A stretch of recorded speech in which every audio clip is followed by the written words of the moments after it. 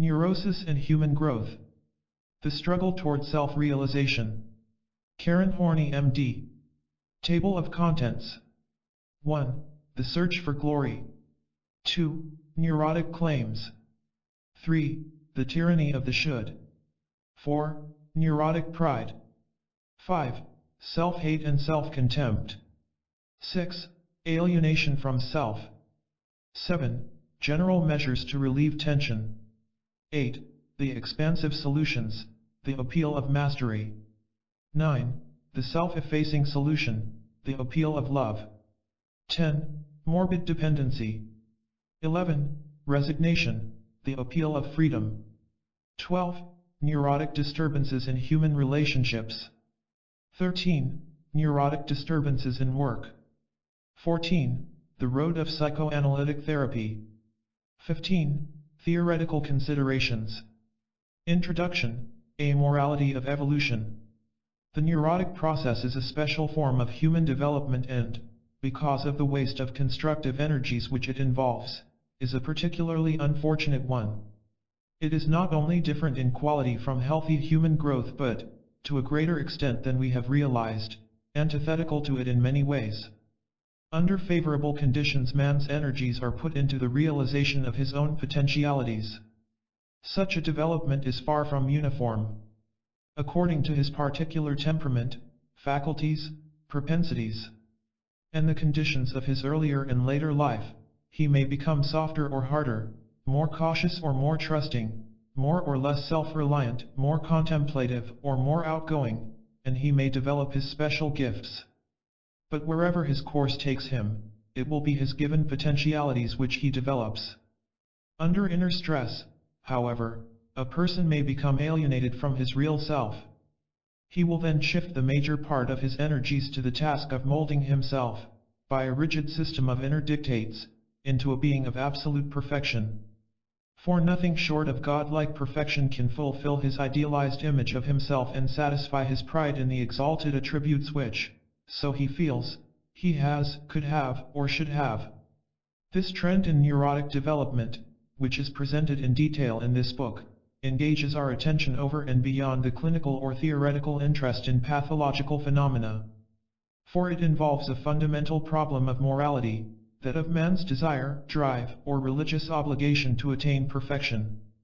No serious student concerned with man's development will doubt the undesirability of pride or arrogance, or that of the drive for perfection when pride is the motivating force.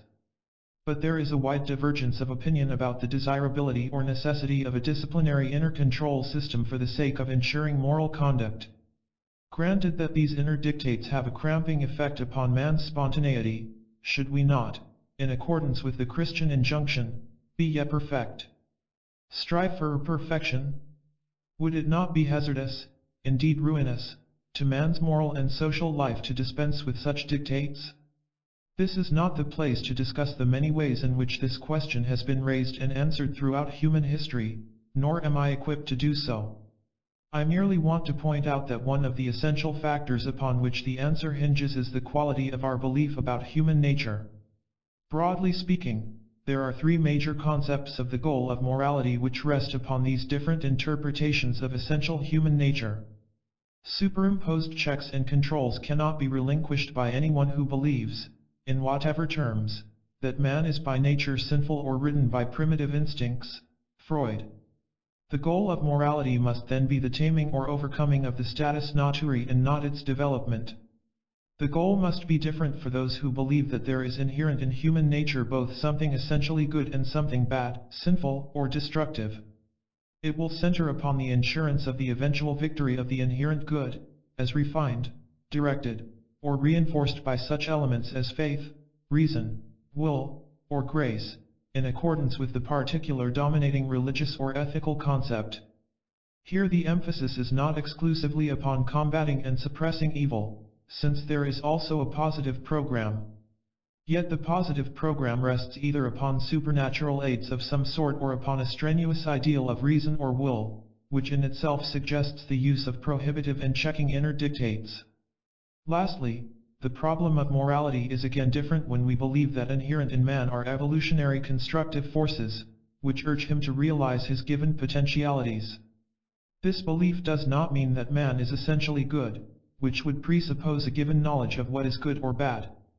It means that man, by his very nature and of his own accord, strives toward self-realization, and that his set of values evolves from such striving. Apparently he cannot, for example, develop his full human potentialities unless he is truthful to himself, unless he is active and productive, unless he relates himself to others in the spirit of mutuality. Apparently he cannot grow if he indulges in a dark idolatry of self, Shelley, and consistently attributes all his own shortcomings to the deficiencies of others. He can grow, in the true sense, only if he assumes responsibility for himself. We arrive thus at a morality of evolution, in which the criterion for what we cultivate or reject in ourselves lies in the question, is a particular attitude or drive inducive or obstructive to my human growth? As the frequency of neuroses shows, all kinds of pressure can easily divert our constructive energies into unconstructive or destructive channels. But, with such a belief in an autonomous striving toward self-realization, we do not need an inner straitjacket with which to shackle our spontaneity, nor the whip of inner dictates to drive us to perfection. There is no doubt that such disciplinary methods can succeed in suppressing undesirable factors, but there is also no doubt that they are injurious to our growth. We do not need them because we see a better possibility of dealing with destructive forces in ourselves, that of actually outgrowing them. The way toward this goal is an ever-increasing awareness and understanding of ourselves. Self-knowledge, then, is not an aim in itself, but a means of liberating the forces of spontaneous growth. In this sense, to work at ourselves becomes not only the prime moral obligation, but at the same time, in a very real sense, the prime moral privilege. To the extent that we take our growth seriously, it will be because of our own desire to do so. And as we lose the neurotic obsession with self, as we become free to grow ourselves, we also free ourselves to love and to feel concern for other people. We will then want to give them the opportunity for unhampered growth when they are young, and to help them in whatever way possible to find and realize themselves when they are blocked in their development. At any rate, whether for ourselves or for others, the ideal is the liberation and cultivation of the forces which lead to self-realization. I hope that this book, by a clearer exposition of the obstructing factors, may, in its own way, help toward such liberation. K.H. Chapter 1, The Search for Glory. Whatever the conditions under which a child grows up, he will, if not mentally defective, learn to cope with others in one way or another, and he will probably acquire some skills. But there are also forces in him which he cannot acquire or even develop by learning. You need not, and in fact cannot, teach an acorn to grow into an oak tree, but when given a chance, its intrinsic potentialities will develop. Similarly, the human individual, given a chance, tends to develop his particular human potentialities. He will develop then the unique alive forces of his real self, the clarity and depth of his own feelings, thoughts, wishes, interests, the ability to tap his own resources, the strength of his willpower, the special capacities or gifts he may have, the faculty to express himself, and to relate himself to others with his spontaneous feelings. All this will in time enable him to find his set of values and his aims in life. In short, he will grow, substantially univert, toward self-realization. And that is why I speak now and throughout this book of the real self as that central inner force, common to all human beings and yet unique in each, which is the deep source of growth. Only the individual himself can develop his given potentialities. But, like any other living organism, the human individual needs favorable conditions for his growth from acorn into oak tree. He needs an atmosphere of warmth to give him both a feeling of inner security and the inner freedom enabling him to have his own feelings and thoughts and to express himself. He needs the goodwill of others, not only to help him in his many needs but to guide and encourage him to become a mature and fulfilled individual. He also needs healthy friction with the wishes and wills of others. If he can thus grow with others, in love and in friction, he will also grow in accordance with his real self. But through a variety of adverse influences, a child may not be permitted to grow according to his individual needs and possibilities. Such unfavorable conditions are too manifold to list here. But, when summarized, they all boil down to the fact that the people in the environment are too wrapped up in their own neuroses to be able to love the child, or even to conceive of him as the particular individual he is. Their attitudes toward him are determined by their own neurotic needs and responses. In simple words, they may be dominating, overprotective, intimidating, irritable, overexacting, overindulgent, erratic, partial to other siblings, hypocritical, indifferent, etc. It is never a matter of just a single factor, but always the whole constellation that exerts the untoward influence on a child's growth.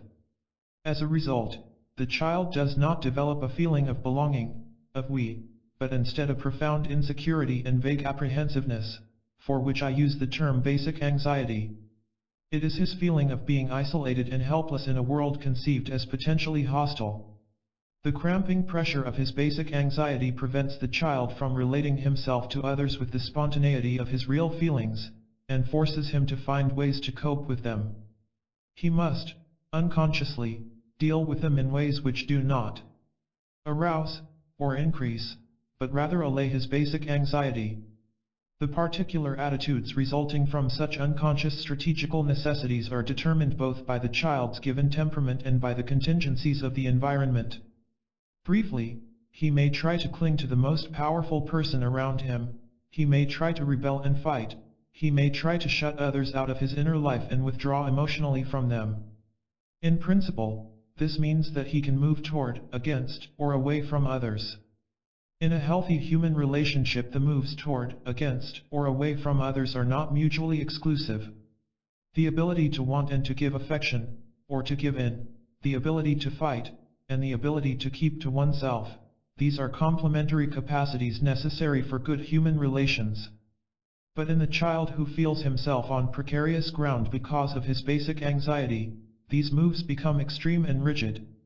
Affection, for instance, becomes clinging, compliance becomes appeasement. Similarly, he is driven to rebel or to keep aloof, without reference to his real feelings and regardless of the inappropriateness of his attitude in a particular situation. The degree of blindness and rigidity in his attitudes is in proportion to the intensity of the basic anxiety lurking within him. Since under these conditions the child is driven not only in one of these directions, but in all of them, he develops fundamentally contradictory attitudes toward others. The three moves toward, against, and away from others therefore constitute a conflict, his basic conflict with others. In time, he tries to solve it by making one of these moves consistently predominant, tries to make his prevailing attitude one of compliance, or aggressiveness, or aloofness. This first attempt at solving neurotic conflicts is by no means superficial. On the contrary, it has a determining influence upon the further course his neurotic development takes. Nor does it exclusively concern attitudes toward others. Inevitably, it entails certain changes in the whole personality. According to his main direction, the child also develops certain appropriate needs, sensitivities, inhibitions, and the beginnings of moral values. The predominantly complying child, for instance, tends not only to subordinate himself to others and to lean on them, but also tries to be unselfish and good. Similarly, the aggressive child starts to place value on strength and on the capacity to endure and to fight. However, the integrating effect of this first solution is not as firm or comprehensive as in the neurotic solutions to be discussed later on. In one girl, for instance, compliant trends had become predominant. They showed in a blind adoration of certain authoritative figures, in tendencies to please and appease, in a timidity about expressing her own wishes, and in sporadic attempts to sacrifice. At the age of 8 she placed some of her toys in the street for some poorer child to find, without telling anybody about it. At the age of 11 she tried in her childish way for a kind of mystic surrender in prayer. There were fantasies of being punished by teachers on whom she had a crush. But, up to the age of 19, she also could easily fall in with plans evolved by others to take revenge on some teacher, while mostly being like a little lamb. She did occasionally take the lead in rebellious activities at school. And, when disappointed in the minister of her church, she switched from a seeming religious devotion to a temporary cynicism. The reasons for the looseness of integration achieved, of which this illustration is typical, lie partly in the immaturity of the growing individual and partly in the fact that the early solution aims chiefly at a unification of relations with others. There is therefore room, and indeed a need, for firmer integration. The development described so far is by no means uniform. The particulars of the unfavorable environmental conditions are different in each case, as are those of the course the development takes, and its outcome. But it always impairs the inner strength and coherence of the individual, and thereby always generates certain vital needs for remedying the resulting deficiencies. Although these are closely interwoven, we can distinguish the following aspects. Despite his early attempts at solving his conflicts with others, the individual is still divided and needs a firmer and more comprehensive integration. For many reasons, he has not had the chance to develop real self-confidence. His inner strength has been sapped by his having to be on the defensive, by his being divided, by the way in which his early solution initiated a one-sided development, thereby making large areas of his personality unavailable for constructive uses.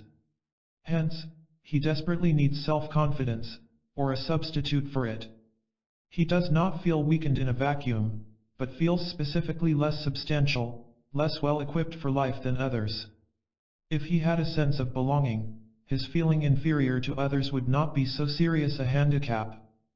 But living in a competitive society, and feeling at bottom, as he does, isolated and hostile, he can only develop an urgent need to lift himself above others.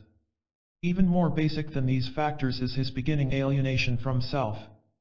Not only is his real self prevented from a straight growth, but in addition his need to evolve artificial, strategic ways to cope with others has forced him to override his genuine feelings, wishes, and thoughts. To the extent that safety has become paramount, his innermost feelings and thoughts have receded in importance, in fact, have had to be silenced and have become indistinct. It does not matter what he feels, if only he is safe. His feelings and wishes thus cease to be determining factors. He is no longer, so to speak, the driver, but is driven. Also, the division in himself not only weakens him in general, but reinforces the alienation by adding an element of confusion. He no longer knows where he stands, or who he is. This beginning alienation from self is more basic because it lends to the other impairments their injurious intensity. We can understand this more clearly if we imagine what would happen if it were possible for the other processes to occur without this alienation from the alive center of oneself. In that case the person would have conflicts, but would not be tossed around by them. His self-confidence, as the very word indicates, it requires a self upon which to place confidence, would be impaired, but not uprooted, and his relations to others would be disturbed without his having become inwardly unrelated to them. Hence, most of all, the individual alienated from himself needs, it would be absurd to say a substitute for his real self, because there is no such thing, something that will give him a hold, a feeling of identity. This could make him meaningful to himself and, despite all the weakness in his structure, give him a feeling of power and significance. Provided his inner conditions do not change, through fortunate life circumstances, so that he can dispense with the needs I have listed, there is only one way in which he can seem to fulfill them, and seem to fulfill all of them at one stroke, through imagination. Gradually and unconsciously, the imagination sets to work and creates in his mind an idealized image of himself.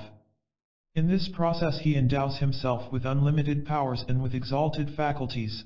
He becomes a hero, a genius, a supreme lover, a saint, a god. Self-idealization always entails a general self-glorification, and thereby gives the individual the much-needed feeling of significance and of superiority over others. But it is by no means a blind self-aggrandizement. Each person builds up his personal idealized image from the materials of his own special experiences, his earlier fantasies, his particular needs, and also his given faculties. If it were not for the personal character of the image, he would not attain a feeling of identity and unity. He idealizes, to begin with, his particular solution of his basic conflict, compliance becomes goodness, love, saintliness, aggressiveness becomes strength, leadership, heroism, omnipotence, aloofness becomes wisdom, self-sufficiency, independence. What, according to his particular solution, appear as shortcomings or flaws are always dimmed out or retouched. He may deal with his contradictory trends in one of three different ways. They may be glorified, too, but remain in the background. It may, for instance, appear only in the course of analysis that an aggressive person, to whom love seems impermissible softness, is in his idealized image not only a knight in shining armor but also a great lover. Secondly, contradictory trends, besides being glorified, may be so isolated in the person's mind that they no longer constitute disturbing conflicts. One patient was, in his image, a benefactor of mankind, a wise man who had achieved a self-contained serenity, and a person who could without qualms kill his enemies. These aspects, all of them conscious, were to him not only uncontradictory but also even unconflicting. In literature, this way of removing conflicts by isolating them has been presented by Stevenson in Dr. Jekyll and Mr. Hyde. Lastly, the contradictory trends may be exalted as positive faculties or accomplishments so that they become compatible aspects of a rich personality. I have cited elsewhere an example in which a gifted person turned his compliant trends into Christ-like virtues, his aggressive trends into a unique faculty for political leadership, and his detachment into the wisdom of a philosopher. Thus the three aspects of his basic conflict were at once glorified and reconciled each with the others. He became, in his own mind, a sort of modern equivalent to L'Uomo Universale of the Renaissance. Eventually the individual may come to identify himself with his idealized, integrated image. Then it does not remain a visionary image which he secretly cherishes. Imperceptibly he becomes this image. The idealized image becomes an idealized self. And this idealized self becomes more real to him than his real self, not primarily because it is more appealing but because it answers all his stringent needs. This transfer of his center of gravity is an entirely inward process. There is no observable or conspicuous outward change in him. The change is in the core of his being, in his feeling about himself. It is a curious and exclusively human process. It would hardly occur to a Cocker Spaniel that he really is an Irish setter. And the transition can occur in a person only because his real self has previously become indistinct. While the healthy course at this phase of development, and at any phase, would be a move toward his real self, he now starts to abandon it definitely for the idealized self. The latter begins to represent to him what he really is, or potentially is, what he could be, and should be. It becomes the perspective from which he looks at himself, the measuring rod with which he measures himself. Self-idealization, in its various aspects, is what I suggest calling a comprehensive neurotic solution, i.e., a solution not only for a particular conflict but one that implicitly promises to satisfy all the inner needs that have arisen in an individual at a given time. Moreover, it promises not only a riddance from his painful and unbearable feelings, feeling lost, anxious, inferior, and divided, but in addition an ultimately mysterious fulfillment of himself in his life. No wonder, then, that when he believes he has found such a solution he clings to it for dear life. No wonder that, to use a good psychiatric term, it becomes compulsive. Point 4. The regular occurrence of self-idealization in neurosis is the result of the regular occurrence of the compulsive needs bred in a neurosis-prone environment. We can look at self-idealization from two major vantage points. It is the logical outcome of an early development and it is also the beginning of a new one. It is bound to have far-reaching influence upon the further development because there simply is no more consequential step to be taken than the abandoning of the real self. But the main reason for its revolutionary effect lies in another implication of this step. The energies driving toward self-realization are shifted to the aim of actualizing the idealized self. This shift means no more and no less than a change in the course of the individual's whole life and development. We shall see throughout this book the manifold ways in which this shift in direction exerts a molding influence upon the whole personality. Its more immediate effect is to prevent self-idealization from remaining a purely inward process. and to force it into the total circuit of the individual's life. The individual wants to, or, rather, is driven to, express himself. And this now means that he wants to express his idealized self, to prove it in action. It infiltrates his aspirations, his goals, his conduct of life, and his relations to others. For this reason, self-idealization inevitably grows into a more comprehensive drive, which I suggest calling by a name appropriate to its nature and its dimensions: the search for glory. Self-idealization remains its nuclear part. The other elements in it, all of them always present, though in varying degrees of strength and awareness in each individual case, are the need for perfection, neurotic ambition, and the need for a vindictive triumph.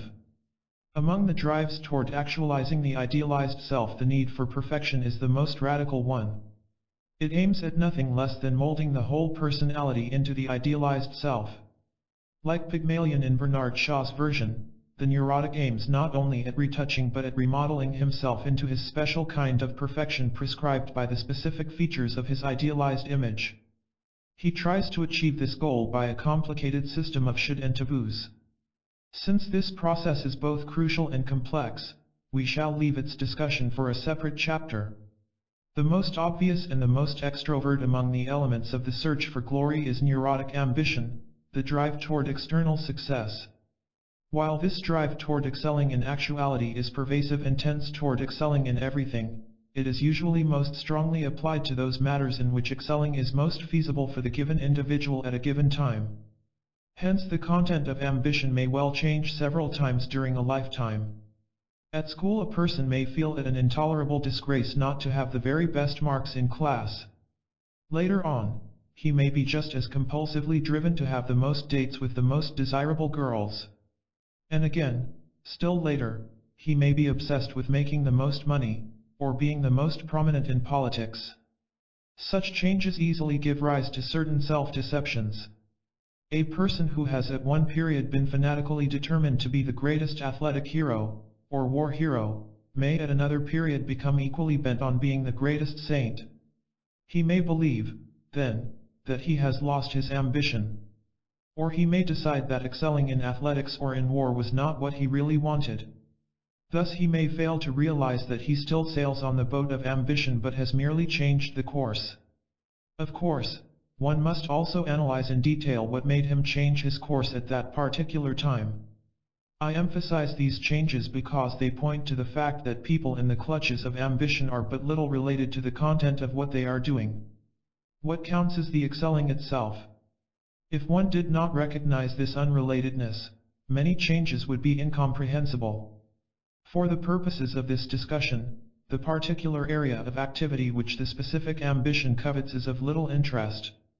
The characteristics remain the same whether it is a question of being a leader in the community, of being the most brilliant conversationalist, of having the greatest reputation as a musician or as an explorer, of playing a role in society, of writing the best book, or of being the best dressed person.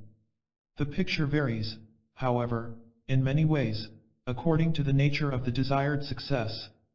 Roughly, it may belong more in the category of power, direct power, power behind the throne, influence, manipulating, or more in the category of prestige, reputation, acclaim, popularity, admiration, special attention. These ambitious drives are, comparatively speaking, the most realistic of the expansive drives. At least, this is true in the sense that the people involved put in actual efforts to the end of excelling. These drives also seem more realistic because, with sufficient luck, their possessors may actually acquire the coveted glamour, honors, influence. But, on the other hand, when they do attain more money, more distinction, more power, they also come to feel the whole impact of the futility of their chase. They do not secure any more peace of mind, inner security, or joy of living. The inner distress, to remedy which they started out on the chase for the phantom of glory, is still as great as ever. Since these are not accidental results, happening to this or that individual, but are inexorably bound to occur, one may rightly say that the whole pursuit of success is intrinsically unrealistic. Since we live in a competitive culture, these remarks may sound strange or unworldly. It is so deeply ingrained in all of us that everybody wants to get ahead of the next fellow, and be better than he is, that we feel these tendencies to be natural. But the fact that compulsive drives for success will arise only in a competitive culture does not make them any less neurotic. Even in a competitive culture there are many people for whom other values, such as, in particular, that of growth as a human being, are more important than competitive excelling over others. The last element in the search for glory, more destructive than the others, is the drive toward a vindictive triumph. It may be closely linked up with the drive for actual achievement and success, but, if so, its chief aim is to put others to shame or defeat them through one's very success, or to attain the power, by rising to prominence, to inflict suffering upon them, mostly of a humiliating kind. On the other hand, the drive for excelling may be relegated to fantasy, and the need for a vindictive triumph then manifests itself mainly in often irresistible, mostly unconscious impulses to frustrate, outwit, or defeat others in personal relations. I call this drive vindictive because the motivating force stems from impulses to take revenge for humiliations suffered in childhood, impulses which are reinforced during the later neurotic development. These later accretions probably are responsible for the way in which the need for a vindictive triumph eventually becomes a regular ingredient in the search for glory. Both the degree of its strength and the person's awareness of it vary to a remarkable extent.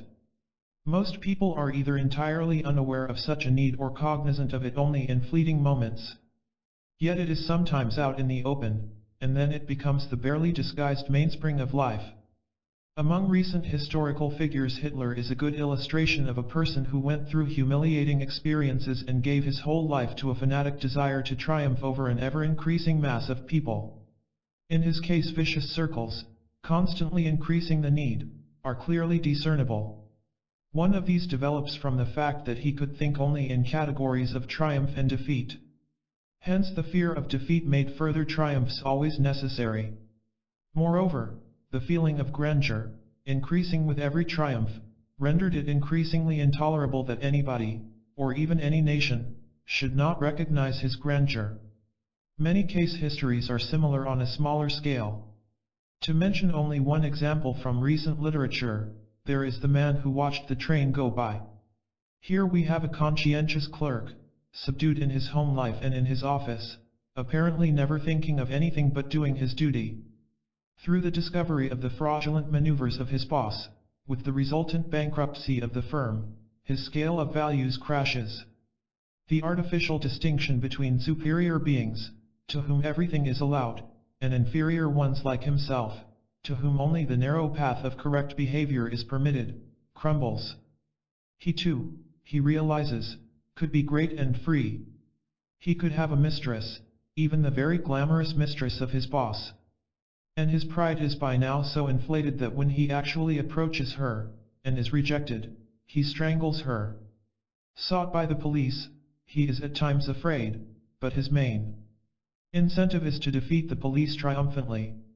Even in his attempted suicide, this is the chief motivating force. Much more frequently the drive toward a vindictive triumph is hidden.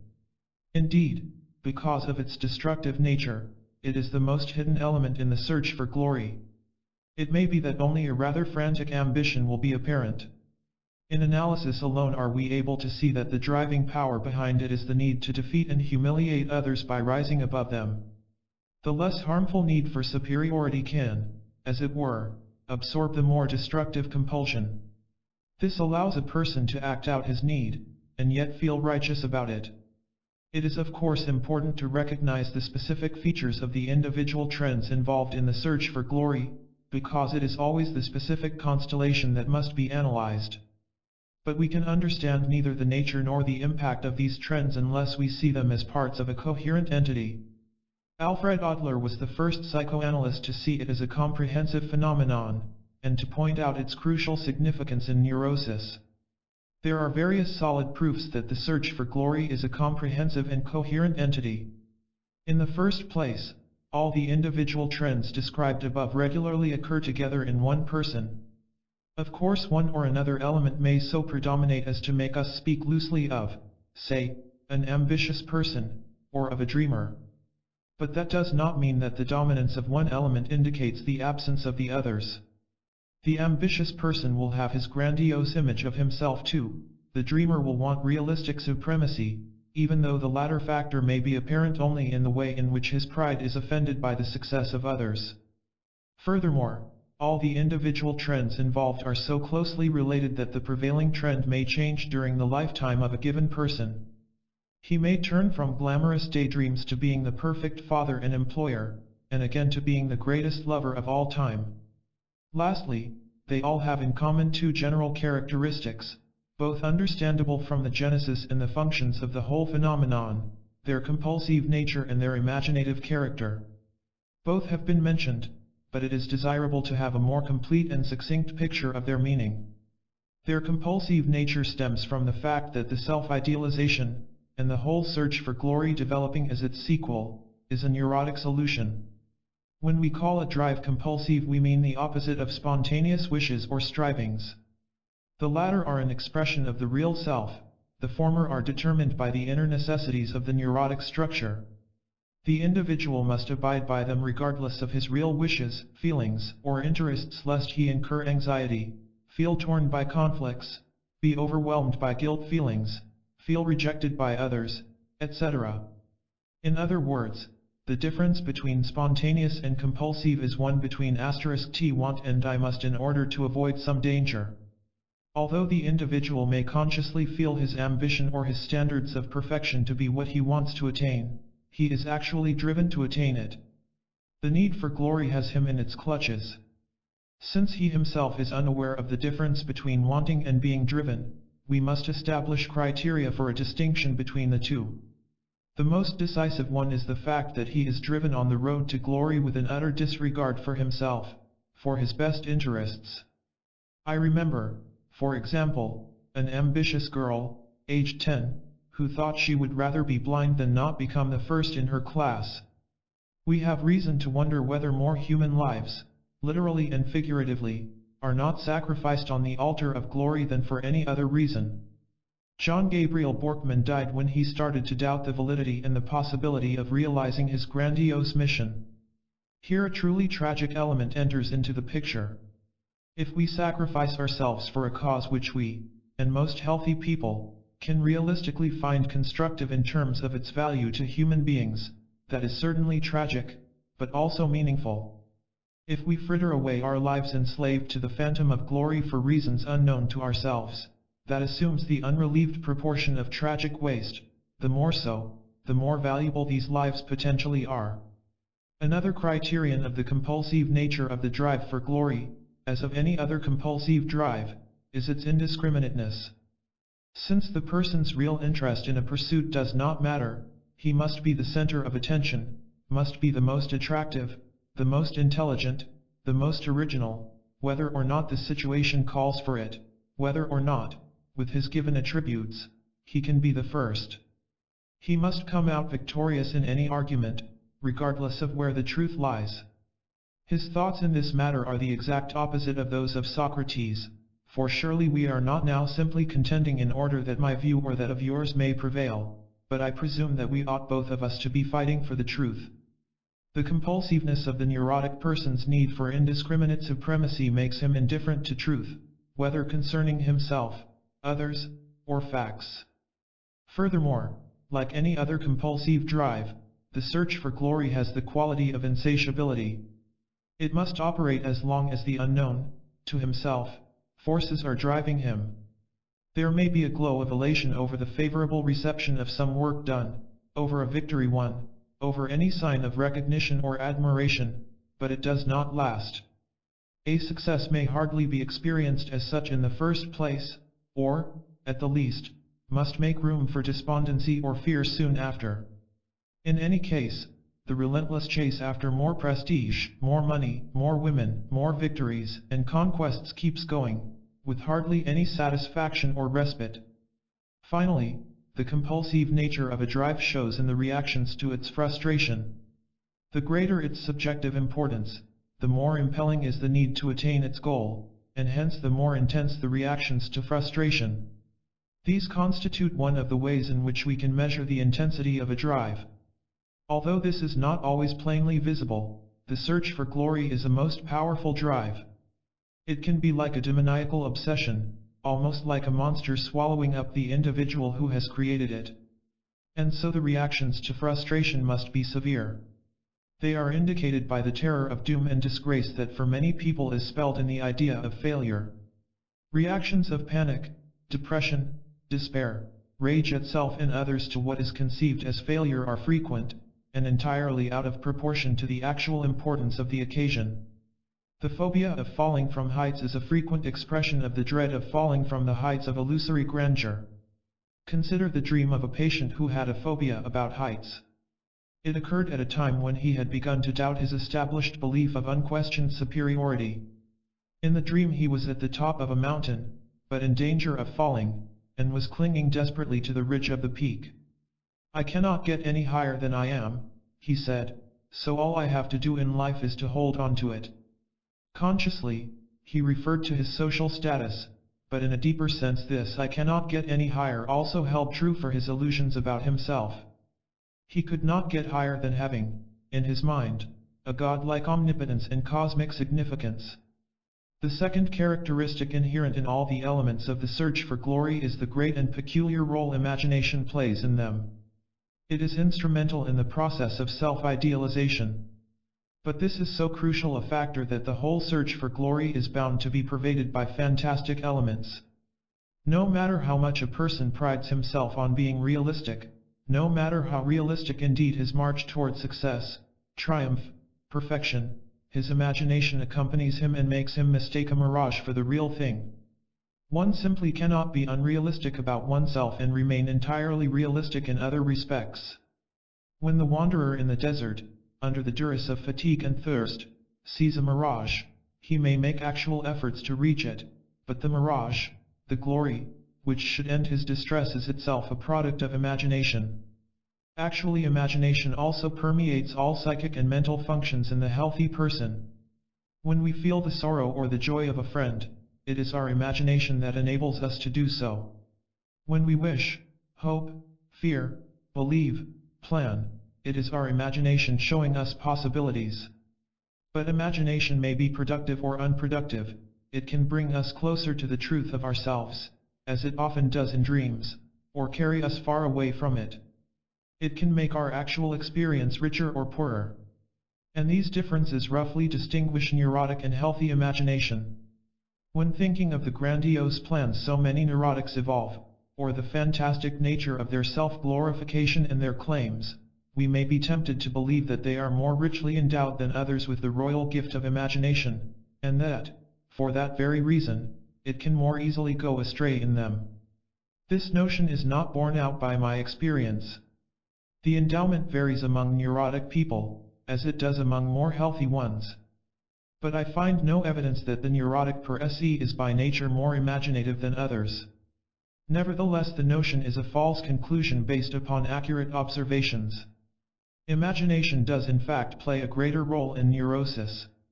However, what accounts for this are not constitutional but functional factors. Imagination operates as it does in the healthy person, but in addition it takes over functions which it does not normally have. It is put in the service of neurotic needs. This is particularly clear in the case of the search for glory, which, as we know, is prompted by the impact of powerful needs.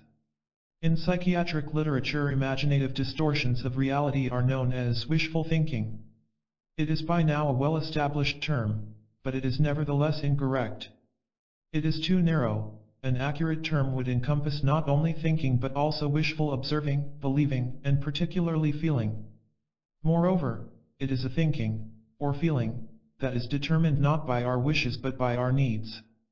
And it is the impact of these needs that lends imagination the tenacity and power it has in neurosis, that makes it prolific and unconstructive. The role imagination plays in the search for glory may show unmistakably and directly in daydreams. In the teenager they may have a frankly grandiose character. There is for instance the college boy who, although timid and withdrawn, has daydreams about being the greatest athlete or genius or Don Juan. There are also in later years people like Madame Bovary, who almost constantly indulge in dreams of romantic experiences, of a mystic perfection, or of a mysterious saintliness. Sometimes these take the form of imaginary conversations in which others are impressed or put to shame. Others, more complicated in their structure, deal with shameful or noble suffering through being exposed to cruelty and degradation. Frequently daydreams are not elaborate stories but, rather, play a fantastic accompaniment to the daily routine. When tending her children, playing the piano, or combing her hair, a woman may for instance simultaneously see herself in much the way a tender mother, a rapturous pianist, or an alluring beauty would be presented in the movies. In some cases such daydreams show clearly that a person may, like Walter Mitty, constantly live in two worlds. Again, in others equally engaged in the search for glory, daydreams are so scarce and abortive that they may say in all subjective honesty that they have no fantasy life. Needless to say, they are mistaken. Even if they only worry about possible mishaps that might befall them, it is after all their imagination that conjures up such contingencies. But daydreams, while important and revealing when they occur, are not the most injurious work of imagination. For a person is mostly aware of the fact that he is daydreaming, i.e., imagining things which have not occurred or are not likely to occur in the way he is experiencing them in fantasy. At least it is not too difficult for him to become aware of the existence and the unrealistic character of the daydreams. The more injurious work of imagination concerns the subtle and comprehensive distortions of reality which he is not aware of fabricating. The idealized self is not completed in a single act of creation. Once produced, it needs continuing attention. For its actualization the person must put in an incessant labor by way of falsifying reality. He must turn his needs into virtues or into more than justified expectations. Lie must turn his intentions to be honest or considerate into the fact of being honest or considerate. The bright ideas he has for a paper make him a great scholar. His potentialities turn into factual achievements. Knowing the right moral values make him a virtuous person, often, indeed, a kind of moral genius. And of course his imagination must work overtime to discard all the disturbing evidence to the contrary. Imagination also operates in changing the neurotic's beliefs. He needs to believe that others are wonderful or vicious, and lo, there they are in a parade of benevolent or dangerous people. It also changes his feelings. He needs to feel invulnerable, and behold, his imagination has sufficient power to brush off pain and suffering. He needs to have deep feelings, confidence, sympathy, love, suffering. His feelings of sympathy, suffering, and the rest are magnified. The perception of the distortions of inner and outer reality which imagination can bring about when put to the service of the search for glory leaves us with an uneasy question. Where does the flight of the neurotic's imagination end? He does not after all lose his sense of reality altogether. Where then is the border line separating him from the psychotic? If there is any border line with respect to feats of imagination, it certainly is hazy. We can only say that the psychotic tends to regard the processes in his mind more exclusively as the only reality that counts, while the neurotic, for whatever reasons, retains a fair interest in the outside world and his place in it, and has therefore a fair gross orientation in it. Nevertheless, while he may stay sufficiently on the ground to function in a way not obviously disturbed, there is no limit to the heights to which his imagination can soar. It is in fact the most striking characteristic of the search for glory that it goes into the fantastic, into the realm of unlimited possibilities. All the drives for glory have in common the reaching out for greater knowledge, wisdom, virtue, or powers than are given to human beings. They all aim at the absolute, the unlimited, the infinite. Nothing short of absolute fearlessness, mastery, or saintliness has any appeal for the neurotic obsessed with the drive for glory. He is therefore the antithesis of the truly religious man. For the latter, only to God are all things possible. The neurotic's version is, nothing is impossible to me. His willpower should have magic proportions, his reasoning be infallible, his foresight flawless, his knowledge all-encompassing. The theme of the Devil's Pact which will run through this book begins to emerge. The neurotic is the Faust who is not satisfied with knowing a great deal, but has to know everything. This soaring into the unlimited is determined by the power of the needs behind the drive for glory. The needs for the absolute and the ultimate are so stringent that they override the checks which usually prevent our imagination from detaching itself from actuality. For his well-functioning, man needs both the vision of possibilities, the perspective of infinitude, and the realization of limitations, of necessities, of the concrete. If a man's thinking and feeling are primarily focused upon the infinite and the vision of possibilities, he loses his sense for the concrete, for the here and now. He loses his capacity for living in the moment. He is no longer capable of submitting to the necessities in himself, to what may be called one's limit. He loses sight of what is actually necessary for achieving something. Every little possibility even would require some time to become actuality. His thinking may become too abstract. His knowledge may become a kind of inhuman knowing for the production of which man's self is squandered, pretty much as men were squandered for the building of the pyramids. His feelings for others may evaporate into an abstract sentimentality for humanity. If, on the other hand, a man does not see beyond the narrow horizon of the concrete, the necessary, the finite, he becomes narrow-minded and mean-spirited. It is not, then, a question of either or, but of both, if there is to be growth. The recognition of limitations, laws, and necessities serves as a check against being carried away into the infinite, and against the mere floundering in possibilities. The checks on imagination are malfunctioning in the search for glory. This does not mean a general incapacity to see necessities and abide by them.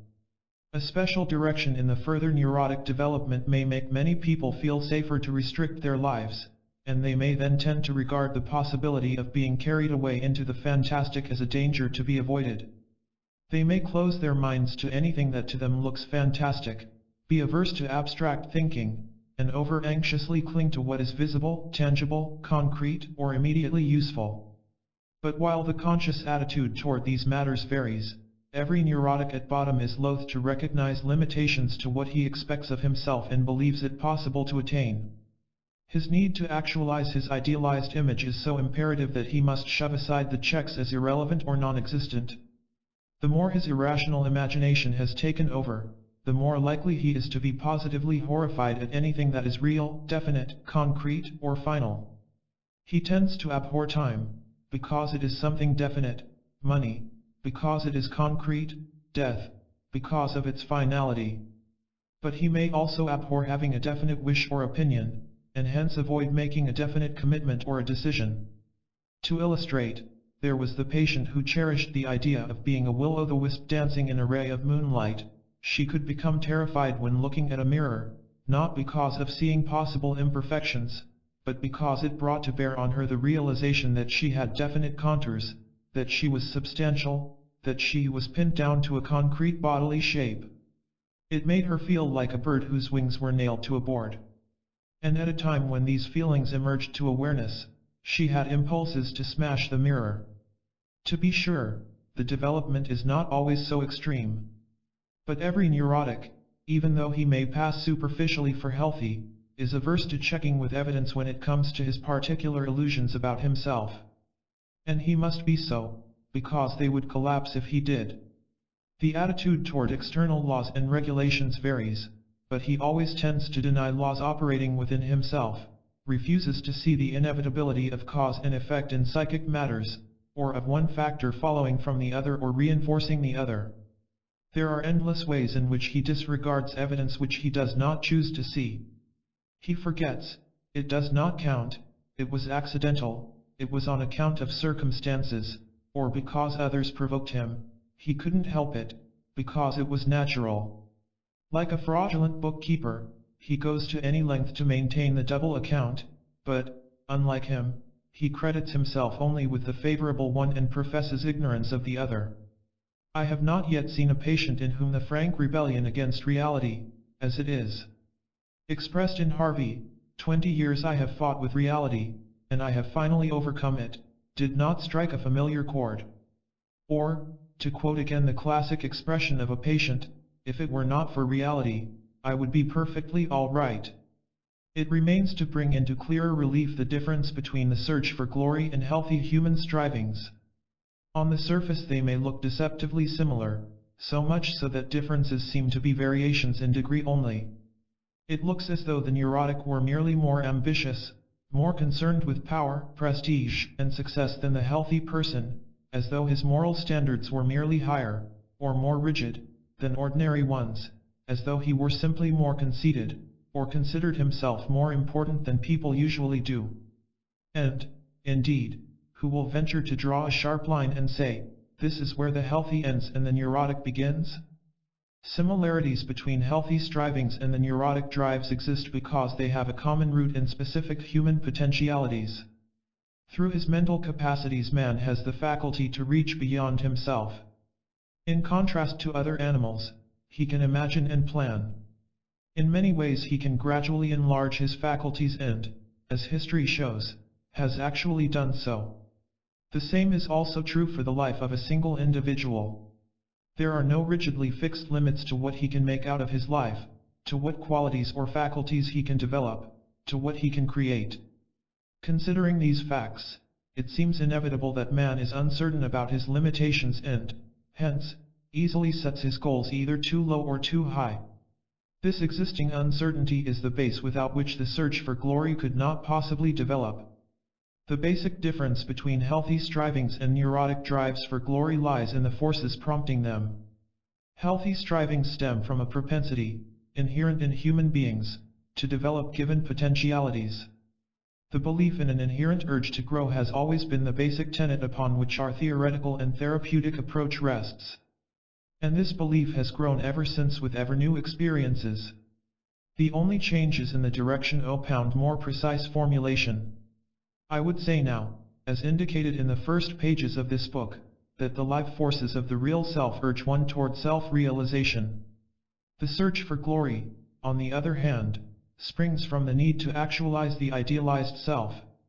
The difference is basic because all other dissimilarities follow from this one. Because self-idealization in itself is a neurotic solution, and as such compulsive in character, all the drives resulting from it are by necessity compulsive too. Because the neurotic, as long as he must adhere to his illusions about himself, cannot recognize limitations, the search for glory goes into the unlimited. Because the main goal is the attainment of glory, he becomes uninterested in the process of learning, of doing, or of gaining step by step, indeed, tends to scorn it. He does not want to climb a mountain, he wants to be on the peak. Hence he loses the sense of what evolution or growth means, even though he may talk about it. Because, finally, the creation of the idealized self is possible only at the expense of truth about himself, its actualization requires further distortions of truth, imagination being a willing servant to this end. Thereby, to a greater or lesser extent, he loses in the process his interest in truth, and the sense for what is true or not true, a loss that, among others, accounts for his difficulty in distinguishing between genuine feelings, beliefs, strivings, and their artificial equivalents, unconscious pretenses, in himself and in others.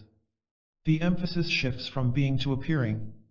The difference, then, between healthy strivings and neurotic drives for glory is one between spontaneity and compulsion, between recognizing and denying limitations, between a focus upon the vision of a glorious end product and a feeling for evolution, between seeming and being, fantasy and truth. The difference thus stated is not identical with that between a relatively healthy and a neurotic individual. The former may not be wholeheartedly engaged in realizing his real self, nor is the latter wholly driven to actualize his idealized self. The tendency toward self-realization operates in the neurotic too. We could not in therapy give any help to the patient's growth if this striving were not in him to begin with.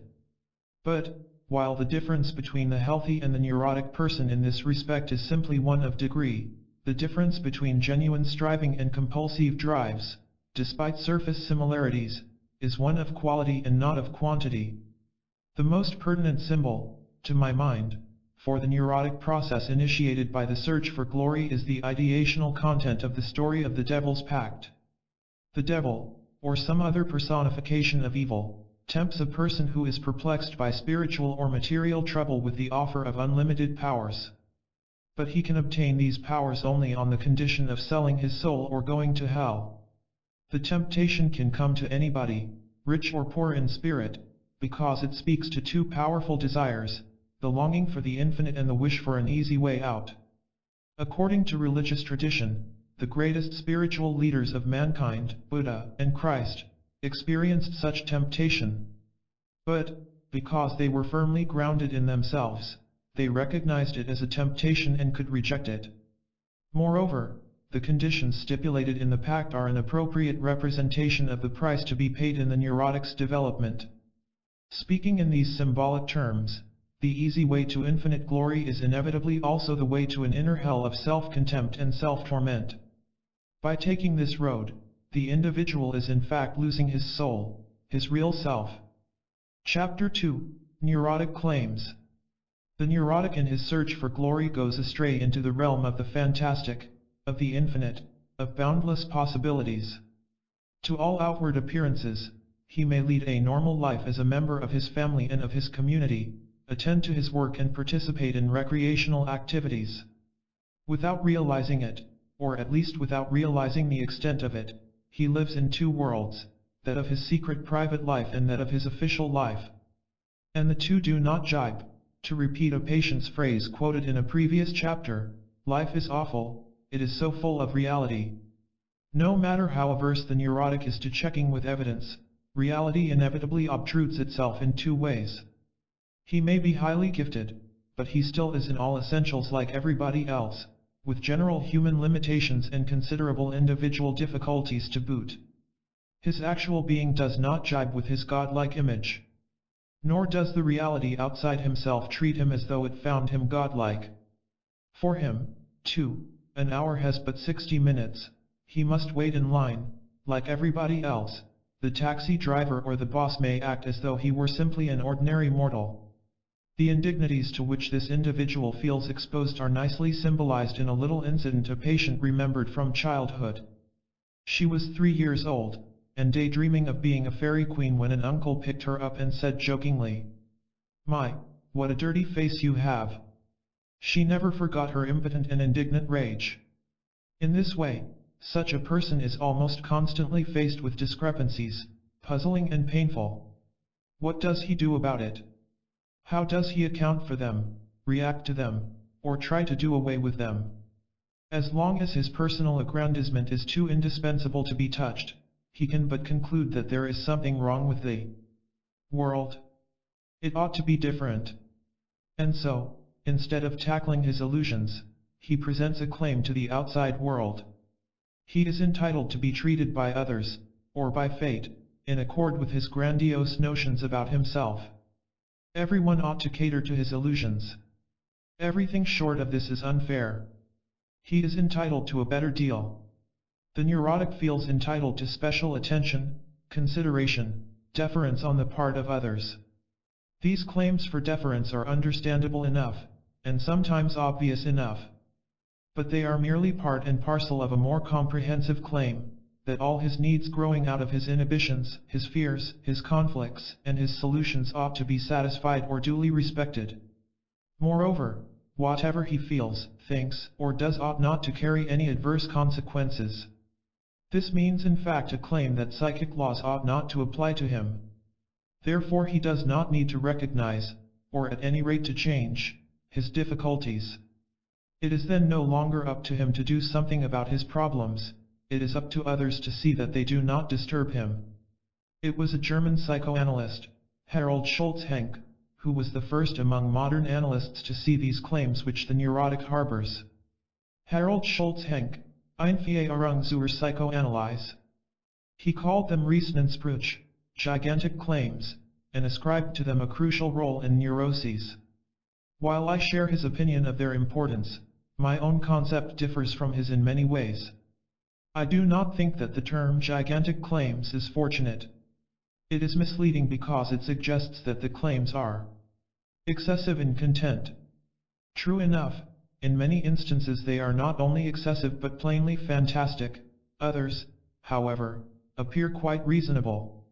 And to focus on the exorbitant content of claims makes it more difficult to discern in oneself and others those which appear to be rational. Take, for example, a businessman who is exasperated because a train does not leave at a time convenient for him. A friend, knowing that nothing important is at stake, might indicate to him that he really is too demanding. Our businessman would respond with another fit of indignation. The friend does not know what he is talking about. He is a busy man, and it is reasonable to expect a train to leave at a sensible time.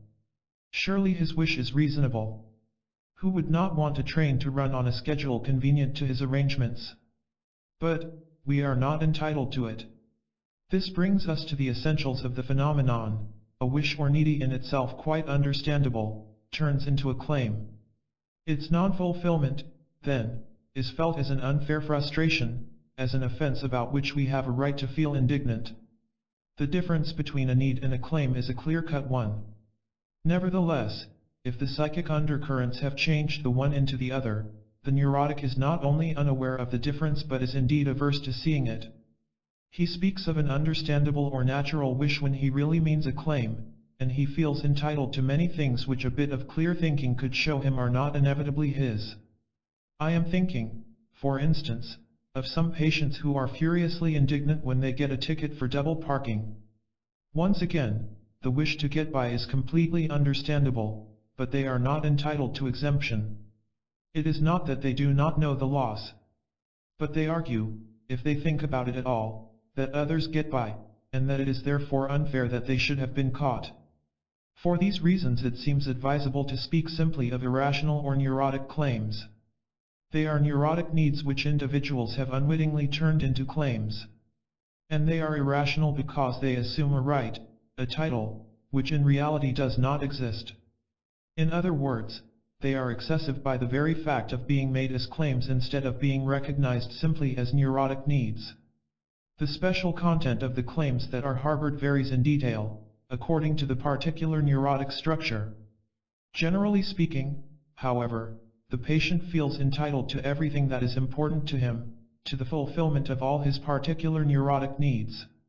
When speaking of a demanding person, we usually think of demands made upon other people. And human relationships do indeed constitute one important area in which neurotic claims are raised. But we underrate considerably the range of claims if we thus restrict them. They are directed just as much toward man-made institutions, and even, beyond that, toward life itself. In terms of human relationships, an overall claim was fairly well expressed by a patient who in his overt behavior was rather on the timid, withdrawn side. Without knowing it, he suffered from a pervasive inertia and was quite inhibited about tapping his own resources. The world should be at my service, he said, and I should not be bothered. An equally comprehensive claim was harbored by a woman who at bottom was afraid of doubting herself. She felt entitled to have all her needs fulfilled. It is unthinkable, she said, that a man whom I want to fall in love with me should not do so. Her claims originally emerged in religious terms. Everything that I pray for is given to me. In her case the claim had a reverse side. Since it would be an unthinkable defeat if a wish were not fulfilled, she put a check on most wants in order not to risk a failure. People whose need is to be always right feel entitled never to be criticized, doubted, or questioned. Those who are power-ridden feel entitled to blind obedience. Others, for whom life has become a game in which other people are to be skillfully manipulated, feel entitled to fool everybody and, on the other hand, never to be fooled themselves. Those who are afraid to face their conflicts feel entitled to get by, to get around their problems. The person who is aggressively exploiting, and intimidates others into letting him put something over on them, will resent it as unfair if they insist on a square deal. The arrogant, vindictive person, who is driven to offend others but yet needs their recognition, feels entitled to immunity. Whatever he perpetrates on others, he is entitled to having nobody mind anything he does. Another version of the same claim is the one for understanding. No matter how morose or irritable one is entitled to understanding. The individual for whom love is an overall solution turns his need into a claim for exclusive and unconditional devotion. The detached person, seemingly quite undemanding, insists on one claim, however, not to be bothered. He feels that he does not want anything of others, and is therefore entitled to be left alone no matter what is at stake. Not to be bothered usually implies being exempt from criticism, expectations, or efforts, even if these latter are in his own behalf. This may suffice as a fair sample of neurotic claims operating in personal relations. In more impersonal situations, or with reference to institutions, claims with a negative content prevail. Benefits accruing from laws or regulations, for example, are taken for granted, but it is felt as unfair when they turn out to be disadvantageous.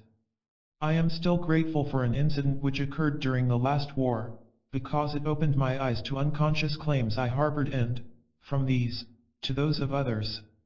Coming back from a visit to Mexico, I was put off the flight in Corpus Christi because of priorities. Although I considered this regulation perfectly justified in principle, I noticed that I was furiously indignant when it applied to me. I was really exasperated at the prospect of a 3-day train ride to New York, and became greatly fatigued. The whole upset culminated in the consoling thought that this might be a special provision by Providence, because something might happen to the plane. At that point I suddenly saw the ridiculousness of my reactions. And, starting to think about them, I saw the claims, first, to be the exception, second, to be taken special care of by Providence. From then on my whole attitude toward the train ride changed. It was no less uncomfortable to sit day and night in overcrowded day coaches. But I was no longer tired, and even began to enjoy the trip. I believe that anyone can easily duplicate and extend this experience with observations of himself or others. The difficulties many people have, for instance, in observing traffic regulations, as pedestrian or as driver, often result from an unconscious protest against them.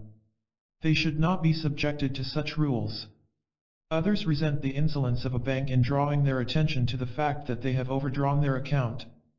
Again, many fears of examinations, or the inability to prepare for them, stem from a claim to exemption. Similarly, indignation at seeing a bad performance may derive from feeling entitled to first-class entertainment. This claim of being the exception pertains also in regard to natural laws, psychic or physical. It is amazing how obtuse otherwise intelligent patients can become when it is a matter of seeing the inevitability of cause and effect in psychic matters.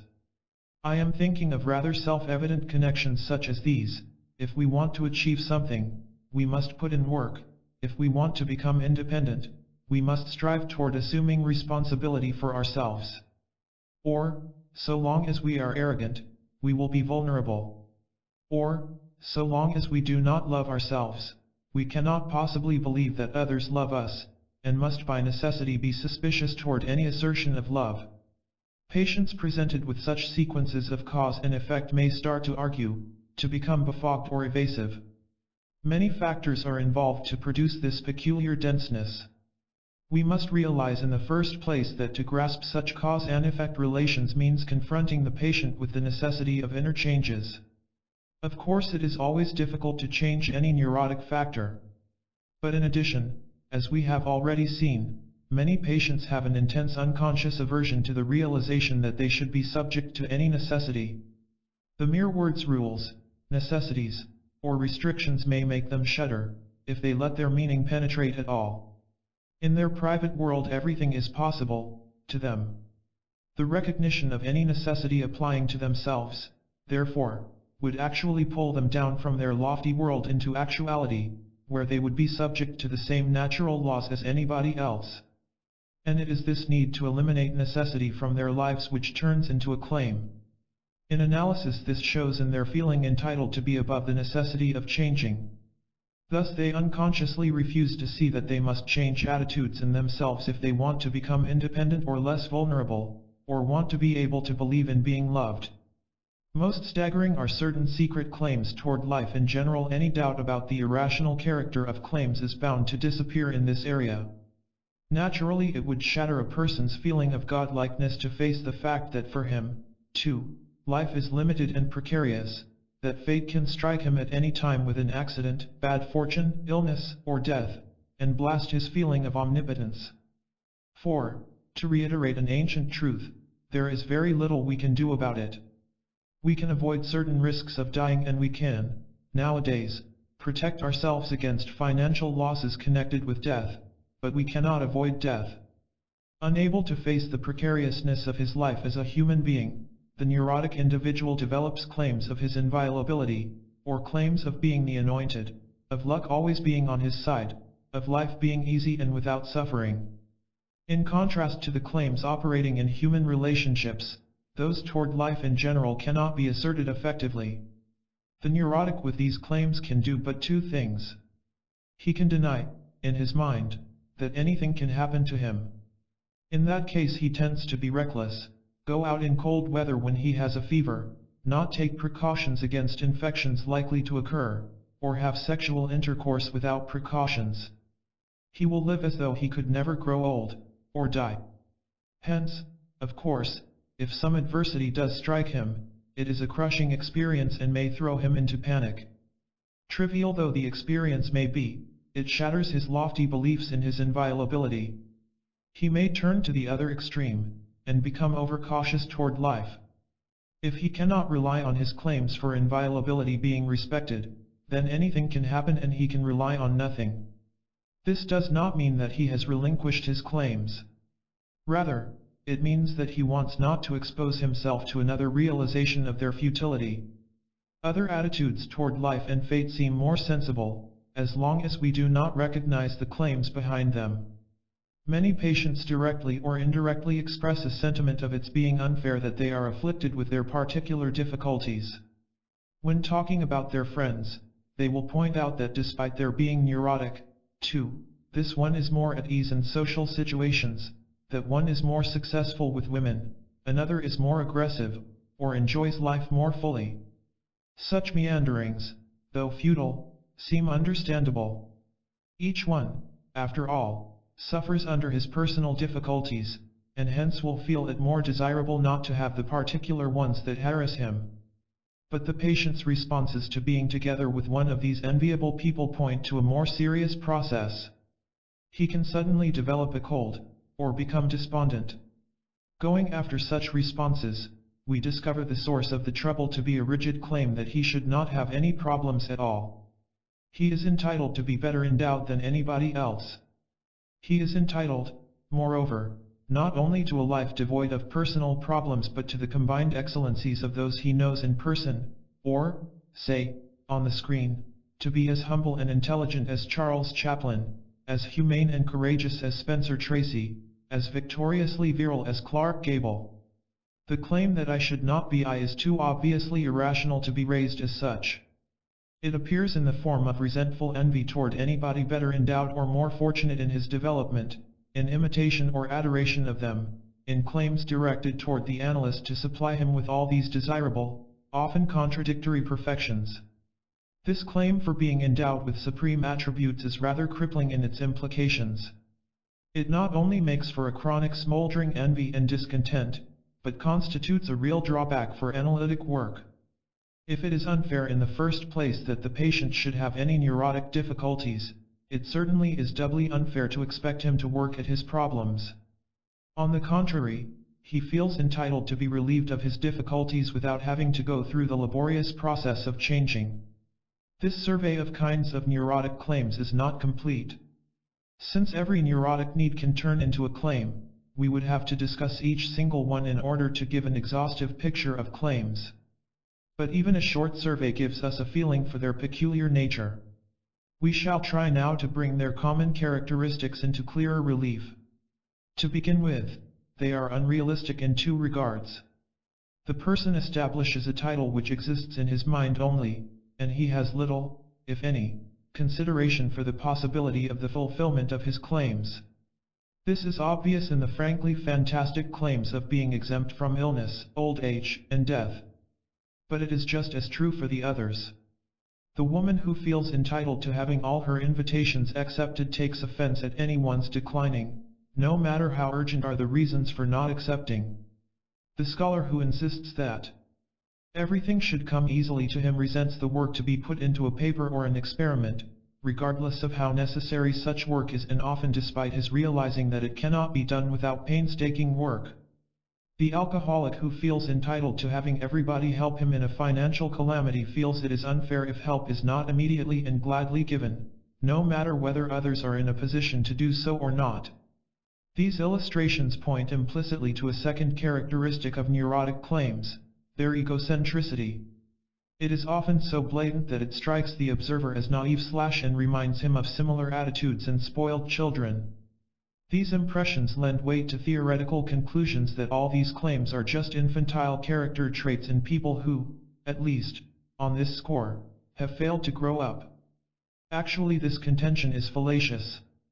The small child also is egocentric, but only because it has not yet developed a feeling of relatedness to others. It simply does not know that others have their needs, and limitations too, such as the mother's needing sleep or not having the money to buy a toy. The neurotic's egocentricity is built on an entirely different and much more complicated base. He is consumed with himself because he is driven by his psychic needs, torn by his conflicts, and compelled to adhere to his peculiar solutions. Here are, then, two phenomena which look similar but are different. It follows that to tell a patient his claims are infantile is of utter therapeutic futility. It can merely mean to him that they are irrational, a fact which the analyst can show him in better ways, and this at best sets him thinking. Without much further work, it will not change anything. So much for this distinction. The egocentricity of neurotic claims can be epitomized in terms of my own revealing experience. Priorities in wartime are all right, but my own needs should have absolute priority. If the neurotic feels ill or wants something done, everybody should drop everything else and rush to his assistance. The analyst's polite assertion that he has no time available for a consultation often meets with a furious or insulting reply, or simply falls on deaf ears. If the patient needs it, there should be time. The less related the neurotic is to the world around him, the less is he aware of others and their feelings. As a patient who at the time showed a lofty disdain for reality once said, "I am an unattached comet, rushing in space."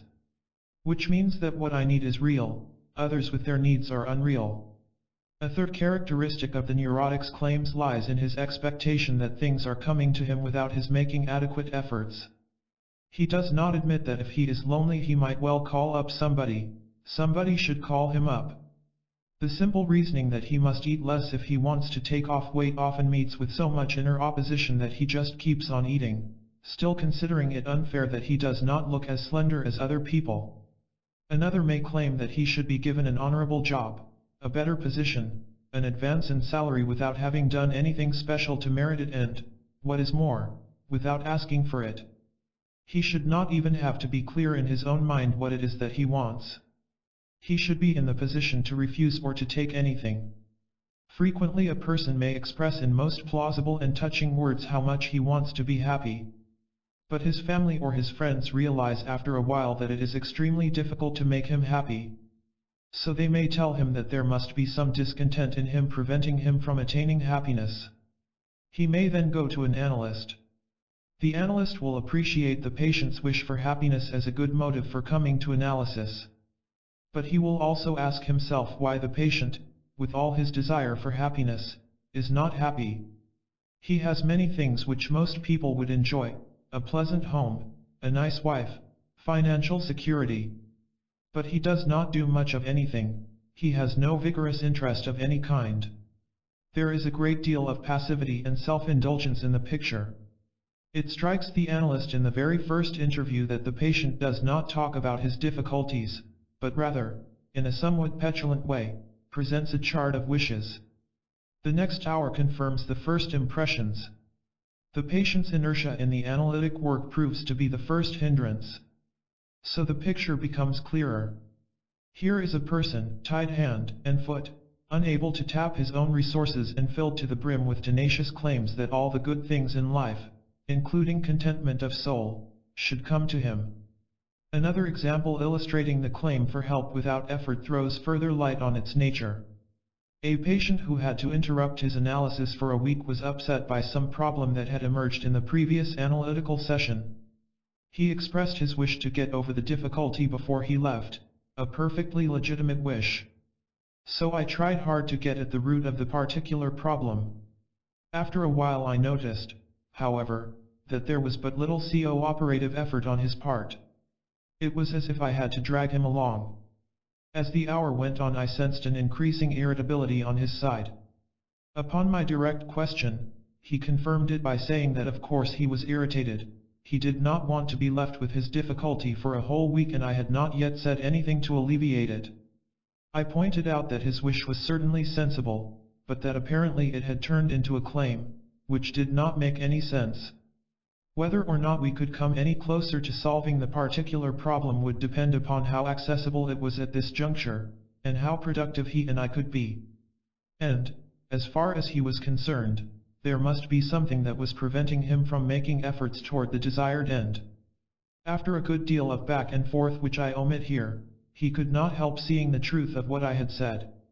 His irritability disappeared, his irrational claims and his sense of urgency also disappeared. And he added one revealing factor: he had felt that I had caused the problem, so it was up to me to set it right. How was I responsible for it, in his mind? He did not mean that I had made a mistake, it was simply that in the previous hour he had realized that he had not yet overcome his vindictiveness, which he had barely started to perceive. Actually, at that time he did not even want to be rid of it, but only of certain upsets accompanying it. Since I had failed his claim to be freed from these immediately, he felt entitled to raise vindictive claims for retribution. With this explanation, he had pointed to the roots of his claims: his inner refusal to assume responsibility for himself and his lack of constructive self-interest. This paralyzed him, prevented him from doing anything for himself, and made for a need that somebody else, here the analyst, should take all the responsibility and set things right for him. And this need, too, turned into a claim. This example points to a fourth characteristic of neurotic claims: they can be vindictive in nature. The person may feel wronged, and insist on retribution. That this can occur is in itself old knowledge. It is obviously so in traumatic neuroses, in certain paranoid conditions. There are many descriptions of this characteristic in literature, among others Shylock's insisting on his pound of flesh and Hedda Gabler's laying claim to extravagant luxuries at the very moment when she has learned of the probability that her husband will not get the professorship they have hoped for. The question I want to raise here is whether vindictive demands are a frequent, if not regular, element in neurotic claims. Naturally, the individual's awareness of them will vary. In the case of Shylock, they were conscious; in the example of the patient's anger at me, they were on the threshold of awareness; in most instances they are unconscious. From my experience, I doubt their ubiquity. But I find them to be so frequent that I have made it a rule always to look out for them. As I mentioned in the context of the need for vindictive triumph, the amount of largely hidden vindictiveness we find in most neuroses is rather great. Vindictive elements are certainly operating when claims are made with reference to past frustration or suffering, when they are made in a militant manner, when the fulfillment of claims is felt as a triumph and their frustration as defeat. How aware are people of their claims? The more a person's view of himself and the world around him is determined by his imagination, the more he and his life in general simply are as he needs to see them. There is no room then in his mind for seeing that he has any needs or any claims, and the mere mentioning of the possibility of his having claims may be offensive. People simply do not let him wait. He simply does not have any accidents, nor will he ever get older. The weather is fair when he goes on an excursion. Things do go his way and he does get by with everything. Other neurotic individuals seem to be aware of their claims, for they obviously and openly demand special privileges for themselves. But what is obvious to the observer may not be obvious to the person himself. What the observer sees and what the observed one feels are two things, to be sharply distinguished. A person aggressively asserting his claims may, at most, be aware of certain expressions or implications of his claims, such as being impatient or not being able to stand disagreement. He may know that he does not like to ask for things or to say thank you. This awareness, however, is different from knowing that he feels entitled to have others do exactly what he wants. He may be aware of being reckless at times, but often he will embellish the recklessness as self-confidence or courage. He may, for instance, quit a fairly good job without any concrete prospect for another one, and may regard such a step as an expression of his self-confidence. This may actually be the case, but there may also be present a recklessness resulting from feeling entitled to having luck and fate on his side. He may know that in some hidden recess of his soul he secretly believes that he, for one, will not die. But even that is not yet an awareness of his feeling entitled to be above biological limitations. In other instances the claims are concealed from both the person harboring them and the untrained observer. The latter then will accept whatever justifying reasons are proffered for the demands made. Usually he does so less because of psychological ignorance than because of neurotic reasons of his own. He may, for example, find it inconvenient at times that his wife or mistress makes absorbing demands on his time, but it also flatters his vanity to think that he is indispensable to her. Or, a woman may make consuming claims on the basis of helplessness and suffering. She herself will merely feel her needs. She may even be consciously overcareful not to impose upon others. These others, though, may either cherish the role of protector and helper or, because of secret codes of their own, feel guilty if they do not measure up to the woman's expectations. However, even if a person is aware of having certain claims, he is never aware of his claims being unwarranted or irrational. Actually, any doubt of their validity would mean a first step toward undermining them. As long, therefore, as they are vitally important to him, the neurotic must build up in his mind an airtight case in order to make them entirely legitimate. He must feel thoroughly convinced of their being fair and just. The patient in analysis goes to a great length to prove that he expects only what is coming to him. Conversely, for the sake of therapy, it is important to recognize both the existence of a special claim and the nature of its justification. Since the claims stand and fall with the basis upon which they are put, this basis itself becomes a strategic position. If, for instance, a person feels entitled to all sorts of services on the grounds of merits, he must unwittingly so exaggerate these merits that he can feel righteously abused if the services are not forthcoming. Claims often are justified on cultural grounds. Because I am a woman, because I am a man, because I am your mother, because I am your employer. Since none of these reasons, serving plausibility or justification, actually entitles one to the demands made, their importance must be overemphasized. For instance, there is no rigid cultural code in this country that it offends masculine dignity to wash dishes. So, if there is a claim of being exempt from menial work, the dignity of being a man or a wage earner must be inflated. The always present base is that of superiority. The common denominator on this score is, because I am something extra special, I am entitled to. In this blunt form, it is mostly unconscious. But the individual may lay stress upon the special significance of his time, his work, his plans, his always being right. Those who believe that love solves everything, that love entitles one to everything, must then exaggerate the depth or the value of love, not by way of conscious pretense but by actually feeling more love than there is. The necessity to exaggerate often has repercussions which may contribute to building a vicious circle. This is particularly true for claims put on the grounds of helplessness and suffering. Many people, for instance, feel too timid to make inquiries by telephone.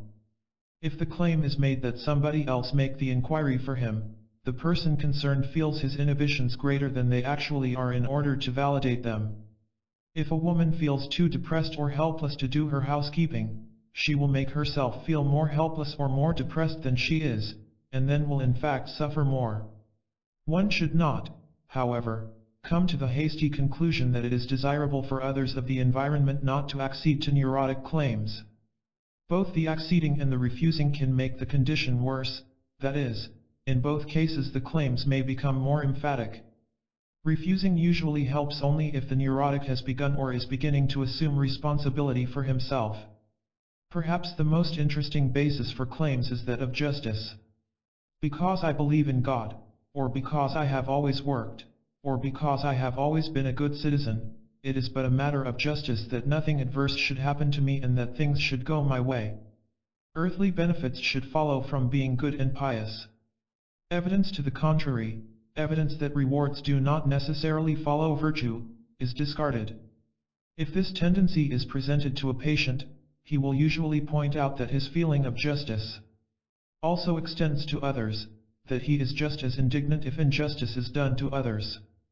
To some extent this is true, but it merely means that his own need to put his claims on the basis of justice is generalized into a philosophy. The emphasis on justice has a reverse side, moreover, which is to make other people responsible for any adversity which overtakes them.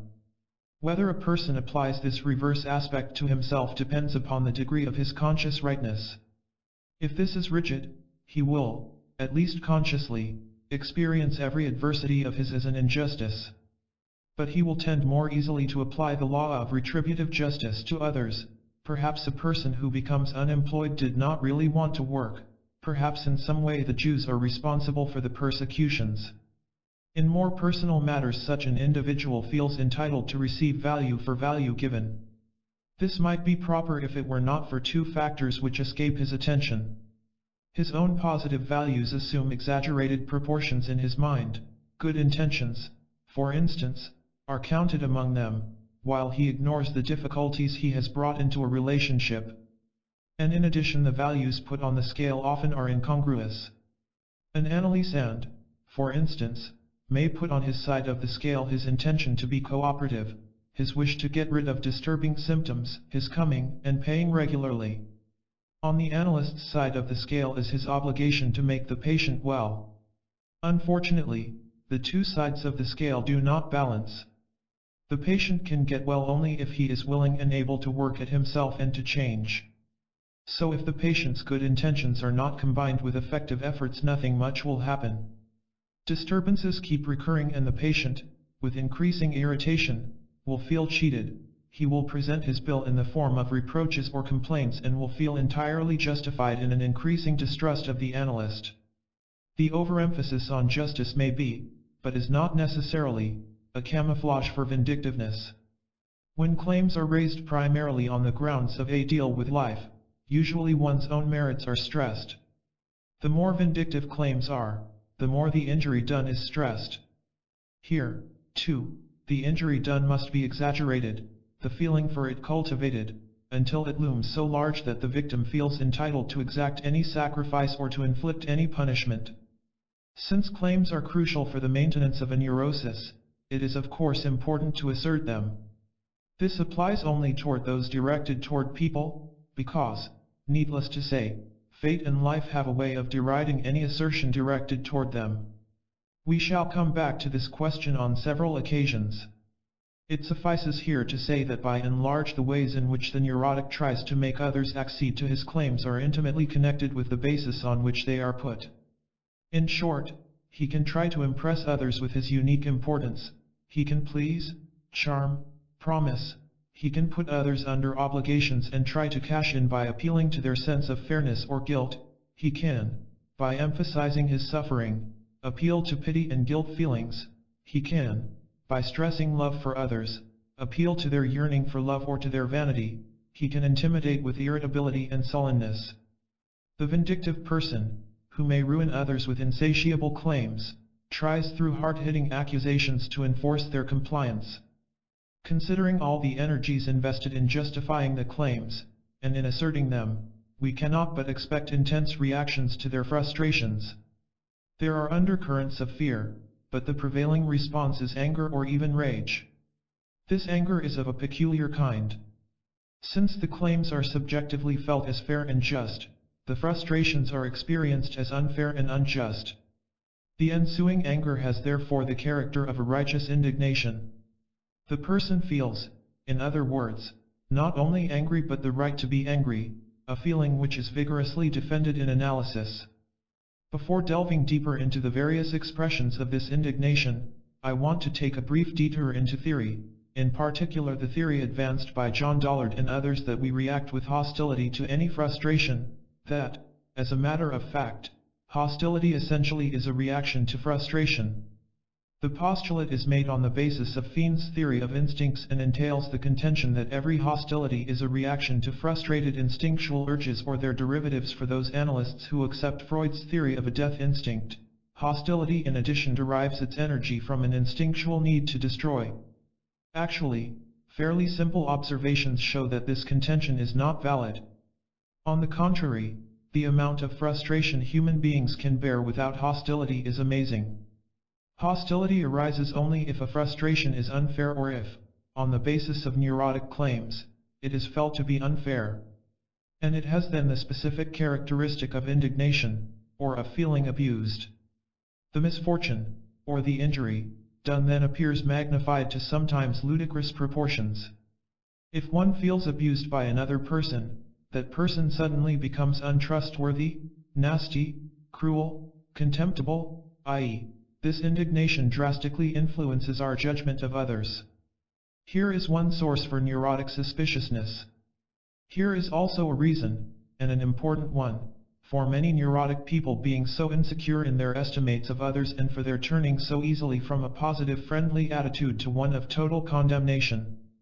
If I may oversimplify, the acute reaction of anger, or even rage, may take one of three different courses. It may be suppressed, for whatever reason, and may then, like any suppressed hostility, appear in psychosomatic symptoms, fatigue, migraine, stomach upsets, etc. On the other hand, it may be freely expressed, or at least fully felt. In this case, the less the anger is warranted in fact, the more one will have to exaggerate the wrong done. One will then inadvertently build up a case against the offender that looks logic tight. The more openly vindictive a person is, for whatever reason, the more prone will he be to take vengeance. The more openly arrogant he is, the surer will he be that such vengeance is the doling out of justice. The third kind of reaction is to plunge into misery and self-pity. The individual then feels extremely hurt or abused, and may become despondent. How can they do this to me? He feels. Suffering in these cases becomes the medium to express reproaches. It is easier to observe these reactions in others than in oneself, for the very reason that the conviction of righteousness inhibits self-examination. It is in our real interest, however, to examine our own reactions when we become preoccupied with a wrong done to us, or when we begin to ponder the hateful qualities of somebody, or when we feel the impulse to get back at others. We must then scrutinize the question of whether our reaction is in any reasonable proportion to the wrong done. And if with honest scrutiny we find a disproportion, we must search for hidden claims. Provided we are willing and able to relinquish some of our needs for special prerogatives, and provided we are familiar with the special forms our suppressed hostility may take, it is not too difficult to recognize an acute reaction to an individual frustration and to discover the particular claim behind it. Having seen the claims in one or two instances does not mean, however, that we are rid of all of them. We usually have overcome only those which were especially conspicuous and absurd. The process is reminiscent of a tapeworm cure in which parts of the worm are eliminated. But it will regenerate and keep sapping our strength until the head is removed. This means that we can relinquish our claims only to the extent to which we overcome the whole search for glory and all that it entails. However, unlike a tapeworm cure, in the process of coming back to ourselves every step counts. The effects which pervasive claims have on a personality and his life are manifold. They may create in him a diffuse sense of frustration and a discontent so encompassing that it could loosely be called a character trait. There are other factors contributing to such chronic discontent. But among the sources generating it, pervasive claims are outstanding. The discontent shows in the tendency in any life situation to focus on what is lacking, or on what is hard, and thus to become dissatisfied with the whole situation. For instance, a man is engaged in a most satisfactory work and has a family life which is largely constructive, but he has not enough time to play the piano, which means much to him, or perhaps one of his daughters has not turned out well, and these factors loom so large in his mind that he cannot appreciate the good he has. Or consider a person whose otherwise pleasant day can be spoiled by the failure of some ordered merchandise to arrive on time, or one who experiences in a beautiful excursion or trip only the inconvenience. These attitudes are so common that almost everyone must have encountered them. Persons having them sometimes wonder why they always look on the dark side of things. Or they dismiss the whole matter by calling themselves pessimistic. This, aside from being no explanation at all, puts on a pseudo-philosophical basis an entirely personal incapacity to tolerate adversities. Through this attitude, people make life harder for themselves in many ways. Any hardship becomes 10 times harder if we consider it unfair. My own experience in the day coach is a good illustration of this. As long as I felt it to be an unfair imposition, it seemed almost more than I could endure. Then, after I had discovered the claim behind it, although the seats were just as hard, the time it took just as long, the very same situation became enjoyable. The point applies equally to work. Any work we do with the subversive feeling of its being unfair, or with a secret claim that it should be easy, is bound to become strenuous and fatiguing. In other words, through the neurotic claims we lose that part of the art of living which consists of taking things in our stride. Certainly there are experiences which are so severe as to be crushing. But these are rare. For the neurotic, minor happenings turn into catastrophes and life becomes a series of upsets. Conversely, the neurotic may focus on the bright aspects in the lives of others. This one has success, that one has children, another has more leisure or can do more with it, the houses of others are nicer, their pastures greener. Although this is simple enough to describe, it is difficult to recognize, particularly in ourselves. It seems so real, so factual, this thing of paramount importance which we lack and which somebody else has. The bookkeeping is thus distorted both ways, in regard to self and to others. Most people have been told not to compare their own lives with the bright spots of others but rather with the totality. But even though they realize the validity of this advice, they cannot follow it because their distorted vision is not a matter of oversight or intellectual ignorance. It is, rather, an emotional blindness, i.e., a blindness which results from inner unconscious necessities. The consequences are a mixture of envy and insensibility toward others. The envy has the quality of what Nietzsche called Lebensneid, an envy which does not pertain to this or that detail but to life in general. It goes with the feeling of being the only one to be excluded, the only one to worry, to be lonely, panicky, cramped. The insensibility, too, does not necessarily predicate an entirely callous person. It results from pervasive claims and then acquires a function of its own, that of justifying the person's egocentricity. Why should others, who are all better off than he, expect anything of him? Why should he, who is in greater need than anybody around, he, who is more neglected or ignored than others, not be entitled to look out for himself alone? Thus the claims become more firmly entrenched. Another consequence is a general feeling of uncertainty about rights.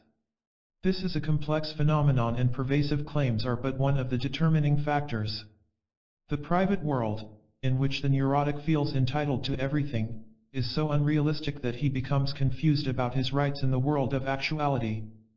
Being filled with presumptuous claims on the one hand, he may be too timid to feel or assert his rights when he actually could and should do so.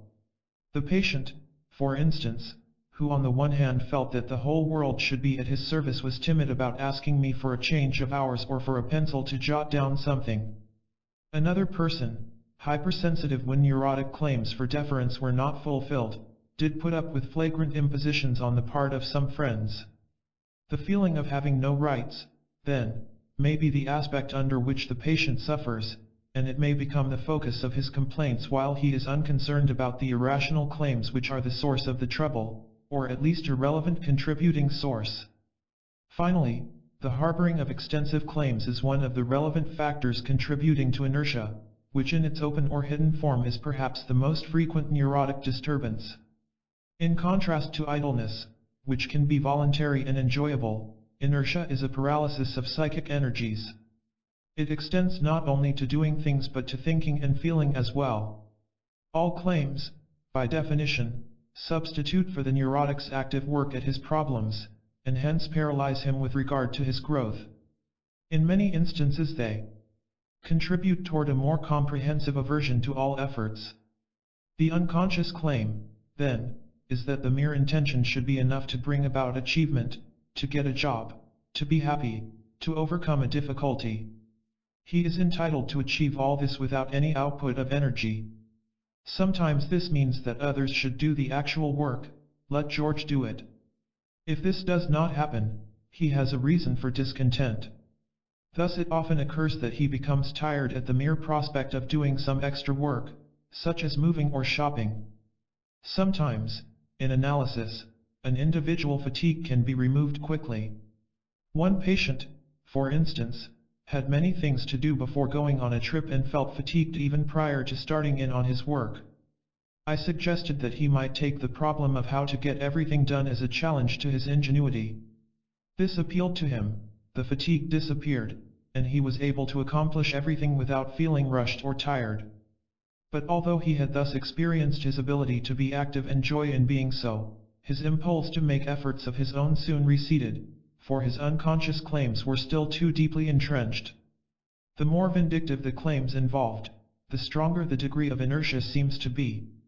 The unconscious argument, then, runs as follows: others are responsible for the trouble I am in, so I am entitled to repair. And what kind of repair would it be, if I made all the effort? Naturally, only a person who has lost constructive interest in his life can argue that way. It is no longer up to him to do something about his life, it is up to them or to fate. The tenacity with which the patient adheres to his claims and defends them in analysis points to the considerable subjective value they must have for him. He has not one but several lines of defense and shifts them repeatedly. First, he has no claims at all, he does not know what the analyst is talking about, then they are all rational. Then he proceeds to defend their subjective foundations which serve as justification. When at last he realizes that he does have claims and that they are unwarranted in reality, he seems to lose interest in them, they are unimportant or at any rate harmless. He cannot help, though, seeing in time that the ensuing consequences to himself are manifold and serious, that, for instance, they make him irritable and discontented, that it would be much better for him if he himself were more active instead of always expecting things to come to him, that, indeed, his claims paralyze his psychic energies. He also cannot close his mind to the fact that the practical gains he derives from his claims are minimal. True, by exerting pressure on others he can sometimes rush to make them cater to his demands, expressed or unexpressed. But, even so, who is made happier by it? As far as his general claims on life are concerned, they are futile anyhow. Whether or not he feels entitled to be the exception, psychic or biological laws apply to him. His claim for the combined excellencies of others does not change him an iota. The realization of both the adverse consequences of the claims and of their intrinsic futility does not make a real dent, it does not carry conviction. The analyst's hope that these insights will uproot the claims frequently remains unfulfilled. Usually, through analytic work their intensity is diminished, but instead of being uprooted they are driven underground. Pressing farther, we get an insight into the depth of the patient's unconscious irrational imagination. While intellectually realizing the futility of his claims, unconsciously he holds on to the belief that to the magic of his willpower nothing is impossible. If he wishes hard enough, what he wishes will come true. If he insists hard enough that things go his way, they will. If it has not yet come true, the reason does not lie in his reaching out for the impossible, as the analyst wants to make him believe, but in his not having willed them vigorously enough. This belief puts a somewhat different complexion on the whole phenomenon.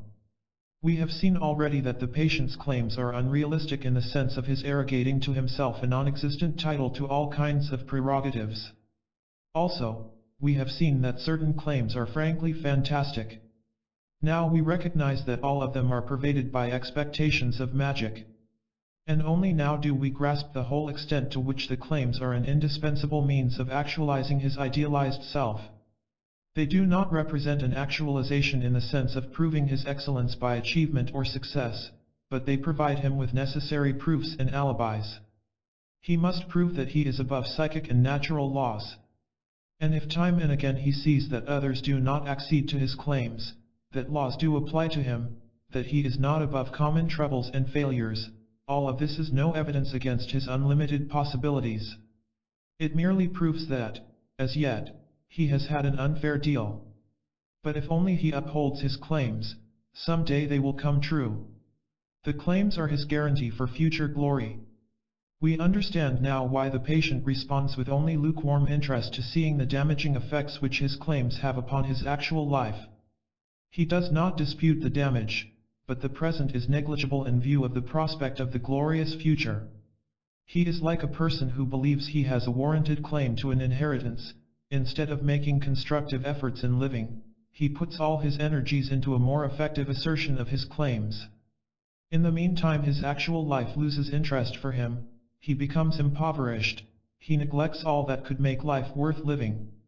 And so the hope for future possibilities becomes more and more the only thing he lives for. The neurotic actually is worse off than the hypothetical person claiming an inheritance. For he has the underlying feeling that he would lose his title for future fulfillment if he became interested in himself and his growth. This is logical on the basis of his premises, for, in that case, the actualization of his idealized self would indeed become meaningless. As long as he is possessed by the lure of that goal, the alternative way is positively deterring. It would mean seeing himself as a mortal like everybody else, harassed by difficulties. It would mean assuming responsibility for himself and recognizing that it is up to him to outgrow his difficulties and to develop whatever potentialities he has. It is deterring because it would make him feel as though he were losing everything. He can consider this alternative road, which is the way to health, only to the extent that he becomes strong enough to dispense with the solution life found in self-idealization. We do not fully understand the tenacity of the claims so long as we regard them merely as a naive expression of what the neurotic, with his glorified image of himself, feels is coming to him, or as an understandable desire to have his many compulsive needs fulfilled by others. The tenacity with which the neurotic adheres to any attitude is a sure indication that the attitude fulfills functions which seem indispensable in the framework of his neurosis. We have seen that claims seem to solve many problems for him. Their overall function is to perpetuate his illusions about himself, and to shift responsibility to factors outside himself. By raising his needs to the dignity of claims, he denies his own troubles and places the responsibility for himself on other people, on circumstances, or on fate. It is unfair that he had any difficulties in the first place, and he is entitled to life's being so arranged that they should not trouble him. For example, he is asked for a loan or for a contribution. He becomes upset and, in his mind, heaps abuse on the person asking him.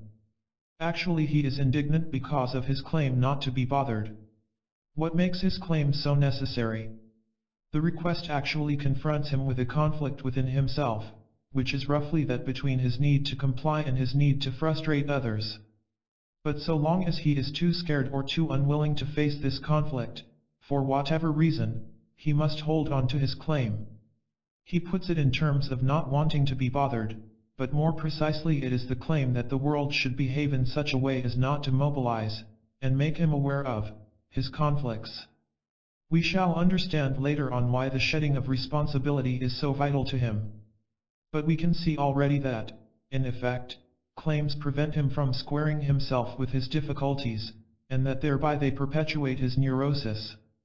Chapter 3, The Tyranny of the Should. We have discussed so far chiefly how the neurotic tries to actualize his idealized self with regard to the outside world, in achievements, in the glory of success or power or triumph. Neurotic claims, too, are concerned with the world outside himself. He tries to assert the exceptional rights to which his uniqueness entitles him whenever, and in whatever ways, he can. His feeling entitled to be above necessities and laws allows him to live in a world of fiction as if he were indeed above them. And whenever he falls palpably short of being his idealized self, his claims enable him to make factors outside himself responsible for such failures. We shall now discuss that aspect of self-actualization, briefly mentioned in the first chapter, in which the focus is within himself. Unlike Pygmalion, who tried to make another person into a creature fulfilling his concept of beauty, the neurotic sets to work to mold himself into a supreme being of his own making. He holds before his soul his image of perfection and unconsciously tells himself, forget about the disgraceful creature you actually are, this is how you should be, and to be this idealized self is all that matters. You should be able to endure everything, to understand everything, to like everybody, to be always productive, to mention only a few of these inner dictates. Since they are inexorable, I call them the tyranny of the should. The inner dictates comprise all that the neurotic should be able to do, to be, to feel, to know, and to booze on how and what he should not be. I shall begin by enumerating some of them out of context, for the sake of a brief survey. More detailed examples will follow as we discuss the characteristics of the should. He should be the utmost of honesty, generosity, considerateness, justice, dignity, courage, unselfishness. He should be the perfect lover, husband, teacher. He should be able to endure everything, should like everybody, should love his parents, his wife, his country, or, he should not be attached to anything or anybody, nothing should matter to him, he should never feel hurt, and he should always be serene and unruffled. He should always enjoy life, or, he should be above pleasure and enjoyment. He should be spontaneous, he should always control his feelings. He should know, understand, and foresee everything. He should be able to solve every problem of his own, or of others, in no time. He should be able to overcome every difficulty of his as soon as he sees it. He should never be tired or fall ill. He should always be able to find a job. He should be able to do things in 1 hour which can only be done in 2 to 3 hours. This survey, roughly indicating the scope of inner dictates, leaves us with the impression of demands on self which, though understandable, are altogether too difficult and too rigid. If we tell a patient that he expects too much of himself, he will often recognize it without hesitation, he may even have been aware of it already. He will usually add, explicitly or implicitly, that it is better to expect too much of himself than too little. But to speak of too high demands on self does not reveal the peculiar characteristics of inner dictates. These come into clear relief under closer examination. They are overlapping, because they all result from the necessity a person feels to turn into his idealized self, and from his conviction that he can do so. What strikes us first is the same disregard for feasibility which pervades the entire drive for actualization. Many of these demands are of a kind which no human being could fulfill. They are plainly fantastic, although the person himself is not aware of it. He cannot help recognizing it, however, as soon as his expectations are exposed to the clear light of critical thinking. Such an intellectual realization, however, usually does not change much, if anything. Let us say that a physician may have clearly realized that he cannot do intensive scientific work in addition to a 9-hour practice and an extensive social life, yet, after abortive attempts to cut down one or another activity, he keeps going at the same pace. His demands that limitations in time and energies should not exist for him are stronger than reason. Or take a more subtle illustration. At an analytic session a patient was dejected. She had talked with a friend about the latter's marital problems, which were complicated. My patient knew the husband only from social situations. Yet, although she had been in analysis for several years and had enough understanding of the psychological intricacies involved in any relationship between two people to know better, she felt that she should have been able to tell her friend whether or not the marriage was tenable. I told her that she expected something of herself which was impossible for anybody, and pointed out the multitude of questions to be clarified before one could even begin to have a more than dim impression of the factors operating in the situation. It turned out then that she had been aware of most of the difficulties I had pointed out. But she had still felt that she should have a kind of sixth sense penetrating all of them. Other demands on self may not be fantastic in themselves yet show a complete disregard for the conditions under which they could be fulfilled. Thus many patients expect to finish their analysis in no time because they are so intelligent. But the progress in analysis has little to do with intelligence. The reasoning power which these people have may, in fact, be used to obstruct progress. What counts are the emotional forces operating in the patients, their capacity to be straight and to assume responsibility for themselves. This expectation of easy success operates not only in reference to the length of the whole analysis, but equally so in regard to an individual insight gained. For instance, recognizing some of their neurotic claims seems to them the equivalent of having outgrown them altogether. That it requires patient work, that the claims will persist as long as the emotional necessities for having them are not changed, all of this they ignore. They believe that their intelligence should be a supreme moving power. Naturally, then, subsequent disappointment and discouragement are unavoidable. In a similar way, a teacher may expect that, with her long experience in teaching, it should be easy for her to write a paper on a pedagogical subject. If the words do not flow from her pen, she feels utterly disgusted with herself. She has ignored or discarded such relevant questions as, has she something to say? Have her experiences crystallized to some useful formulations? And even if the answers are affirmative, a paper still means plain work in formulating and expressing thoughts. The inner dictates, exactly like political tyranny in a police state, operate with a supreme disregard for the person's own psychic condition, for what he can feel or do as he is at present. One of the frequent should, for instance, is that one should never feel hurt. As an absolute, which is implied in the never, anyone would find this extremely hard to achieve. How many people have been, or are, so secure in themselves, so serene, as never to feel hurt? This could at best be an ideal toward which we might strive. To take such a project seriously must mean intense and patient work at our unconscious claims for defense, at our false pride, or, in short, at every factor in our personality that makes us vulnerable. But the person who feels that he should never feel hurt does not have so concrete a program in mind. He simply issues an absolute order to himself, denying or overriding the fact of his existing vulnerability. Let us consider another demand. I should always be understanding, sympathetic, and helpful. I should be able to melt the heart of a criminal. Again, this is not entirely fantastic. Rare people, such as the priest in Victor Hugo's Les Miserables, have achieved this spiritual power. I had a patient to whom the figure of the priest was an important symbol. She felt she should be like him. But she did not, at this juncture, have any of the attitudes or qualities which enabled the priest to act as he did toward the criminal. She could act charitably at times because she felt that she should be charitable, but she did not feel charitable. As a matter of fact, she did not feel much of anything for anybody. She was constantly afraid lest somebody take advantage of her. Whenever she could not find an article, she thought it had been stolen. Without being aware of it, her neurosis had made her egocentric and bent on her own advantage, all of which was covered up by a layer of compulsive humility and goodness. Was she at that time willing to see these difficulties in herself, and to work at them? Of course not. Here, too, it was a question of a blind issuing of orders which could lead only to self-deception or unfair self-criticism. In trying to account for the amazing blindness of the should, we again have to leave many loose ends. This much, however, is understandable from their origin in the search for glory and their function to make oneself over into one's idealized self. The premise on which they operate is that nothing should be, or is, impossible for oneself.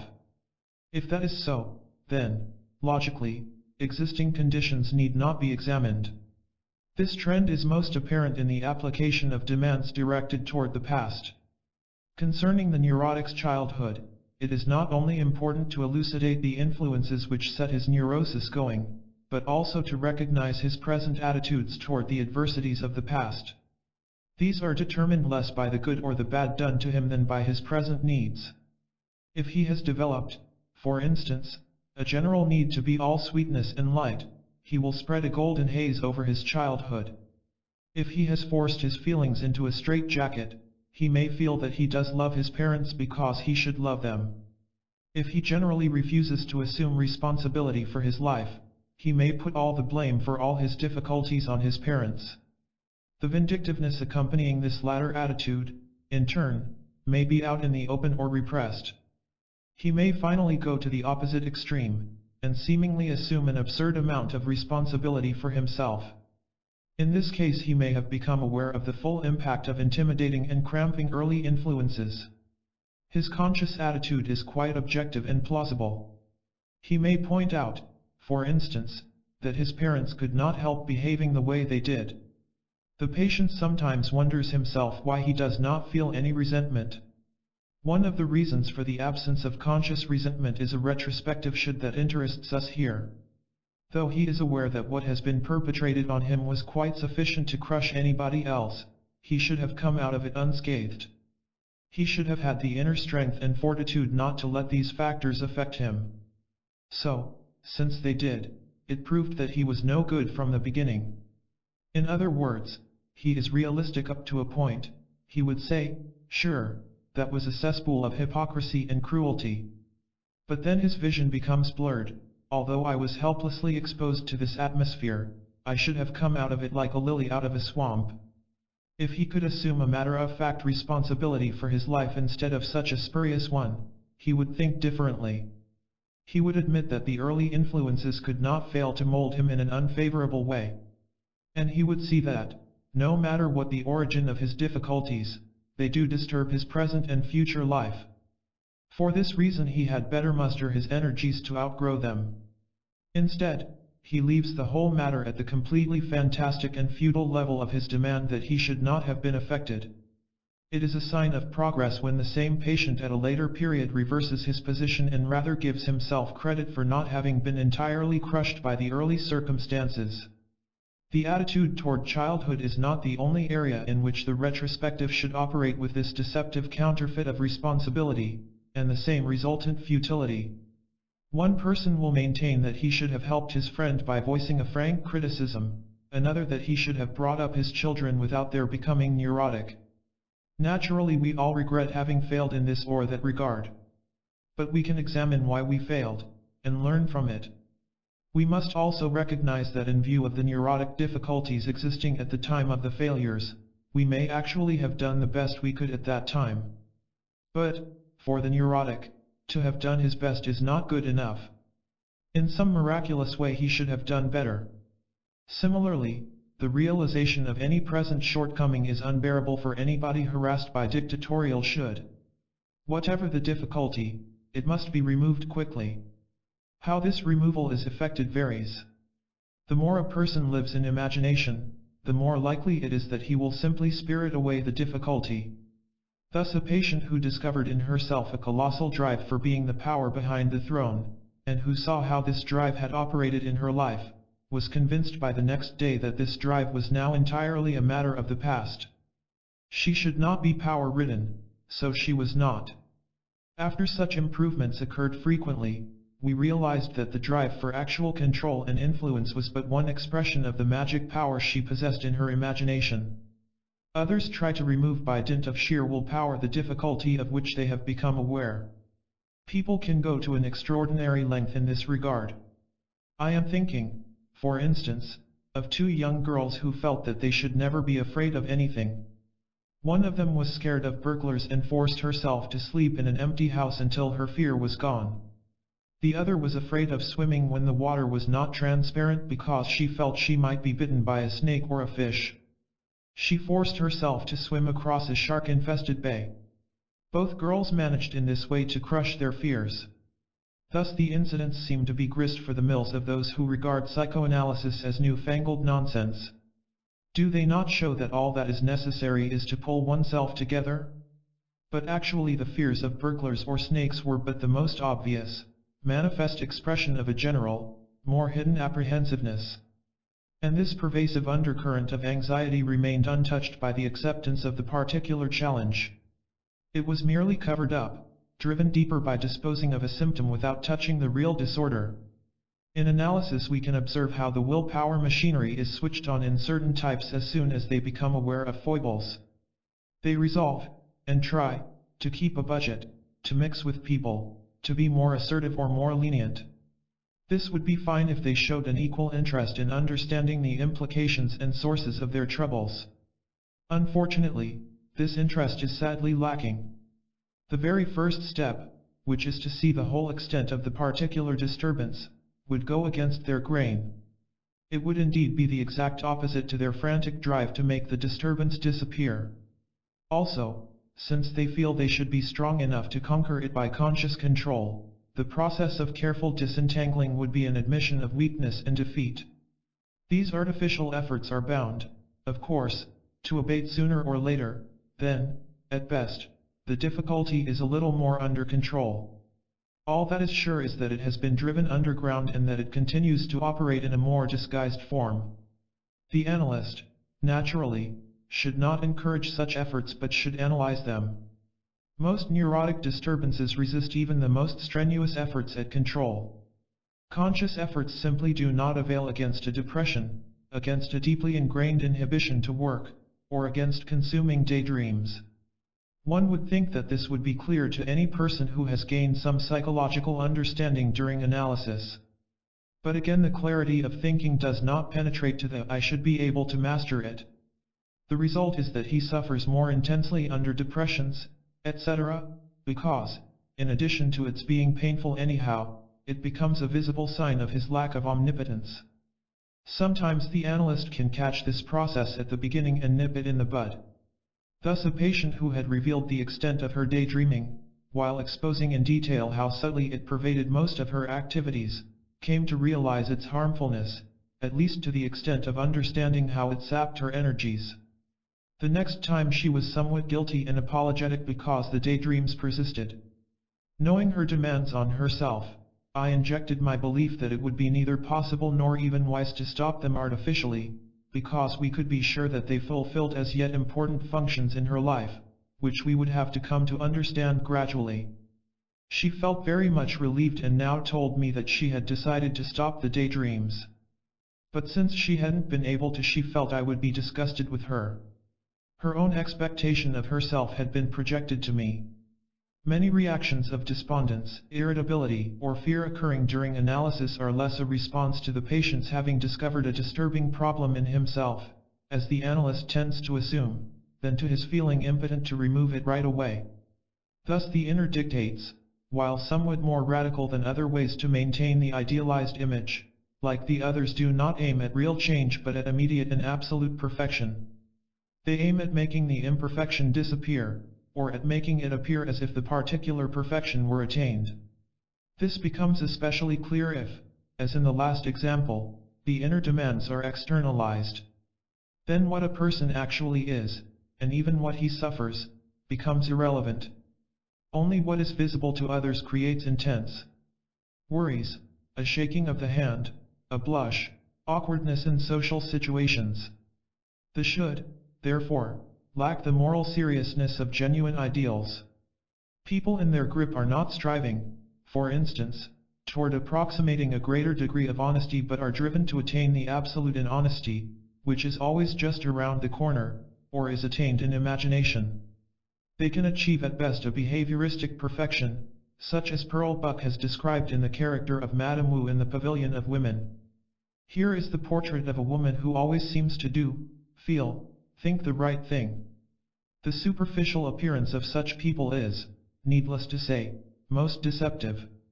They themselves are bewildered when, seemingly out of a blue sky, they develop a street phobia or functional heart trouble.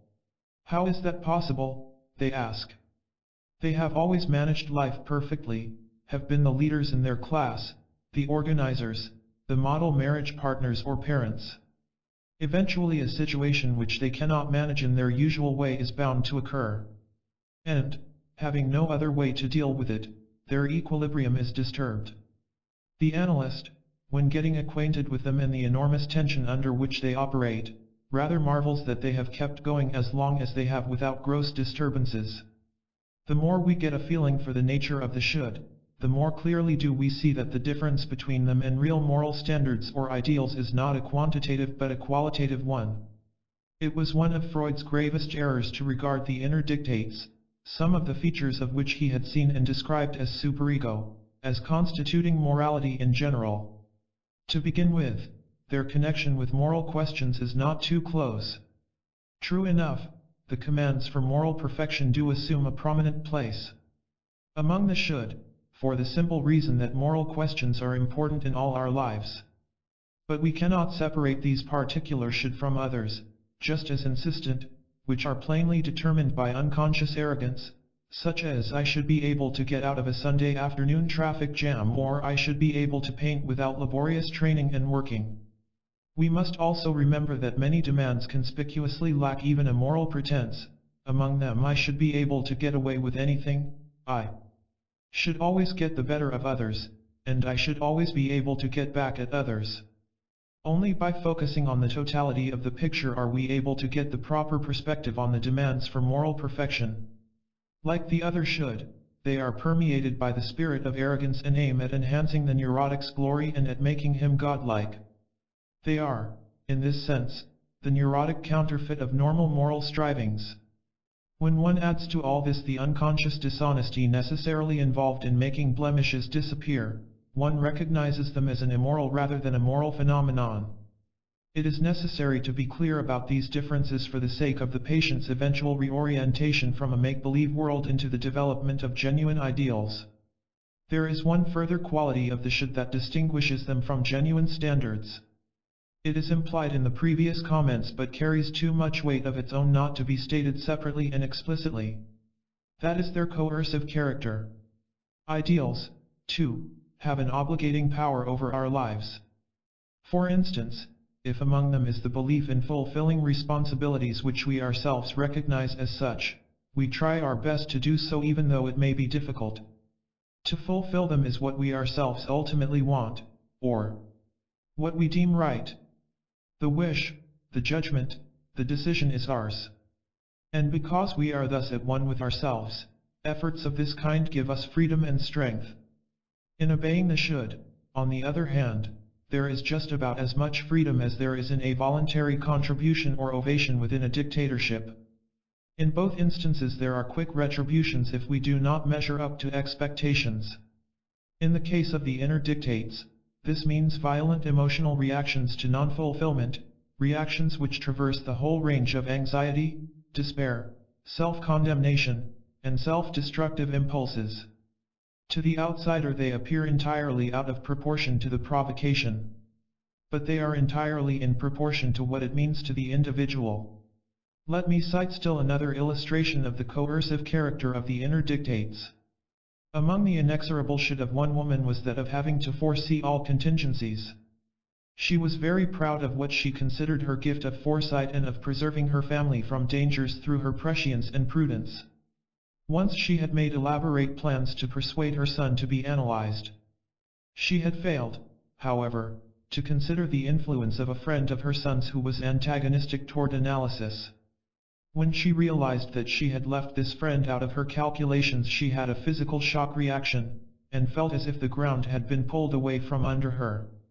Actually, it was more than dubitable whether the friend was as influential as she thought, and also whether she could have engaged his help in any case. The reaction of shock and collapse was entirely due to her sudden realization that she should have thought of him. Similarly, a woman who was an excellent driver lightly bumped a car ahead of her and was called out of the car by a police officer. She had a sudden feeling of unreality, although the accident was minimal, and she was not afraid of policemen whenever she felt in the right. Reactions of anxiety often escape attention because the customary defenses against anxiety are set going instantaneously.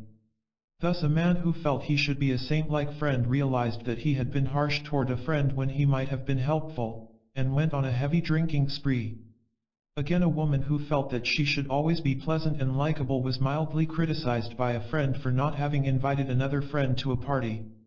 She felt a fleeting anxiety, was for a moment physically close to fainting, and reacted to that with an increased need for affection, which was her way of checking anxiety. A man, under the duress of unfulfilled should, evolved an acute urge to sleep with some woman. Sexuality for him was a means to feel wanted and to re-establish his sunken self-respect. No wonder then, in view of such retributions, that this should have a coercive power. A person may function fairly well as long as he lives in accordance with his inner dictates. But he may be thrown out of gear if he is caught between two contradictory should. For instance, one man felt that he should be the ideal physician and give all his time to his patients. But he should also be the ideal husband and give his wife as much time as she needed to be happy. When realizing he could not do both to the full, mild anxiety ensued. It remained mild because he immediately tried to solve the Gordian knot by cutting it with a sword, by determining to settle down in the country. This implied giving up his hopes for further training and thus jeopardizing his whole professional future. The dilemma was finally solved satisfactorily by analyzing it. But it shows the amount of despair that can be generated by conflicting inner dictates. One woman almost went to pieces because she could not combine being an ideal mother with being an ideal wife, the latter meaning to her being all-enduring toward an alcoholic husband. Naturally, such contradictory should render it difficult, if not indeed impossible, to make a rational decision between them because the opposing demands are equally coercive. One patient had sleepless nights because he could not decide whether he should go with his wife on a short vacation or stay in his office and work. Should he measure up to his wife's expectations or to the alleged expectations of his employer? The question as to what he wanted most did not enter his mind at all. And, on the basis of the should, the matter simply could not be decided. A person is never aware either of the full impact of the inner tyranny or of its nature. But there are great individual differences in the attitudes toward this tyranny and the ways of experiencing it. They range between the opposite poles of compliance and rebellion.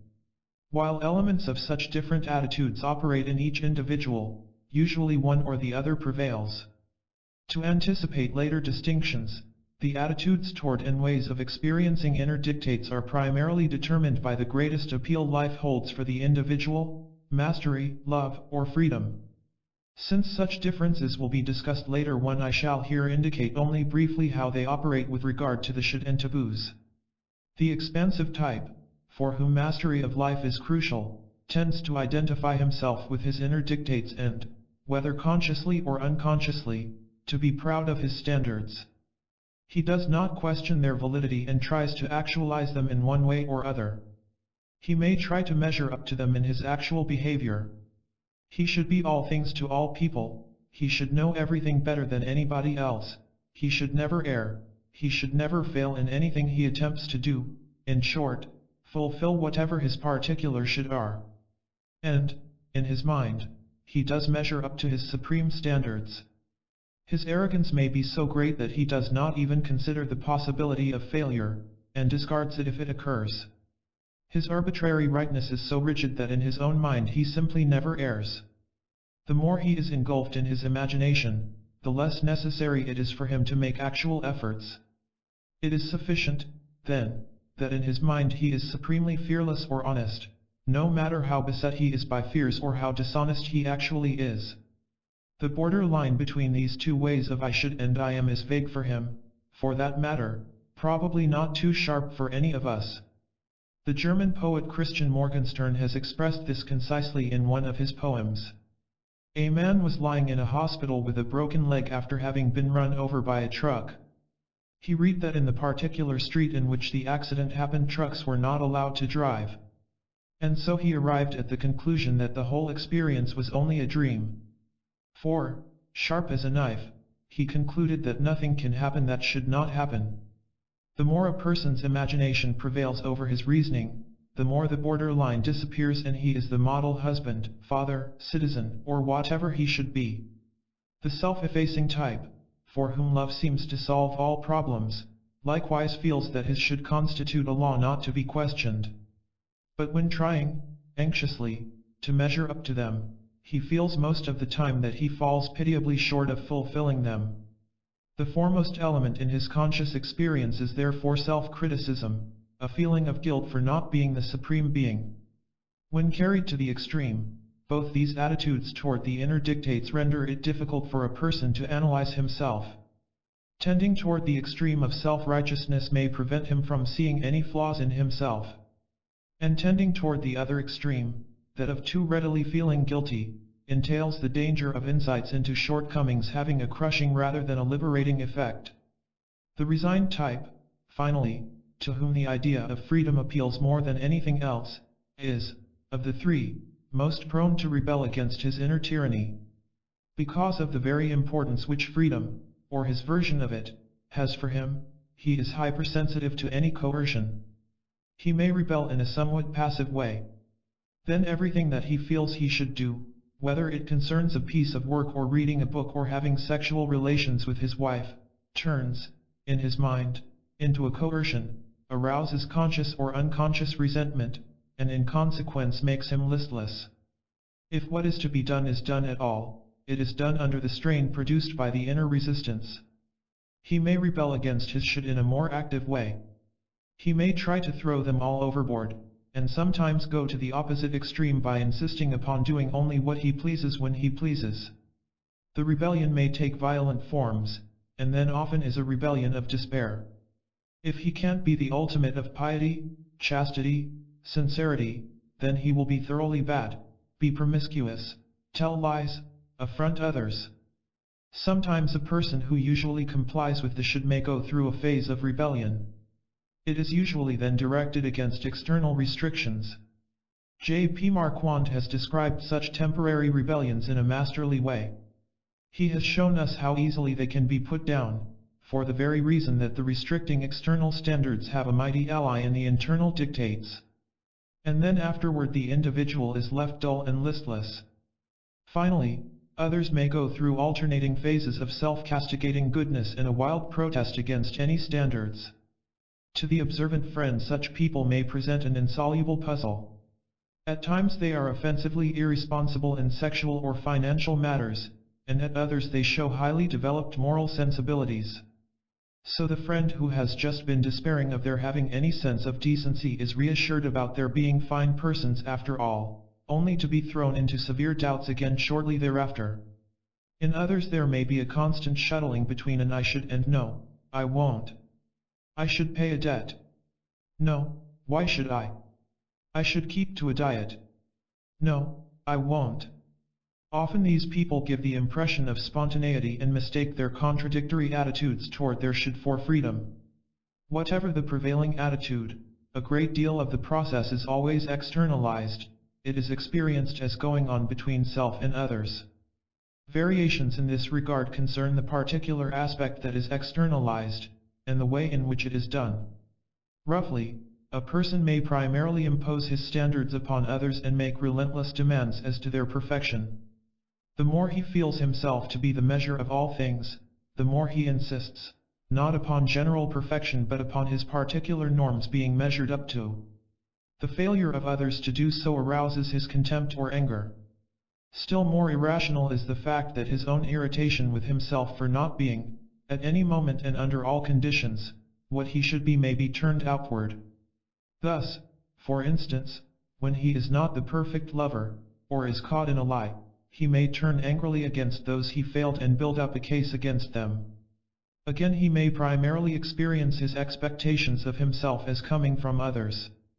And, whether these others actually do expect something or whether he merely thinks they do, their expectations then turn into demands to be fulfilled. In analysis he feels that the analyst expects the impossible from him. He attributes to the analyst his own feelings that he should always be productive, should always have a dream to report, should always talk about what he thinks the analyst wants him to discuss, should always be appreciative of help and show it by getting better. If he believes in this way that others are expecting or demanding things of him, he may, again, respond in two different ways. He may try to anticipate or guess at their expectations and be eager to live up to them. In that case he usually also anticipates that they would condemn him or drop him at a moment's notice if he fails. Or, if he is hypersensitive to coercion, he feels that they are imposing upon him, meddling in his affairs, pushing him or coercing him. He then minds it bitterly, or even openly rebels against them. He may object to giving Christmas presents, because they are expected.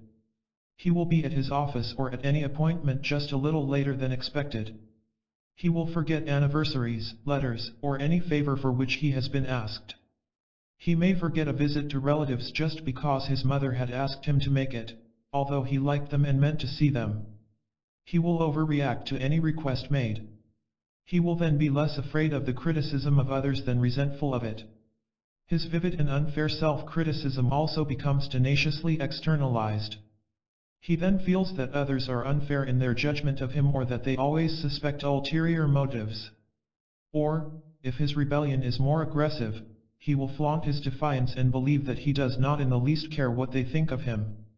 The overreaction to requests made is a good lead to recognizing the inner demands. Reactions which strike us ourselves as being out of proportion may be particularly helpful in self-analysis. The following illustration, in part self-analysis, may be useful in showing also certain faulty conclusions we may draw from self-observations. It concerns a busy executive whom I saw occasionally. He was asked by phone whether he could go to the pier and meet a refugee writer coming from Europe. He had always admired this writer and had met him socially on a visit to Europe.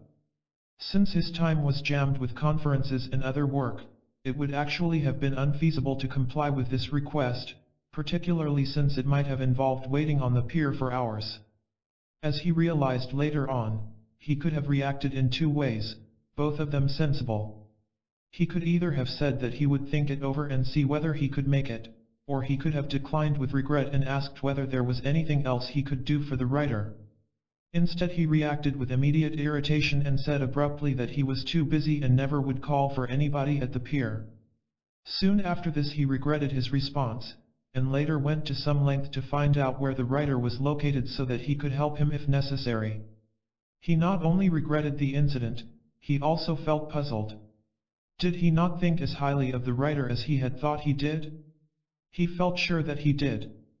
Was he not as friendly and helpful as he believed himself to be? If so, was he irritated because he was put on the spot and being asked to prove his friendliness and helpfulness? Here he was on a good track. The mere fact of his being able to question the genuineness of his generosity was for him quite a step to take, for, in his idealized image, he was the benefactor of mankind. It was, however, more than he could digest at this juncture. He rejected this possibility by remembering that afterward he was eager to offer and give help. But while closing one avenue in his thought, he suddenly hit upon another clue. When he offered help, the initiative was his, but the first time he had been asked to do something. He then realized that he had felt the request as an unfair imposition. Provided he had known about the writer's arrival, he would certainly have considered on his own the possibility of meeting him at the boat.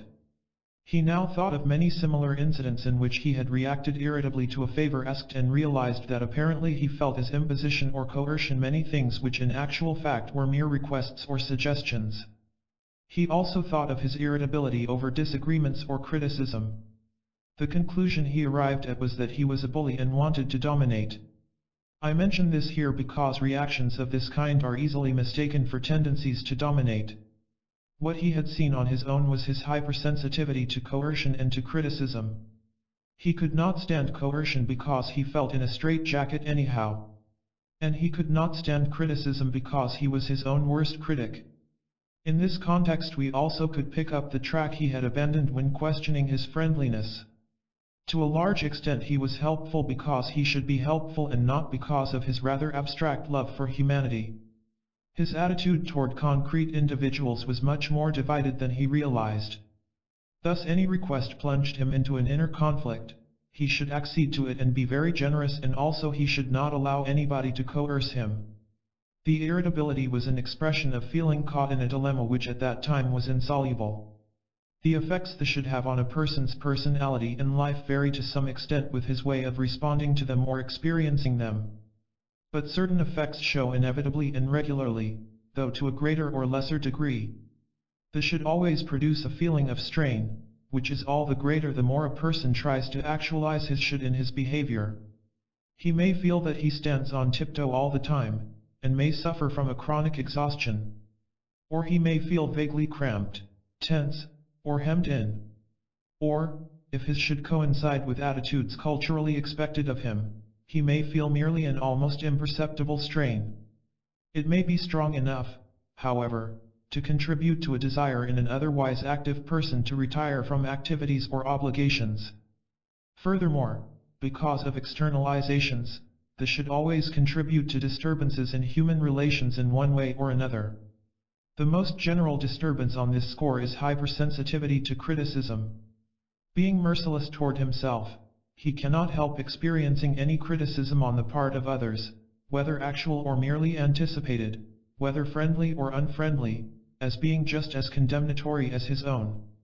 We shall understand the intensity of this sensitivity better when we realize how much he hates himself for any lagging behind his self-imposed standards. Point 2. Otherwise, the kinds of disturbance in human relations depend upon the kind of prevailing externalization. They may render him too critical and harsh of others, or too apprehensive, too defiant, or too compliant. Most important of all, they should further impair the spontaneity of feelings, wishes, thoughts, and beliefs, i.e., the ability to feel his own feelings, etc., and to express them.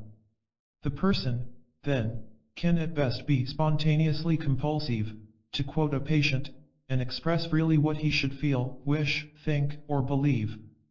We are accustomed to think that we cannot control feelings but only behavior.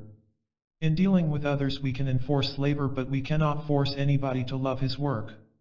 Just so, we are accustomed to think that we can force ourselves to act as if we were not suspicious, but we cannot enforce a feeling of confidence. This remains essentially true. And, if we needed a new proof, analysis could supply it. But if this should issue an order as to feelings, imagination waves its magic wand and the border line between what we should feel and what we do feel evaporates. We consciously believe or feel then as we should believe or feel. This appears in analysis when the spurious certainty of pseudo-feelings is shaken, and the patient then goes through a period of bewildering uncertainty which is painful but constructive. A person, for instance, who believed she liked everybody because she should do so may then ask, "Do I really like my husband, my pupils, my patients? Or anybody at that?" And at that point the questions are unanswerable, because only now can all the fears, suspicions, and resentments that have always prevented a free flow of positive feelings, and yet were covered up by the should, be tackled. I call this period constructive because it represents a beginning search for the genuine. The extent to which spontaneous wishes can be crushed by the inner dictates is amazing. To quote from a patient's letter written after she discovered the tyranny of her should: "I saw that I was quite simply unable to want anything, not even death. And certainly not life. Until now I had thought my trouble was just that I was unable to do things, unable to give up a dream, unable to gather up my own things, unable to accept or control my irritability, unable to make myself more human, whether by sheer willpower, patience, or grief. Now for the first time I saw it, I was literally unable to feel anything. Yes, for all my famous supersensitivity. How well I knew pain, every pore of me clogged with inward rage, self-pity, self-contempt, and despair for the last 6 years, and over again and again. Yet I saw it now, all was negative, reactive, compulsive, all imposed from without. Inside there was absolutely nothing of mine. The creation of make-believe feelings is most striking in those whose idealized image lies in the direction of goodness, love, and saintliness. They should be considerate, grateful, sympathetic, generous, loving, and so in their minds they have all these qualities. They talk and go through the motions as if they simply were that good and loving. And, since they are convinced of it, they even can be temporarily convincing to others. But of course these make-believe feelings have no depth and no sustaining power. Under favorable circumstances they may be fairly consistent and then, naturally, are not questioned. Madame Wu, in Pavilion of Women, started to question the genuineness of her feelings only when difficulties arose in the family situation and when she met a man who was straight and honest in his emotional life. More often the shallowness of the made-to-order feelings shows in other ways. They may disappear easily. Love readily makes way for indifference, or for resentment and contempt, when pride or vanity is hurt. In these instances people usually do not ask themselves, "How does it happen that my feelings or opinions change so easily?" They simply feel that here is another person who has disappointed their faith in humanity, or that they never really trusted him. All of this does not mean that they may not have slumbering capacities for strong and alive feelings, but what appears on more conscious levels often is a massive pretense with very little that is genuine in it. In the long run they give the impression of something unsubstantial, elusive, or, to use a good slang word, of being phonies. An eruptive anger often is the only feeling that is really fair. At the other extreme, feelings of callousness and ruthlessness can also be exaggerated. The taboos on feelings of tenderness, sympathy, and confidence can be just as great in some neurotics as the taboos on hostility and vindictiveness are in others. These people feel that they should be able to live without any close personal relations, so they believe that they do not need them. They should not enjoy anything, so they believe they do not care. Their emotional life then is less distorted than plainly impoverished. Naturally, the emotional pictures engendered by the inner commands are not always as streamlined as in these two extreme groups. The orders issued can be contradictory. You should be so sympathetic that you shun no sacrifices whatever, but you should also be so cold-blooded that you can carry out any act of vengeance. As a result, a person is convinced at times that he is callous and at others that he is extremely kind-hearted. In other people, so many feelings and wishes are checked that a general emotional deadness ensues. There may be, for instance, a taboo on wanting anything for themselves, which puts the lid on all alive wishes and creates pervasive inhibitions about doing anything for themselves. Then, partly because of these inhibitions, they develop just as pervasive claims on the grounds of which they feel entitled to have everything in life presented on a silver platter. And then the resentment over the frustration of such claims may be choked off by a dictate that they should put up with life. We are less aware of the harm done our feelings by these pervasive should than of other damage inflicted by them. Yet it is actually the heaviest price we pay for trying to mold ourselves into perfection. Feelings are the most alive part of ourselves. If they are put under a dictatorial regime, a profound uncertainty is created in our essential being which must affect adversely our relations to everything inside and outside ourselves. We can hardly overrate the intensity of the impact of the inner dictates. The more the drive to actualize his idealized self prevails in a person, the more this should become the sole motor force moving him, driving him, whipping him into action. When a patient who is still far removed from his real self discovers some of the cramping effects of his should, he may nevertheless be entirely unable to consider relinquishing them because without them, so he feels, he would or could not do anything. He may sometimes express this concern in terms of the belief that one cannot make other people do the right thing except by force, which is an externalized expression of his inner experience. This should then acquire a subjective value for the patient with which he can dispense only when he experiences the existence of other spontaneous forces in himself. When we realize the enormous coercive power of the shoulds, we must raise one question, the answer to which we shall discuss in the 5th chapter. What does it do to a person when he recognizes that he cannot measure up to his inner dictates? To anticipate the answer briefly, then he starts to hate and despise himself. We cannot in fact understand the full impact of the shoulds unless we see the extent to which they are interwoven with self-hate. It is the threat of a punitive self-hate that lurks behind them, that truly makes them a regime of terror. Chapter 4, Neurotic Pride. With all his strenuous efforts toward perfection and with all his belief in perfection attained, the neurotic does not gain what he most desperately needs, self-confidence and self-respect. Even though godlike in his imagination, he still lacks the earthy self-confidence of a simple shepherd. The great positions to which he may rise, the fame he may acquire, will render him arrogant but will not bring him inner security. He still feels at bottom unwanted, is easily hurt, and needs incessant confirmation of his value. He may feel strong and significant as long as he wields power and influence and is supported by praise and deference. But all of these feelings of elation collapse easily when, in a strange environment, this support is lacking, when he incurs failure, or when he is by himself. The kingdom of heaven does not come through external gestures. Let us survey what happens to self-confidence in the course of a neurotic development. Apparently, for self-confidence to grow, the child needs help from the outside. He needs warmth, feeling welcome, care, protection, an atmosphere of confidence, encouragement in his activities, constructive discipline. These factors given, he will develop basic confidence, to use a well-chosen term of Marie Rassi's which includes both confidence in others and in self. Marie I. Rassi, Psychoanalysis and Education, paper read before the Association for Advancement of Psychoanalysis, 1946. Instead, a combination of injurious influences prevents a child's healthy growth. We have discussed these factors and their general influence in the first chapter. Here I want to add a few more reasons which render it specifically difficult for him to arrive at a proper self-evaluation. A blind adoration may inflate his feeling of significance.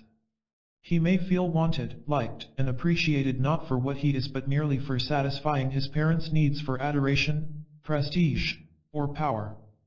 A rigid regime of perfectionist standards may evoke in him a feeling of inferiority for not measuring up to such demands. Misdemeanors or bad marks at school may be severely reprimanded, while good behavior or good marks are taken for granted. Moves toward autonomy or independence may be ridiculed. All these factors, in addition to a general lack of genuine warmth and interest, give him the feeling of being unloved and unworthy, or at any rate of not being worth anything unless he is something he is not. Moreover, the neurotic development, initiated by the early unfavorable constellation, weakens him at the core of his being. He becomes alienated from himself and divided. His self-idealization is an attempt to remedy the damage done by lifting himself in his mind above the crude reality of himself and others. And, as in the stories of the Devil's Pact, he gets all the glory in imagination and sometimes in reality. But instead of solid self-confidence he gets a glittering gift of most questionable value, neurotic pride. The two feel and look so much alike that an understandable confusion is created in most minds about their differences. A definition in an old edition of Webster, for instance, says that pride is self-esteem, based either on real or imagined merits. The distinction is made between real and imagined merits, but they are both called self-esteem, as if this difference did not greatly matter. The confusion also develops through the fact that most patients regard self-confidence as a mysterious quality arising from nowhere but most desirable to have. It is but logical then that they expect the analyst to instill it into them in some way or other. Which always reminds me of a cartoon in which a rabbit and a mouse got an injection of courage. They then grew to 5 times their ordinary size, were bold and full of indomitable fighting spirit. What the patients do not know, and are anxious indeed not to realize, is the strict cause and effect relation between existing personal assets and the feeling of self-confidence. This relation is not any less definite than the way in which the financial status of a person depends upon his properties, his savings, or his earning capacity. If these factors are satisfactory, a person will have a feeling of economic security. Or, to take another example, the fisherman's confidence rests on such concrete factors as his boat being in good shape, his nets being mended, his knowledge of weather and water conditions, and his muscular strength. What are regarded as personal assets vary to some degree with the culture in which we live.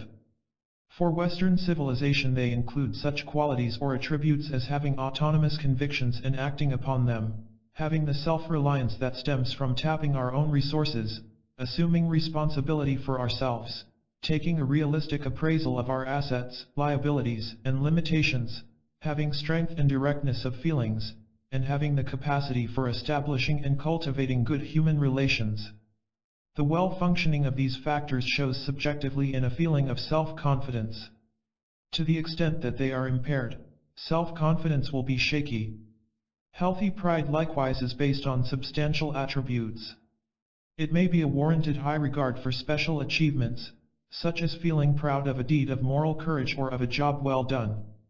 Or it may be a more comprehensive feeling of our own value, a quiet feeling of dignity. Considering the extreme sensitivity of a neurotic pride to hurt, we are inclined to consider it as a rank growth of healthy pride. The essential difference, however, as we have so often before found true, is not one of quantity but of quality. Neurotic pride is by comparison unsubstantial, and it is based on entirely different factors, all of which belong to or support the glorified version of oneself. They may be extraneous assets, prestige values, or they may consist of attributes and faculties which one arrogates to oneself. Of the varieties of neurotic pride that in prestige value seems the most normal. In our civilization it is an average reaction to be proud of having an attractive girl, of coming from a respectable family, of being native-born, a Southerner or New Englander, belonging to a political or professional group, enjoying prestige, meeting important people, being popular, having a good car or address. This kind of pride is the least typical for neurosis. To many people with considerable neurotic difficulties, these things mean no more than they do to the comparatively healthy person. To many others they mean distinctly less, if indeed anything. But there are some who have such a heavy investment of neurotic pride in these prestige values, and for whom they are so crucial, that their lives revolve around them and they often fritter away their best energies in their service. For these people it is an absolute must to be associated with groups that carry prestige, to be affiliated with prominent institutions. Of course, all their hectic activities are rationalized in terms of genuine interest or the legitimate wish to get ahead. Anything that accrues to this prestige then may evoke real elation. Any failure of the group to enhance such a person's prestige, or any diminution of the prestige of the group itself, provokes all the hurt pride reactions which we shall discuss presently. For example, a member of someone's family not making good, or being mentally ill, may be a heavy blow to his pride, mostly hidden behind superficial concern for the relative. Again, there are many women who prefer to abstain from going to a restaurant or a theater than to go without a male escort. All of this looks similar to what anthropologists tell us about certain so-called primitive people among whom the individual primarily is and feels as a part of the group. Pride then is invested not in personal matters but in institutions and group activities. But while these processes seem to be similar, they are essentially different. The main difference is that the neurotic is at bottom unrelated to the group. He does not feel part of it, does not have a feeling of belonging, but rather uses it for his personal prestige. Although a person may be consumed by thinking of and chasing after prestige, and although in his mind he rises and falls with his prestige, this often is not clearly seen as a neurotic problem to be analyzed, either because it is such a common occurrence, or because it looks like a cultural pattern, or because the analyst himself is not free from this disease. A disease it is, and a devastating one at that, because it makes people opportunistic and in this way mars their integrity. Far from being close to normal, it is on the contrary indicative of a severe disturbance. Indeed, it occurs only in those who are so profoundly alienated from themselves that even their pride is largely invested outside of themselves. Neurotic pride furthermore rests on the attributes which a person arrogates to himself in his imagination, on all those belonging to his particular idealized image. Here the peculiar nature of neurotic pride comes into clear relief. The neurotic is not proud of the human being he actually is.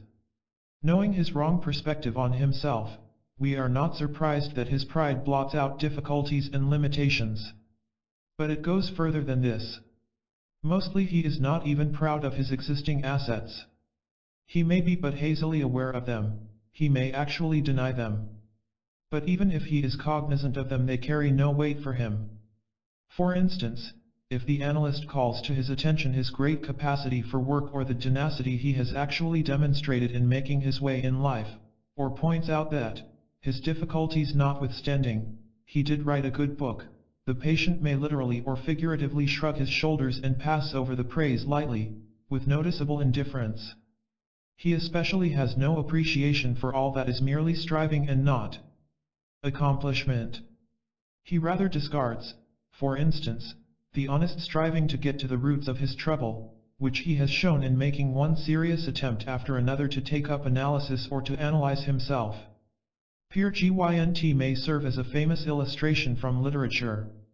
He does not make much of his existing assets, his great intelligence, spirit of adventure, vitality.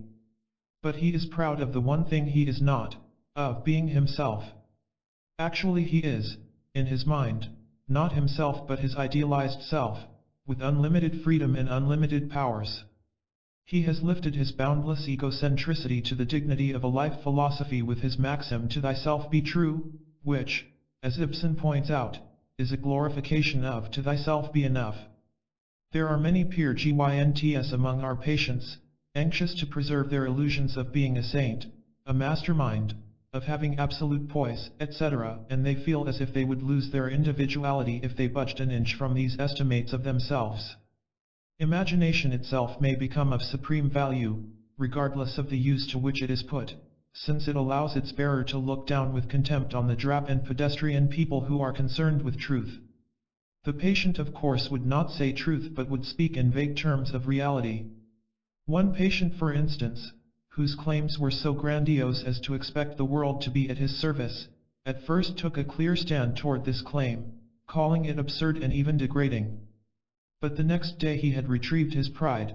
The claims were now a magnificent mental creation. The true meaning of irrational claims had submerged and pride in imagination was triumphant. More frequently, pride is not specifically attached to imagination but to all mental processes, intellect, reason, and willpower as well.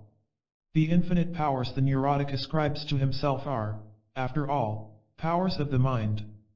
No wonder, then, that he is fascinated by it and proud of it. The idealized image is a product of his imagination. But this is not something which is created overnight. Incessant work of intellect and imagination, most of it unconscious, goes into maintaining the private fictitious world through rationalizations, justifications, externalizations, reconciling irreconcilables, in short, through finding ways to make things appear different from what they are. The more a person is alienated from himself, the more his mind becomes supreme reality. A person has no existence apart from my thought. I have no existence apart from my thought. Like the Lady of Shalott, he cannot see the reality directly but only through a mirror. More accurately, he sees in the mirror only his thoughts about the world and himself. This is why the pride in intellect, or rather in the supremacy of the mind, is not restricted to those engaged in intellectual pursuits but is a regular occurrence in all neurosis. Pride also is invested in faculties and prerogatives to which the neurotic feels entitled.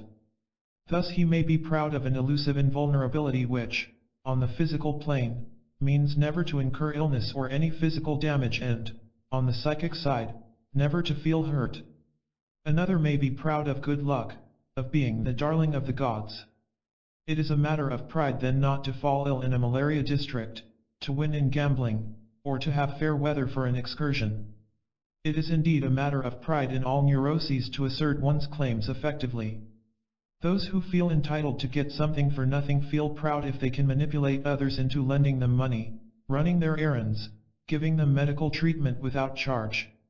Others, feeling entitled to manage other people's lives, experience it as a blow to their pride if a protege of theirs does not follow a piece of advice immediately, or if he does something on his own initiative without having asked their advice first. Still others feel entitled to exoneration as soon as they indicate that they are in some distress. They are proud then if they are able to elicit sympathy and forgiveness, and they feel offended if the other person remains critical. The neurotic's pride in measuring up to his inner dictates may on the surface look more substantial, but it is in fact just as rickety as other kinds of pride since it is inevitably interwoven with pretenses. The mother who is proud of being the perfect mother usually is so in her imagination only. The person who is proud of his unique honesty may not tell obvious lies but is usually pervaded by unconscious and semi-conscious dishonesties.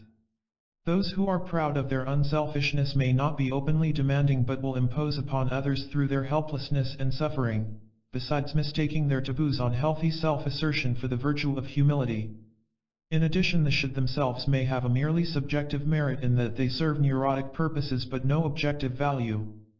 Thus, for instance, the neurotic may be proud of not asking and not accepting any help even though it would be more sensible to do so, a problem well known in social work. Some may be proud of driving a hard bargain, others of never bargaining at all, depending on whether they must always be on the winning side or should never be out for their own advantage. Lastly, it may be merely the very loftiness and severity of the compulsive standards which are invested with pride. The fact of knowing the good and the evil makes them godlike, just as the serpent promised it would to Adam and Eve. A neurotic person's very high standards make him feel that he is a moral wonder to be proud of, regardless of how he actually is and behaves. He may have recognized in analysis his ravaging hunger for prestige, his poor sense of truth, his vindictiveness, but all of that does not make him any more humble or make him feel any less a superior moral being. To him these actual flaws do not count. His pride is not in being moral, but in knowing how he should be. Even though temporarily he may have recognized the futility of his self-reproaches, or even at times have been terrified at their viciousness, he still may not relent in his demands on self. What does it matter, after all, if he suffers?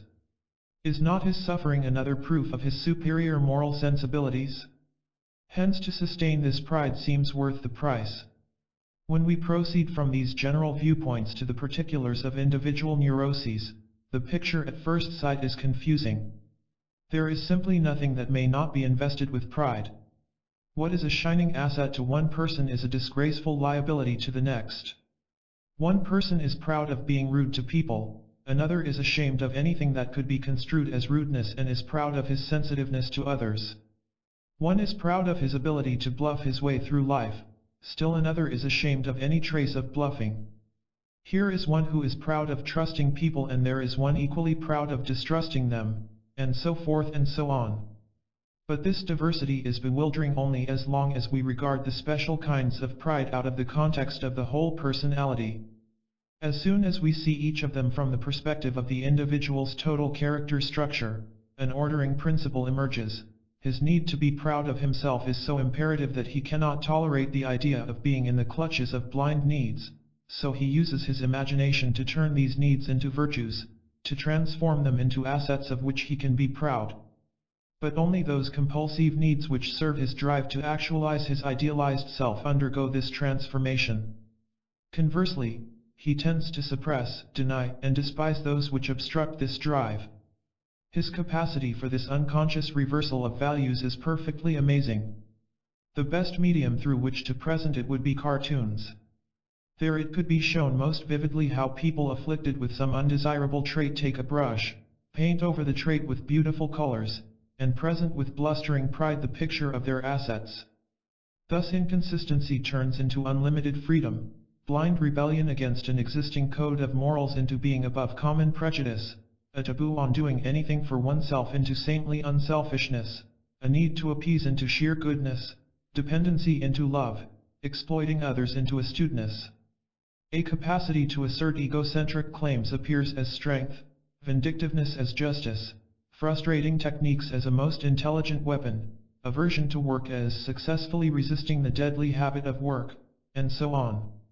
These unconscious processes often remind me of the trolls in Ibsen's Peer Gynt, for whom black looks white, and ugly fair, big looks little, and filthy clean. Most interestingly, Ibsen accounts for this reversal of values in a way similar to our own. As long as you live in a self-sufficient dream world like Peer Gynt, Ibsen says, you cannot be true to yourself. Between the two there is no bridge. They are too different in principle to allow for any compromise solution. And if you are not true to yourself, but live an egocentric life of imagined grandeur, then you will play ducks and drakes with your values too. Your scale of values will be just as topsy-turvy as is that of the trolls. And this indeed is the tenor of everything we have discussed in this chapter. As soon as we go off on the search for glory we stop being concerned about the truth of ourselves. Neurotic pride, in all its forms, is false pride. Once having grasped the principle that only those trends are invested with pride that serve to actualize the idealized self, the analyst will be alert to detect hidden pride in any position which is tenaciously adhered to. The connection between the subjective value of a trait and neurotic pride in it seems to be a regular one. Recognizing either one of these factors, the analyst can safely conclude that in all probability the other one will be there too. Sometimes the one, sometimes the other will come into focus first. Thus a patient at the beginning of analytical work may express pride in his cynicism or in his power to frustrate others. And although at this juncture the analyst does not understand the meaning that the given factor has for the patient, he can be reasonably certain of its playing a significant part of the particular neurosis. It is necessary for therapy that the analyst gradually gains a clear picture of the particular kinds of pride operating in each individual patient. Naturally, a patient cannot regard a drive, an attitude, or a reaction as a problem to be tackled as long as he is unconsciously or consciously proud of it. A patient may, for instance, have become aware of his need to outwit others. The analyst may feel it self-evident that this is a problematic trend to be tackled, and to be overcome eventually, because he considers the interest of the patient's real self. He realizes the trend's compulsive character, the disturbance it creates in human relations, the waste of energies which could be employed for constructive purposes. The patient, on the other hand, without being aware of it, may feel that just this very capacity to outweed others makes him a superior person, and he is secretly proud of it. He is interested therefore not in analyzing the tendency to outweed but in the factors in himself which interfere with his doing it to perfection. As long as this difference in evaluation is undercover, analyst and patient will move on different planes and analyze at cross purposes. Neurotic pride resting on such shaky foundations is as insubstantial as a card house and, like the latter, collapses at the slightest draft. In terms of subjective experience, it makes a person vulnerable, and does so exactly to the extent that he is obsessed by pride. It can be hurt as easily from within as from without. The two typical reactions to hurt pride are shame and humiliation. We will feel ashamed if we do, think, or feel something that violates our pride. And we will feel humiliated if others do something that hurts our pride, or fail to do what our pride requires of them. In any reaction of shame or humiliation that seems out of place or out of proportion, we must answer these two questions: what in the particular situation has aroused this response? And what special underlying pride has been hurt by it? They are closely interrelated, and neither can be given a quick answer. The analyst may know, for instance, that masturbation provokes excessive shame in a person who in general has a rational, sensible attitude to the problem and would not disapprove of it in others. There, at least, the shame-provoking factor seems to be clear. But is it? Masturbation may mean different things to different people, and the analyst cannot know offhand which of the many factors that may be involved in masturbation is relevant to arousing the shame. Does it mean for the particular patient a sexual activity that is degraded because it is separate from love? Is the satisfaction attained greater than in sexual intercourse, and thereby disturbing to the image of being geared only to love? Is it a question of the concomitant fantasies? Does it mean the admission of having any needs? Is it too much self-indulgence for a stoical person? Does it mean loss of self-control? Only to the extent that the analyst grasps the relevance of these factors for the patient can he then raise the second question as to the kind of pride that has been hurt by masturbation. I have yet another illustration to show the necessity for accuracy with regard to the factors arousing shame or humiliation. Many unmarried women are deeply ashamed of having a lover, although in their conscious thinking they are quite unconventional. In the case of such a woman, it is of importance to ascertain first whether her pride is hurt by the particular lover. If so, has the shame to do with his not being sufficiently glamorous or devoted? With her allowing him to treat her badly? With her being dependent on him? Or does the shame pertain to the fact of having a lover at all, regardless of his status and personality? If so, is it for her a matter of prestige to be married? Is the situation of having a lover, but remaining single, a proof of being unworthy and unattractive? Or should she be above sexual desires, like a Vestal virgin? Often the very same incident may elicit either reaction, that of shame or that of humiliation, the one or the other prevailing. A man is rejected by a girl, he can both feel humiliated by her and react with a "who does she think she is?" Or he can feel ashamed that his charm or his virility seems not to be absolutely compelling. A comment made in a discussion falls flat. He can either feel humiliated by "these darned fools who do not understand me," or he can feel ashamed of his own awkwardness. Somebody takes advantage of him. He can either feel humiliated by the exploiter or ashamed of himself for not having asserted his own interests. His children are not brilliant or popular. He can feel humiliated by this fact, and take it out on them, or he can feel with shame that in some way or other he has failed them. These observations point to the necessity of reorienting our thinking. We are inclined to put too great an emphasis on the actual situation, and to think that it determines our reactions. We are inclined, for instance, to regard it as natural for a person to react with shame if he is caught in a lie. But then the next fellow does not feel that way at all, instead he feels humiliated by the one who found him out and turns against him. Our reactions are thus determined not merely by the situation but even more by our own neurotic needs.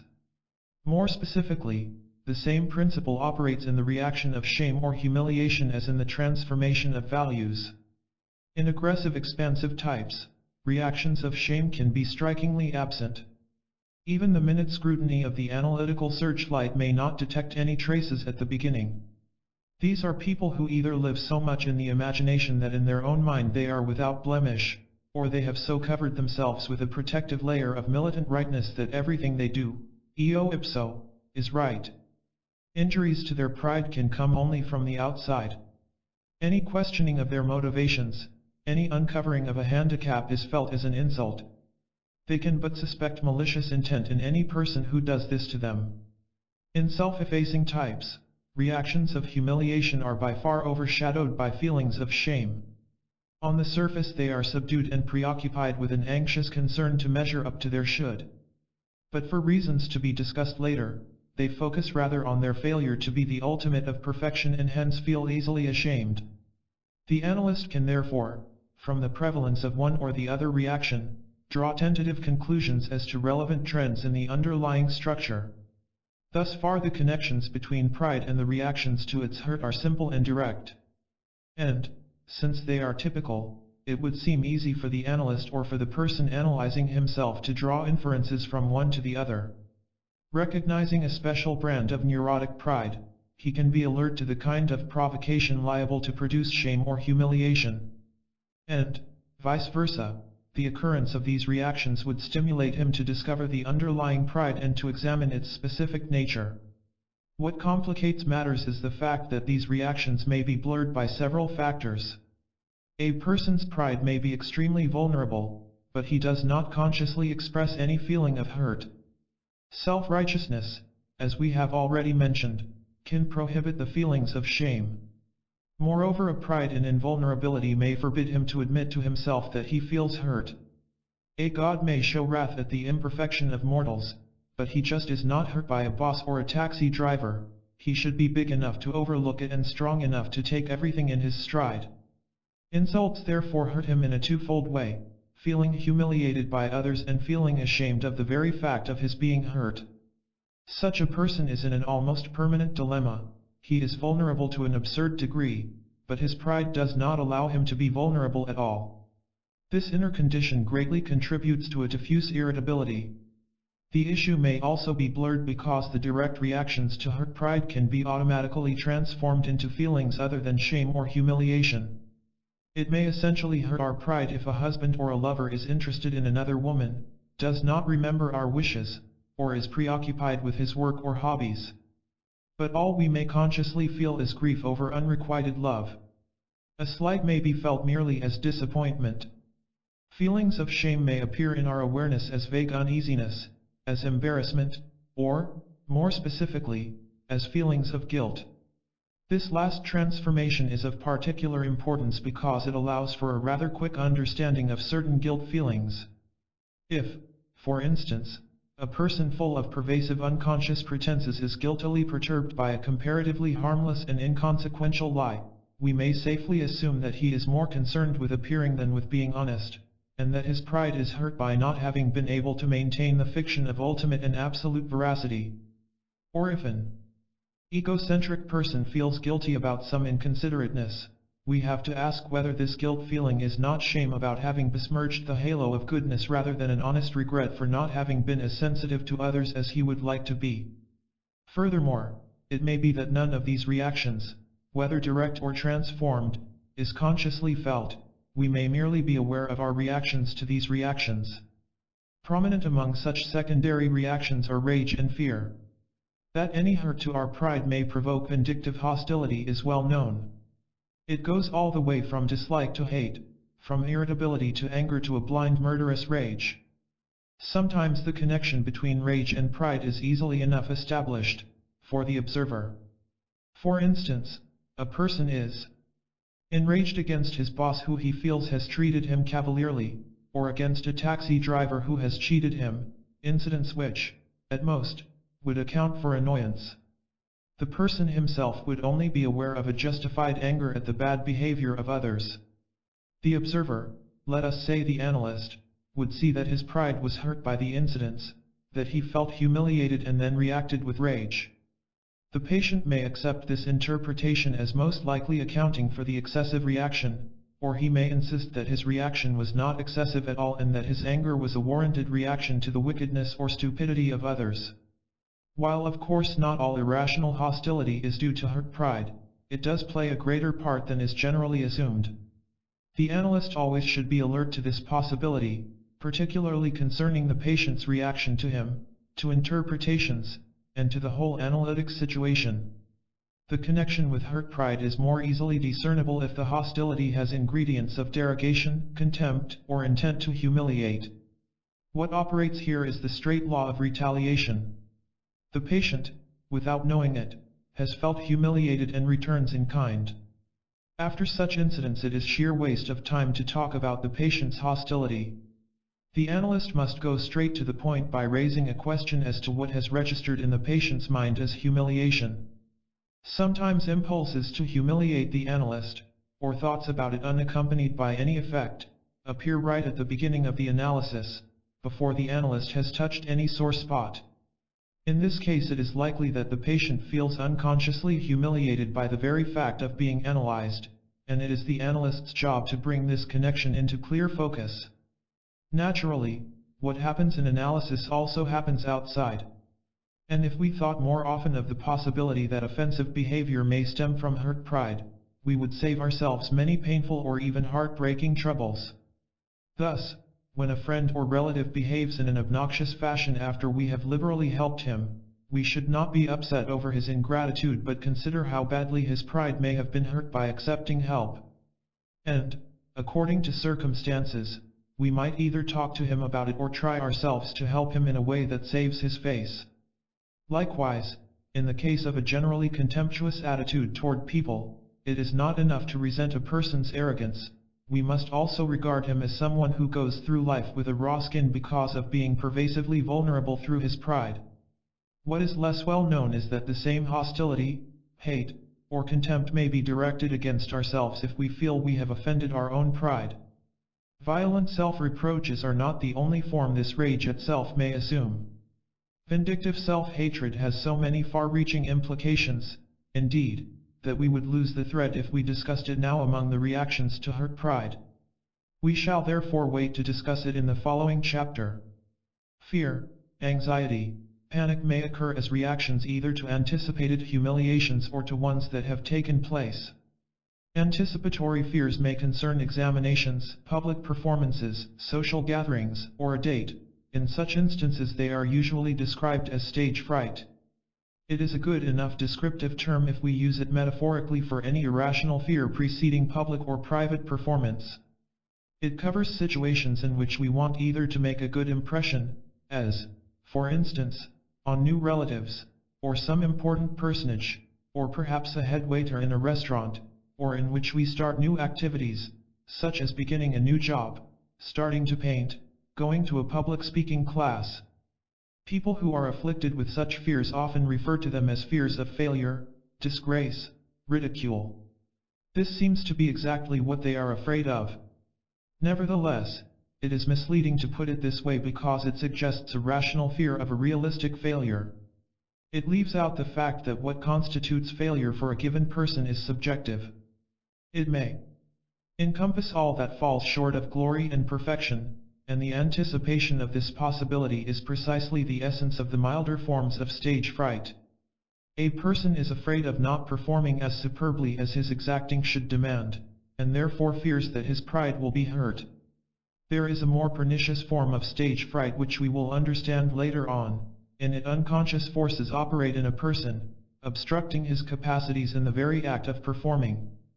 The stage fright then is a fear that through his own self-destructive tendencies he will be ridiculously awkward, forget his lines, choke up and thus disgrace himself instead of being glorious and victorious. Another category of anticipatory fears does not concern the quality of a person's performance but the prospect of having to do something that will hurt his special pride, such as asking for a raise or a favor, making an application, or approaching a woman, because it entails the possibility of being rejected. It may occur before sexual intercourse if the latter means for him being humiliated. Reactions of fear also may follow insults. Many people react with trembling, shaking, perspiration, or some other expression of fear to a lack of deference or to arrogant behavior on the part of others. These reactions are a mixture of rage and fear, the fear being in part a fear of one's own violence.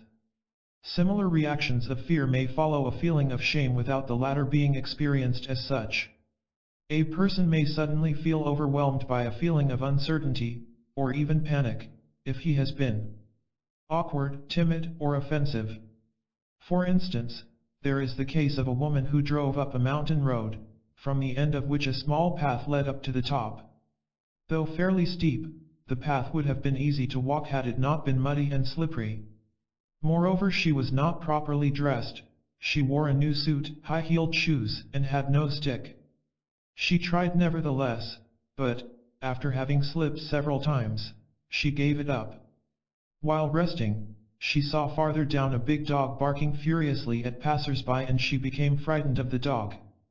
This fear startled her, because she was usually not afraid of dogs, and because she also realized that there was no sound reason to be afraid since there were people around to whom the dog obviously belonged.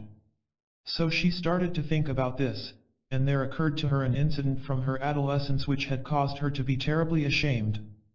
She recognized then that she was actually just as ashamed in the present situation on account of her failure to get to the mountain top.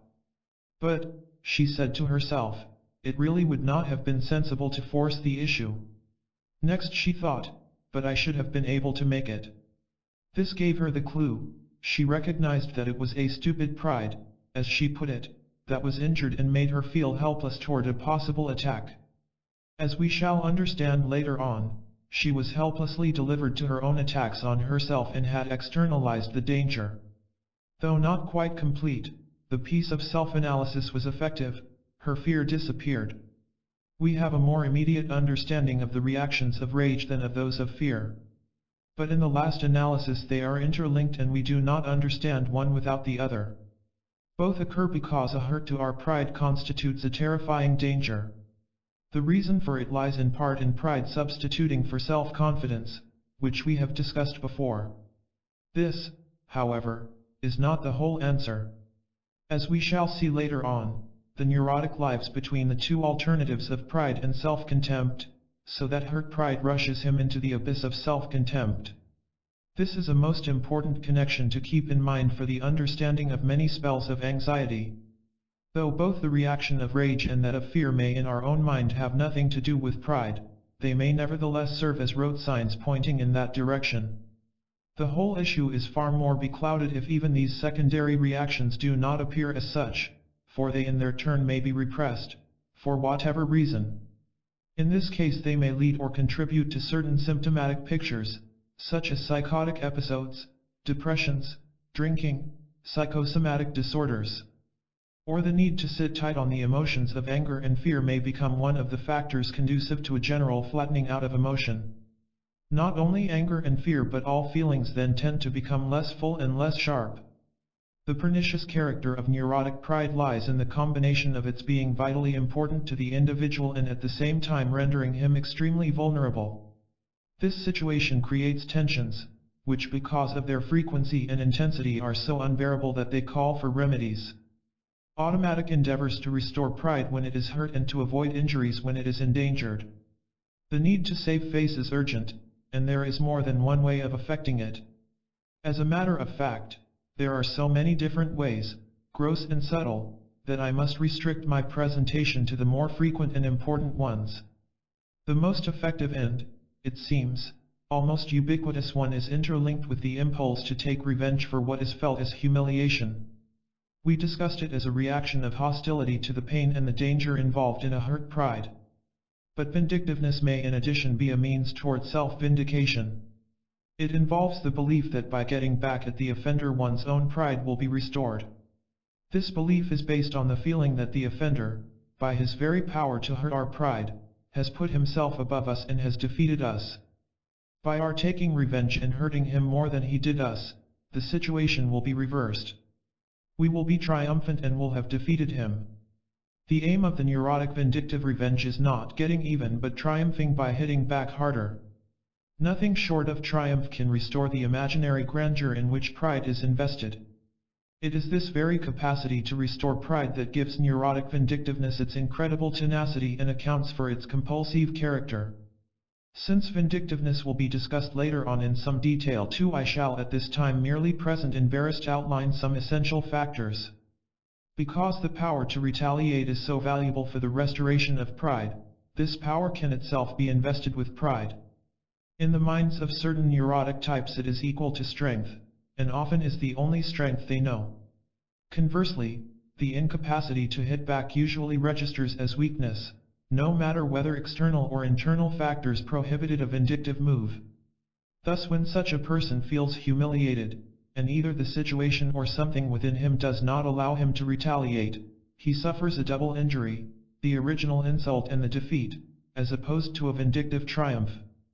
The need for a vindictive triumph, as stated before, is a regular ingredient in the search for glory. If it is the dominant motivating force in life, it sets going a vicious circle that is most difficult to disentangle. The determination then to rise above others in every possible way is so gigantic that it reinforces the whole need for glory, and with that the neurotic pride. The inflated pride in turn enhances the vindictiveness, and thereby makes for a still greater need for triumph. Among ways to restore pride, the next in importance is losing interest in all situations or people who in some way hurt this pride. Many people relinquish their interest in sports, politics, intellectual pursuits, etc. because their impatient need to excel or to do a perfect job is not satisfied. The situation then may become so unbearable for them that they give up. They do not know what has happened, they merely become uninterested, and may instead turn to an activity which is actually beneath their potentialities. A person may have been a good teacher but, assigned to a task he cannot master right away or which he feels degrading, his interest in teaching wanes. Such changes in attitudes also are relevant to the learning process. A gifted person may start dramatics or painting with enthusiasm. His teachers or friends find him promising, and encourage him. But with all his gifts he is not a Barrymore or a Renoir overnight. He realizes that he is not the only gifted one in his class. He is naturally awkward in his initial efforts.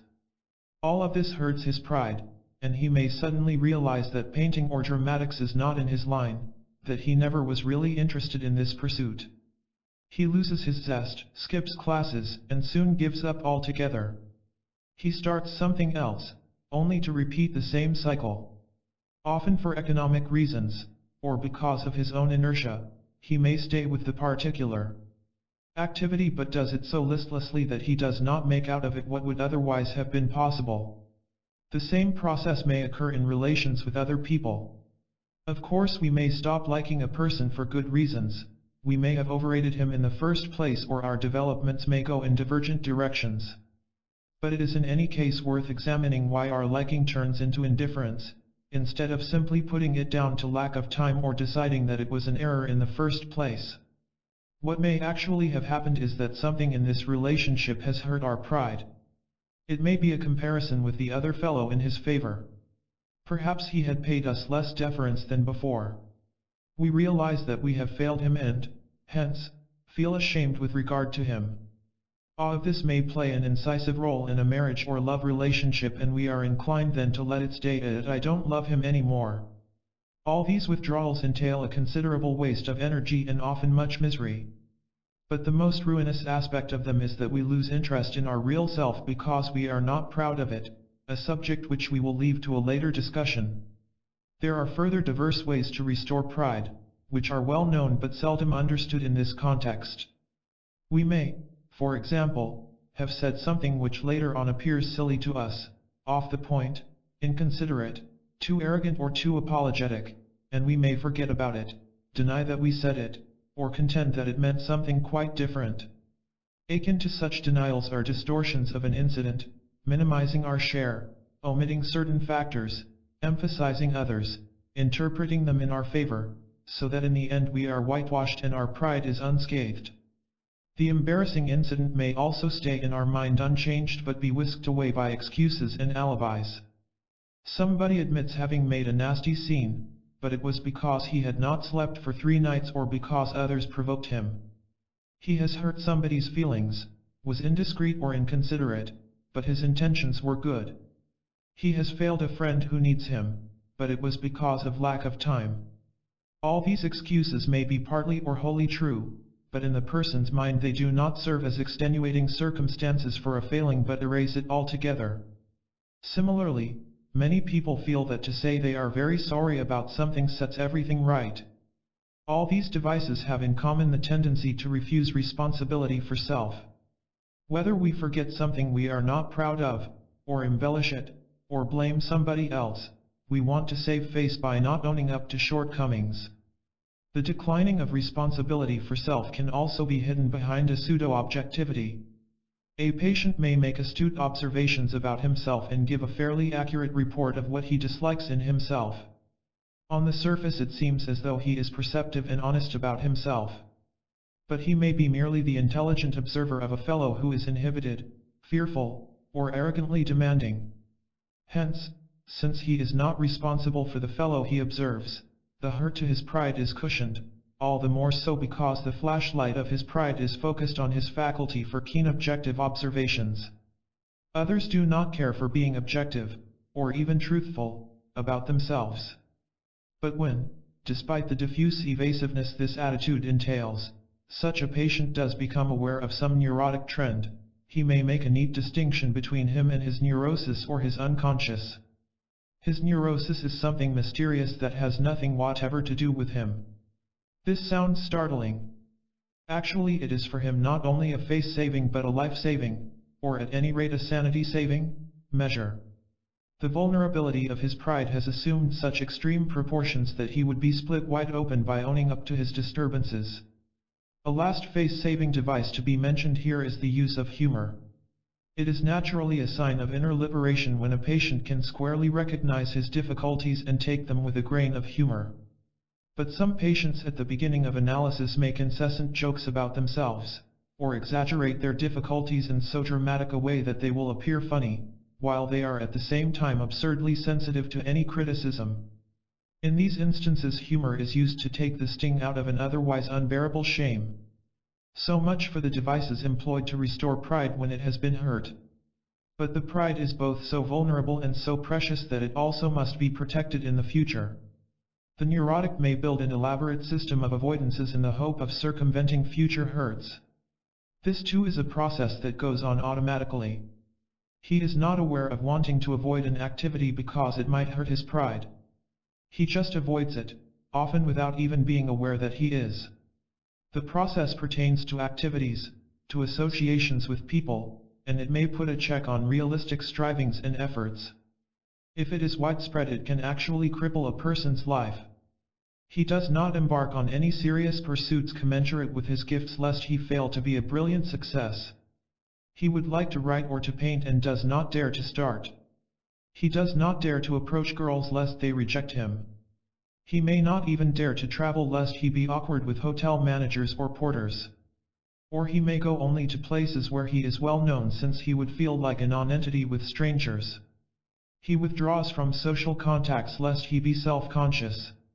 So, according to his economic status, he either does nothing worthwhile or sticks to a mediocre job and restricts his expenses rigidly.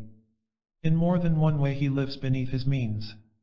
In the long run this makes it necessary for him to withdraw farther from others, because he cannot face the fact of lagging behind his age group and therefore shuns comparisons or questions from anybody about his work.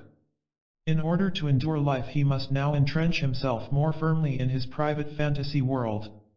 But, since all these measures are more a camouflage than a remedy for his pride, he may start to cultivate his neuroses because the neurosis with a capital N then becomes a precious alibi for the lack of accomplishment. These are extreme developments and, needless to say, pride is not the only factor operating in them, although it is one of the essential ones. More often, avoidances are restricted to certain areas. A person may be quite active and effective in those pursuits in which he is least inhibited and which are in the service of glory. He may, for instance, work hard and successfully in his field but shun social life. Conversely, he may feel safe in social activities, or in a Don Juan role, but would not dare to venture into any serious work which would put to a test his potential capacities. He may feel safe in his role as an organizer but avoid any personal relations because he would feel vulnerable in them. Among the many fears of getting emotionally involved with others, neurotic detachment, the fear of injuries to pride often plays a prominent part. Also, for many reasons, a person may be particularly afraid of not being glamorously successful with the opposite sex. He unconsciously anticipates, in the case of a man, that when approaching women, or having sexual relations with them, his pride will be hurt. Women then present to him a potential threat to his pride. This fear can be powerful enough to dampen, or even crush, his feelings of attraction to them and thereby cause him to avoid heterosexual contacts. The inhibition thus generated does not alone account for his turning homosexual. Okay, this is out of fashion thinking, but it is indeed one of the contributing factors to a preference for one's own sex. Pride in many diverse ways is the enemy of love. The avoidance may concern many different specific matters. Thus a person may avoid speaking in public, participating in sports, telephoning. If somebody else is around to do the telephoning, to make a decision, or to deal with the landlord, he will leave it to him. In these specific activities he is most likely to be aware of shirking something, while in the larger areas the issue is often more befogged by an attitude of I can't or I don't care. Examining these avoidances, we see in operation two principles which determine their character. One is, briefly, safety through restricting one's life. It is safer to renounce, to withdraw, or to resign than to take the risk of exposing one's pride to injury. Perhaps nothing demonstrates so impressively the overwhelming importance of pride in many instances as the willingness, for its benefit, to restrict one's life to an often cramping degree. The other principle is, it is safer not to try than to try and fail. This latter maxim gives the avoidance the stamp of finality because it deprives the person of the chance of gradually overcoming whatever difficulties he has. It is even unrealistic on the basis of the neurotic's premises, for he has not only to pay the price of unduly restricting his life but in the long run his very recoiling damages his pride more deeply. But of course he does not think in long-range terms. He is concerned with the immediate danger of trial and error. If he does not try at all, it does not reflect on him.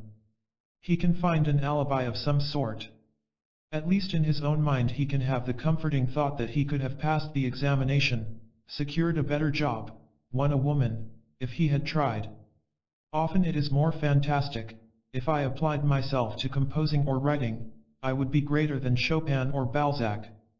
In many instances the avoidances extend to reaching out in our feelings for anything desirable. In short, they may encompass our wishes. I mentioned people who feel it a disgraceful defeat not to attain something they wish to have. The mere wishing then entails too great a risk.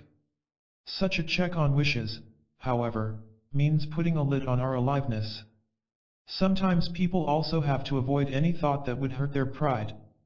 The most significant avoidance on this score is shunning thoughts about death, because the idea of having to get older and having to die like any other mortal is unbearable. Oscar Wilde's Dorian Gray is an artistic presentation of the pride in eternal youth. The development of pride is the logical outcome, the climax, and consolidation of the process initiated with the search for glory. The individual may first have relatively harmless fantasies in which he pictures himself in some glamorous role. He proceeds by creating in his mind an idealized image of what he really is, could be, should be. Then comes the most decisive step. His real self fades out and the energies available for self-realization are shifted to the actualization of the idealized self. The claims are his attempt to assert his place in the world, a place that is adequate to the significance of the idealized self and one that supports it. With his should, he drives himself to actualize the perfection of this self. And, lastly, he must develop a system of private values which, like The Ministry of Truth in 1984, by George Orwell, determines what to like and accept in himself, what to glorify, what to be proud of. But this system of values must by necessity also determine what to reject, to abhor, to be ashamed of, to despise, to hate. It cannot do the one without the other. Pride and self-hate belong inseparably together, they are two expressions of one process. Chapter 5, Self-Hate and Self-Contempt. We have now traced a neurotic development that begins with self-idealization and evolves step by step with inexorable logic to a transformation of values into the phenomenon of neurotic pride. This development in actual fact is more involved than I have presented it hitherto. It is both intensified and complicated by another process operating simultaneously, a process which is seemingly opposite, though it is likewise initiated by self-idealization. Briefly, when an individual shifts his center of gravity to his idealized self, he not only exalts himself but also is bound to look at his actual self, all that he is at a given time, body, mind, healthy and neurotic, from a wrong perspective. The glorified self becomes not only a phantom to be pursued, it also becomes a measuring rod with which to measure his actual being. And this actual being is such an embarrassing sight when viewed from the perspective of a godlike perfection that he cannot but despise it. Moreover, what is dynamically more important, the human being which he actually is keeps interfering, significantly, with his flight to glory, and therefore he is bound to hate it, to hate himself. And since pride and self-hate are actually one entity, I suggest calling the sum total of the factors involved by a common name, the pride system. Yet with self-hate we are considering a completely new aspect of the process, one which considerably alters our view of it. We have advisedly set the question of self-hate aside until now in order to obtain first a clear picture of the straight drive toward actualization of the idealized self. But we must now complete the picture. No matter how frantically our Pygmalion tries to mold himself into a being of splendid dimensions, his drive is doomed to failure. He may at best be able to eliminate from awareness some disturbing discrepancies, but they continue to exist. The fact remains that he has to live with himself, whether he eats, sleeps, goes to the bathroom, whether he works or makes love, he is always there. He sometimes thinks that everything would be better if he could only divorce his wife, take another job, move to another apartment, or go on a trip, but in fact he must always take himself along. Even if he functions like a well-oiled machine, there are still limitations of energy, of time, of power, of endurance, the limitations of a human being. The best way to describe the situation is in terms of two people. There is the unique, ideal person, and there is an omnipresent stranger, the actual self, always interfering, disturbing, embarrassing. Describing the conflict in terms of he and the stranger seems pertinent because it comes close to what the individual feels. Moreover, even though he may discard factual disturbances as irrelevant or unrelated to himself, he can never escape so far from himself as not to register them. Although he may be successful, may function fairly well, or even be carried away by grandiose fantasies of unique achievement, he will nevertheless feel inferior or insecure. He may have a gnawing feeling of being a bluff, a fraud, a freak, feelings for which he cannot account. His inside knowledge of himself shows unmistakably in his dreams, when he is close to the reality of himself. Usually the reality of himself intrudes painfully and unmistakably. Godlike in his imagination, he is awkward in social situations. Wanting to make an indelible impression on somebody, his hands shake or he stammers or blushes. Feeling himself a unique lover, he may suddenly be impotent. Speaking in his imagination to his boss like a man, he merely musters a silly smile. The brilliant remark which would settle a discussion for good and all occurs to him only the next day. The desired sylph-like slenderness is never attained because, compulsively, he eats too much. The actual, empirical self becomes the offensive stranger to whom the idealized self happens to be tied, and the latter turns against this stranger with hate and contempt. The actual self becomes the victim of the proud idealized self. Self-hate makes visible a rift in the personality that started with the creation of an idealized self. It signifies that there is a war on.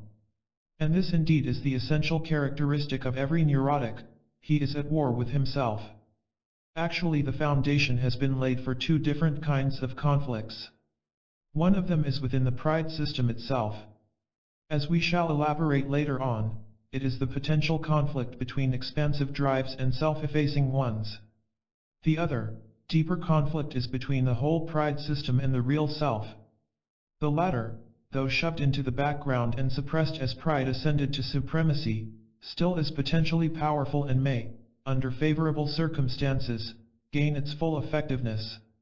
We shall discuss the characteristics and the phases of its development in the next chapter. This second, deeper conflict is not apparent at the beginning of analysis. But as the pride system totters and the person becomes closer to himself, as he starts to feel his own feelings, to know his wishes, to win his freedom of choice, to make his own decisions and assume responsibility for them, the opposing forces get lined up. With increasing clarity, the battle is now drawn between the pride system and the real self. Self-hate now is not so much directed against the limitations and shortcomings of the actual self as against the emerging constructive forces of the real self. It is a conflict of greater dimensions than any neurotic conflict I have discussed hitherto. I suggest calling it the central inner conflict. I should like to interpolate here a theoretical remark because it will help to bring this conflict into clearer focus. When previously, in my other books, I have used the term neurotic conflict, I have meant one operating between two incompatible compulsive drives. The central inner conflict, however, is one between healthy and neurotic, constructive and destructive forces. We will therefore have to enlarge our definition and say that a neurotic conflict can operate either between two neurotic forces or between healthy and neurotic ones. This difference is important, over and beyond terminological clarification. There are two reasons for the conflict between the pride system and the real self having a much greater power to split us apart than other conflicts. The first lies in the difference between partial and total involvement. By analogy with a state, it is the difference between clashing interests of individual groups and the whole countries being involved in a civil war. The other reason lies in the fact that the very core of our being, our real self with its capacity for growth, is fighting for its life. Hate for the real self is more remote from awareness than that for the limitations of the actual self, but it forms the never-absent background of self-hate, or the undercurrent that always supplies the main energies, even though hate for the limitations of the actual self may be in the foreground. Hence, hate for the real self can appear in almost pure form while hate for the actual self is always a mixed phenomenon. If for instance our self-hate takes the form of a ruthless self-condemnation for being selfish, i.e., for doing anything in our own behalf, this may be, and most likely is, both a hate for not measuring up to the absolute of saintliness and a way of crushing our real self. A German poet, Christian Morgenstern, concisely expressed the nature of self-hate in his poem Entwicklungsschmerzen, Growing Pains. I shall succumb, destroyed by myself. I who am two, what I could be and what I am. And in the end one will annihilate the other. The would-be is like a prancing steed. I am is lettered to his tail. Is like a wheel to which I am is bound, is like a fury whose fingers twine into his victim's hair, is like a vampire that sits upon his heart and sucks and sucks. A poet has thus expressed the process in a few lines. He says that we may hate ourselves with an enervating and tormenting hatred, a hatred so destructive that we are helpless against it and may psychically destroy ourselves. And he says that we do not hate ourselves because we are worthless but because we are driven to reach beyond ourselves. The hatred, he says, results from the discrepancy between what I would be and what I am. There is not only a split, but a cruel and murderous battle. The power and tenacity of self-hate is astounding, even for the analyst who is familiar with the way it operates. When trying to account for its depth, we must realize the rage of the proud self for feeling humiliated and held down at every step by the actual self. We must also consider the ultimate impotence of this rage. For, much as the neurotic may try to regard himself as a disembodied spirit, he is dependent on the actual self for being and hence for attaining glory. If he would kill the hated self, he must at the same time kill the glorious self, as Dorian Gray did when slashing to pieces the picture expressing his degradation. On the one hand, this dependency as a rule prevents suicide. If it were not for this dependency, suicide would be the logical outcome of self-hate. Actually, suicide is a comparatively rare occurrence, and it results from a combination of factors among which self-hate is but one. On the other hand, the very dependency makes self-hate all the more cruel and merciless, as is the case in any powerless rage. Furthermore, self-hate is not only a result of self-glorification but also serves to maintain it. More precisely, it serves the drive to actualize the idealized self and to find a full integration on that exalted level by eliminating conflicting elements. The very condemnation of imperfection confirms the godlike standards with which the person identifies himself. We can observe this function of self-hate in analysis. When we uncover the patient's self-hate, we may naively expect that he will be eager to get rid of it. Sometimes such a healthy response actually does occur. More often his response is divided. He cannot help recognizing the formidable burden and danger of self-hate, but he may feel it even more dangerous to rebel against the yoke. He may plead in most plausible terms the validity of high standards and the danger of becoming lax through greater tolerance toward self. Or he may gradually reveal his conviction that he fully deserves the contempt with which he treats himself, which indicates that he is not yet able to accept himself on any lesser terms than those of his arrogant standards.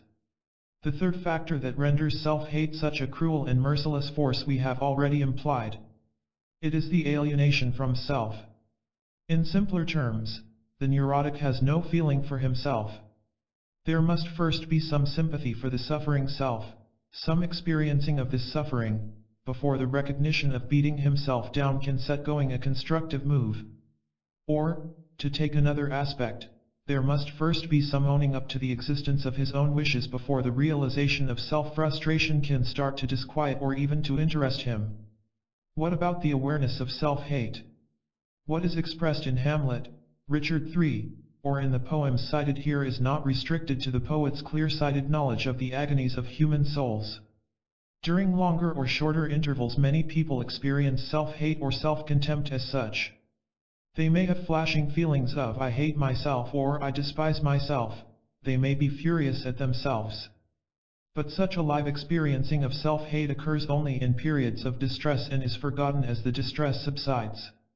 As a rule, the question does not arise whether such feelings, or thoughts, are more than a temporary response to a failure, a stupidity, a feeling of wrong done, or a realization of some psychic handicap. Hence there is no awareness of the subversive and lasting operation of self-hate. With regard to that form of self-hate which is expressed in self-accusations, the range of differences in awareness is too wide to allow for any general statement. Those neurotics who have entrenched themselves in a shell of self-righteousness have so silenced all self-accusations that nothing reaches awareness. Opposed to these are the self-effacing types who frankly express self-reproaches and guilt feelings, or betray the existence of such feelings by their flagrantly apologetic or defensive behavior. Such individual differences in awareness are significant indeed. We shall discuss later on what they mean and how they come about. But they do not justify the conclusion that the self-effacing types are aware of self-hate, because even those neurotics who are aware of self-recriminations are aware neither of their intensity nor of their destructive nature. They are also unaware of their intrinsic futility, and tend to regard them as testimony to their high moral sensitivity. They do not question their validity, and as a matter of fact, cannot do so as long as they judge themselves from the perspective of a godlike perfection. However, almost all neurotics are aware of the results of self-hate, feeling guilty, inferior, cramped, tormented. Yet they do not in the least realize that they themselves have brought about these painful feelings and self-evaluations. And even the bit of awareness they may have, can be blurred by neurotic pride. Instead of suffering from feeling cramped, they are proud of being unselfish, ascetic, self-sacrificing, a slave to duty, terms which may hide a multitude of sins against the self. The conclusion we arrive at from these observations is that self-hate in all essentials is an unconscious process. In the last analysis, there is a survival interest in not being aware of its impact.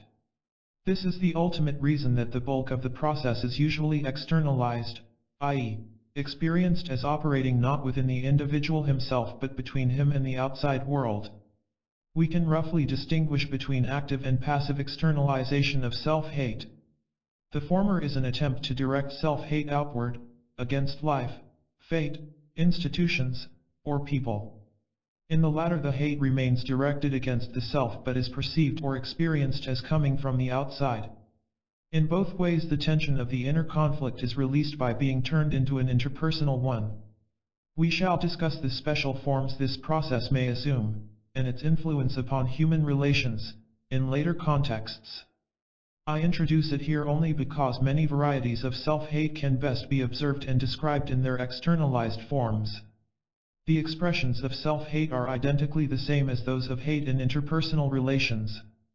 To illustrate the latter by an historical example that is still fresh in our memory, Hitler's hatred for the Jews, we see that he intimidated and accused them viciously, he humiliated them, he disgraced them in public, he deprived and frustrated them in every form, shape, and manner, he destroyed their hopes for the future, and in the end tortured and killed them systematically.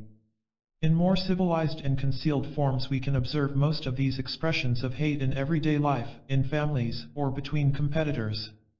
We shall now survey the main expressions of self-hate and their direct effects on the individual. All of them have been observed by great writers. Most of the individual data presented have also been described in psychiatric literature since Freud as self-accusations, self-minimizing, inferiority feelings, the incapacity to enjoy things, direct self-destructive actions, masochistic trends. But, apart from Freud's concept of the death instinct and its elaboration by Franz Alexander and Karl Menninger, no comprehensive theory has been offered that would account for all the phenomena. Freud's theory, however, though dealing with similar clinical material, is based upon such different theoretical premises that the understanding of the problems involved and the therapeutic approach to them are entirely changed. We shall discuss these differences in a later chapter. In order not to get lost in detail, let us distinguish 6 modes of operation in, or expressions of, self-hate, while keeping in mind the fact that they are overlapping. Roughly they are: relentless demands on self, merciless self-accusation, self-contempt, self-frustrations, self-tormenting, and self-destruction. When in a previous chapter we discussed demands on self, we regarded them as a means of the neurotic individual to make himself over into his idealized self. We have also stated, however, that the inner dictates constitute a coercive system, a tyranny, and that people may respond with shock and panic when failing to fulfill them. We are in the position now to understand more fully what accounts for the coerciveness, what renders the attempts to comply with the dictates so frantic, and why the responses to failure are so profound. The should are as much determined by self-hate as by pride, and the furies of self-hate are unleashed when they are not fulfilled. They can be compared to a hold-up in which a gunman points a revolver at a person, saying, "Either you give me all you have, or else I'll shoot you." The gunman's hold-up is likely to be the more humane of the two. It is possible for the threatened person to save himself by complying, while the should cannot be appeased. And also, being shot, for all the finality of death, seems less cruel than a lifelong suffering under self-hate. To quote from the letter of a patient 5, his real self is stifled by the neurosis, the Frankenstein monster originally designed for his protection. And it makes little difference whether you live in a totalitarian country or a private neurosis. Either way you are apt to end up in a concentration camp where the whole point is to destroy the self as painfully as possible. The should are in fact self-destructive in their very nature. But as yet we have seen only one aspect of their destructiveness, that they put a person into a straitjacket and deprive him of inner freedom. Even if he manages to mold himself into a behavioristic perfection, he can do so only at the expense of his spontaneity and the authenticity of his feelings and beliefs. The should aim in fact, like any political tyranny, at the extinction of individuality. They create an atmosphere similar to that in the seminary described by Stendhal in The Red and the Black, or George Orwell in 1984, in which any individual thinking and feeling are suspect. They require an unquestioning obedience, which is not even felt as obedience. Besides, many should show their self-destructive character in their very contents. As an illustration, I should like to refer to 3 should, all of which operate in the condition of morbid dependency and which will be elaborated in that context. I should be big enough to mind absolutely nothing that is done to me. I should be able to make her love me, and I should sacrifice absolutely everything for love. The combination of these 3 should is indeed bound to perpetuate the tortures of a morbid dependency. Another frequent should demands of a person that he assumes full responsibility for his relatives, friends, pupils, employees, etc. He should be able to solve everyone's problem to everyone's instant satisfaction. This implies that anything that goes wrong is his fault. If a friend or relative is upset for any reason, complains, criticizes, is discontented, or wants something, such a person is forced to be the helpless victim who must feel guilty and set everything right. He is, to quote a patient, like the harassed manager of a summer hotel. The guests are always right. Whether or not any of the mishaps are actually his fault does not matter. This process is well described in a recent French book, The Witness. The main character and his brother are out boating, the boat leaks, a storm comes up, and they are capsized. Since the brother has a badly injured leg, he is not able to swim in the violent water. He is doomed to drown. The hero tries to swim ashore, supporting his brother, but soon realizes that he cannot do it. The alternatives are that both drown or that the hero saves himself alone. Clearly realizing this, he decides to save himself. But he feels as if he were a murderer, and this is so real to him that he is convinced everybody else will regard him as a murderer. His reason is of no avail, and cannot be effective, as long as he operates on the premise that he should be responsible in any case. To be sure, this is an extreme situation. But the hero's emotional response illustrates exactly what people do feel when driven by this particular should. An individual can also impose tasks upon himself which are detrimental to his whole being. A classic example of this kind of should is to be found in Dostoevsky's Crime and Punishment. Raskolnikov, in order to prove to his satisfaction his Napoleonic qualities, felt that he should be able to kill a human being. As Dostoevsky shows us in unmistakable terms, despite Raskolnikov's manifold resentments against the world, nothing was more distasteful to his sensitive soul than to kill. He had to beat himself into doing it. What he actually felt is expressed in a dream in which he sees a scrawny, underfed little mare forced by drunken peasants to try to pull an impossibly heavy cart load. It is brutally and mercilessly whipped and finally beaten to death. Raskolnikov himself rushes to the mare in an upsurge of deep compassion. This dream appeared at a time when Raskolnikov was engaged in a violent inner struggle. He felt both that he should be able to kill and that it was so utterly distasteful that he simply could not do it. In the dream he realized the senseless cruelty with which he was beating himself into doing something that was as impossible for him as it was for the mare to pull the heavy cart load. And from the depth of his being emerged a profound compassion for himself over what he was doing to himself. Having thus experienced his true feelings, he felt more at one with himself after the dream and decided against the killing.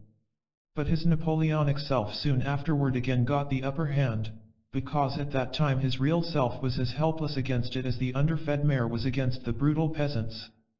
The third factor which renders the should self-destructive and which, more than others, accounts for their coerciveness, is the self-hate with which we may turn against ourselves when we violate them. Sometimes this connection is fairly clear, or can be established easily. A person has not been as all-knowing or all-helpful as he feels he should be and, as in the story The Witness, is filled with unreasoning self-reproaches. More often he is not aware of such a violation but, seemingly out of the blue, feels low, uneasy, fatigued, anxious, or irritable. Let us recall the example of the woman who was suddenly scared of a dog after not having climbed to the mountain top. The sequence here was as follows. First, she experienced as a failure her sensible decision to give up the climbing, a failure in the light of a dictate telling her that she should manage everything, and which remained unconscious. Next followed her self-contempt, which likewise remained unconscious. Then came the response to her self-berating, in the form of feeling helpless and scared, the first of the emotional processes that reached awareness. If she had not analyzed herself, the scare of the dog would have remained a puzzling incident, puzzling because it was disconnected from all that preceded it. In other instances, a person experiences in conscious awareness only the special ways in which he automatically protects himself from his self-hate, such as his special ways to allay anxiety, eating sprees, drinking or shopping sprees, etc., his feeling victimized by others, passive externalization, or irritable at others, active externalization. We shall have ample opportunity to see from various viewpoints how these attempts at self-protection operate. In this context, I want to discuss still another similar one, because it easily escapes attention and can lead to an impasse in therapy. This attempt is made when a person is on the verge of realizing, unconsciously, that he cannot possibly measure up to his particular should. It can happen then that a patient who is otherwise reasonable and cooperative may become agitated and go, as it were, on a wild spree of feeling abused by everybody and everything. His relatives exploit him, his boss is unfair, his dentist has messed up his teeth, analysis does him no good, etc. He may be quite abusive toward the analyst and may have violent fits of temper at home. In trying to understand his upset, the first factor that strikes us is his making insistent claims for special consideration. According to the particular situation, he may insist on getting more help in his office, on his wife or his mother leaving him alone, on his analyst giving him more time, or on his school making exceptions in his favor. Our first impression then is that of frenzied claims and a feeling of abuse at their frustration. But when these claims are brought to his attention, the patient's frenzy increases. He may become still more openly hostile. If we listen carefully, we find a theme running through his abusive comments. It is as if he said, "Don't you realize, you darned fool, that I really am in need of something?" If we now recall our knowledge that claims stem from neurotic needs, we can see that a sudden increase of claims points to a sudden increase of rather urgent needs. Following this lead, we have a chance to understand the patient's distress. It may turn out then that, without his knowing it, he has realized that he cannot fulfill certain of his imperative should. He may have felt, for instance, that he simply cannot make a go of some important love relation, or that he has so overloaded himself with work that even with the utmost straining he cannot swing it, or he may have recognized that certain problems which have come up in analysis did get him down and are beyond even his endurance, or that they deride his efforts to dispel them by sheer exertion of willpower. These realizations, mostly unconscious, make him panicky because he feels he should be able to overcome all these odds. In this condition then there are but two alternatives. One is to realize that his demands on himself are fantastic. The other is to claim frantically that his life situation be so changed that he will not have to face his failure. In his agitation he had taken the second road, and it is the task of therapy to show him the first one. It is of great importance for therapy to recognize the possibility that the patient's realization of should being unfulfillable can give rise to hectic claims. It is important because these claims can create a condition of agitation that is most difficult to handle. But it also is important in terms of theory.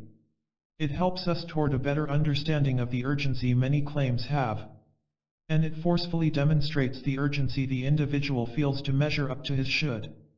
Finally, if even a dim realization of a failure, or impending failure, to measure up to the should can create a frantic despair, then there is a stringent inner necessity to prevent such realizations. We have seen that one of the ways in which the neurotic avoids them is by fulfilling the should in his imagination. I should be able to be, or act, in a certain way, so I am able to be so, or to do so. We understand better now that this seemingly slick and glib way of avoiding truth is actually determined by the lurking terror of coming face to face with the fact that he does not and cannot measure up to his inner dictates. It is therefore an illustration of the contention propounded in the first chapter that imagination is put to the service of neurotic needs. Among the many unconscious self-deceptive measures thus made necessary, I comment here on only two, because of their basic significance. One of them is to lower the threshold of awareness of self. Sometimes an astute observer of others, the neurotic may maintain a tenacious unawareness of his own feelings, thoughts, or actions. Even in analysis, when some problem is called to his attention, he will shut off further discussion with an "I am not aware of that" or "I do not feel it." The other unconscious device to be mentioned here is a peculiarity of most neurotics, that of experiencing themselves only as reacting beings. This goes deeper than putting the blame on others. It amounts to an unconscious denial of their own should. Life is experienced then as a sequence of pushes and pulls, coming from the outside. In other words, the should themselves are externalized. To summarize in more general terms, any person subjected to a tyrannical regime will resort to means of circumventing its dictates. He is forced into a duplicity which, in the case of an external tyranny, may be entirely conscious.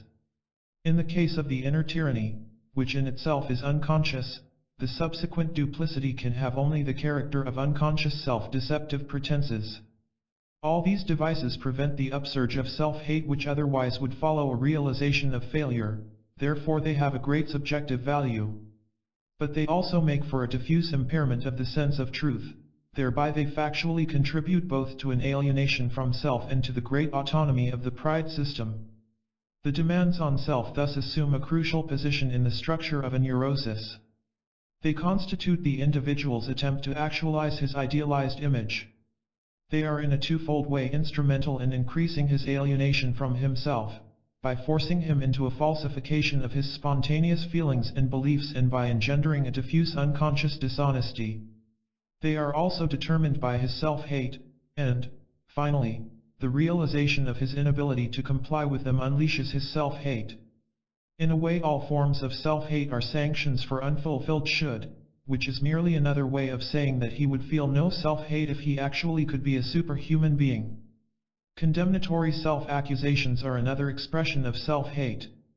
Most of them follow with merciless logic from our central premise.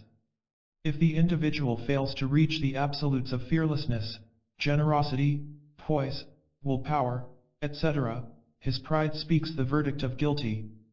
Some self-accusations are directed against existing inner difficulties. They may therefore look deceptively rational. At any rate, the person himself feels them to be entirely warranted. After all, is not such severity commendatory since it is commensurate with high standards? Actually, he takes the difficulties out of context and hurls at them the full fury of moral condemnation. They are lodged regardless of the person's responsibility for them. Whether he could, in any way, have felt, thought, acted differently, whether he was even aware of them does not matter in the least. A neurotic problem to be examined and worked at thus turns into a hideous blemish, branding the person as being beyond redemption. He may, for instance, be unable to defend his interests or his opinions. He notices that he was rather appeasing when he should have voiced his dissenting opinion or defended himself against exploitation. To have observed this squarely is not only actually all to his credit but could be a first step toward a gradual recognition of the forces compelling him to appease rather than to assert himself. Instead, in the grip of destructive self-reproaches, he will beat himself down for having no guts or being a disgusting coward, or he will feel that the people around him despise him for being a weakling. Thus the whole effect of his self-observation is to make him feel guilty or inferior, with the result that his lowered self-esteem makes it still harder for him to speak up the next time. Similarly, somebody who is overtly afraid of snakes or of driving a car may be well informed about the facts that such fears stem from unconscious forces over which he has no control. His reason tells him that the moral condemnation of cowardice makes no sense. He may even argue with himself about being guilty or not guilty, back and forth. But he cannot possibly arrive at any conclusion because it is an argument involving different levels of being. As a human being he can allow himself to be subject to fears. But as a godlike being he should have the attribute of absolute fearlessness, and he can only hate and despise himself for having any fears. Again, a writer is inhibited in doing creative work because of several factors within himself which make writing an ordeal. His work therefore proceeds slowly. He fiddles around or does irrelevant things. Instead of being sympathetic with himself for this affliction, and examining it, he calls himself a lazy good-for-nothing or a fraud who is not really interested in his work. Self-accusations as to being a bluff or a fraud are most common. They are not always directly thrust at self for some concrete matter. More often a neurotic person feels a resulting vague uneasiness on this score, doubts which are not attached to anything and are dormant at times and at others consciously tormenting. Sometimes he becomes aware only of the fear with which he reacts to his self-accusation, the fear of being found out. If people knew him better they would see that he was no good. At the next performance his incompetence will show. People will realize that he merely managed to show off, with no solid knowledge behind his front. Again, what exactly might be found out at closer contact, or in any test situation, remains vague. This self-reproach too, however, is not plucked from thin air. It refers to the sum total of existing unconscious pretenses of love, of fairness, of interest, of knowledge, of modesty. And the frequency of this particular self-accusation corresponds to the frequency of pretense in each neurosis. Its destructive nature shows here too in the fact of its merely producing feelings of guilt and fear rather than contributing to a constructive search for existing unconscious pretenses. Other self-accusations hit less at existing difficulties than at the motivations for doing something. These may seem the very image of conscientious self-scrutiny. And only the whole context can show whether a person really wants to find out about himself, whether he is merely fault-finding, or whether both drives operate. This procedure is all the more deceptive since actually our motivations rarely are pure gold, they are usually alloyed with one of several metals less noble than what is visible. Yet, if the major part is gold, we still may call it gold. If in giving advice to a friend the major motivation is a friendly intention of constructive help, we may well be satisfied. Not so the person in the clutches of fault-finding. He will say, "Yes, I gave him advice, maybe even good advice. But I did not do it gladly. Part of me hated to be bothered. Or, maybe I did it only to enjoy feeling superior to him, or giving him a dig for not handling the particular situation better." This is deceptive just because there are grains of truth in such reasoning. An outsider with a little wisdom may sometimes be able to dispel the spook. He, the wiser person, might reply, assuming all the elements you mentioned, is it not all the more to your credit that in actual fact you gave your friend sufficient time and interest to be of real help to him? To look at the incident in this way would never occur to the victim of self-hate. In his blinkered staring at his faults he does not see the forest for the trees. Moreover, even if a minister, a friend, or an analyst presents things to him in the right perspective he may not be convinced. He may politely acknowledge the obvious truth but make the mental reservation that it was said for the sake of encouragement or reassurance. Responses like these are noteworthy because they show how hard it is to shake the neurotic loose from his self-hate. His error in judging the entirety of a situation is clearly shown. He may see that he overfocuses on certain aspects and ignores others. Nevertheless, he sticks to his verdict. The reason is that his logic operates on different premises from those of a healthy person. Since the advice he gave was not the absolute of helpfulness, the whole action was morally objectionable, and so he starts to beat himself down and refuses to let himself be dissuaded from his self-accusations. These observations refute the assumption sometimes made by psychiatrists that self-blame is merely a clever device to elicit reassurance or to escape blame and punishment. That of course does occur. On the part of children, or of grown-ups, toward intimidating authorities it may actually be nothing but a strategy. Even so, we have to be careful with our judgment and should examine the need for so much reassurance. To generalize about these instances and to regard self-accusations as such as only serving strategic ends means a total failure to appreciate their destructive power. Self-accusations furthermore may focus on adversities which are outside the individual's control. These are most conspicuous in psychotics, who may accuse themselves for instance of a murder they read about, of responsibility for a flood in the Middle West 600 miles away. Seemingly absurd self-accusations often are the outstanding symptom in melancholic conditions. But the self-accusations in neurosis, while less grotesque, may be no less unrealistic. As an illustration, I cite an intelligent mother whose child fell from a neighbor's porch while playing with the children who lived there. The child had a slight concussion, otherwise, the accident was harmless. The mother severely accused herself of carelessness for years thereafter. It was all her fault. If she had been present, the child would not have climbed up the railing and would not have fallen. This mother subscribed to the inadvisability of overprotecting children. She knew of course that even an overprotective mother cannot be present all the time. Yet she stuck to her verdict. Similarly, a young actor reproached himself bitterly for temporary failures in his career.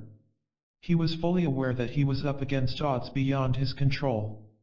In talking the situation over with friends, he would point out these adverse factors, but he did it in a defensive manner, as if to assuage a feeling of guilt and to protest his innocence. If friends asked him what exactly he could have done differently, he could not pin it down to anything concrete. No scrutiny, no reassurance, no encouragement availed against his self-recrimination. This kind of self-accusations may well arouse our curiosity, because the opposite happens much more frequently. Usually the neurotic seizes avidly upon situational difficulties or misfortunes for the purpose of exonerating himself. He did all he could. He was, to make a long story short, simply wonderful.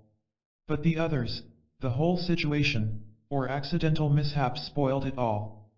While these two attitudes superficially look like opposites, the similarities are strangely enough greater than the differences. In both ways the attention is diverted from subjective factors and focused on the externals. To them is ascribed the decisive influence for happiness and success. The function in both is to ward off the onslaughts of self-condemnation for not being one's idealized self. In the instances mentioned, other neurotic factors also interfered with being the ideal mother or with having a brilliant career as an actor. The woman at that time was too consumed with her own problems to be a consistently good mother. The actor had certain inhibitions against making necessary contacts and competing for a job. Both were to some extent aware of these difficulties, but they mentioned them casually, forgot about them, or subtly embellished them. In a person who is happy-go-lucky this would not strike us as peculiar. But in our two instances, which are typical in this regard, there is a simply stunning discrepancy between a gingerly dealing with their shortcomings on the one hand and merciless, unreasoning self-accusations for occurrences outside their control on the other. Such discrepancies may easily escape observation as long as we are not aware of their significance. Actually, they contain an important clue for understanding the dynamics of self-condemnation.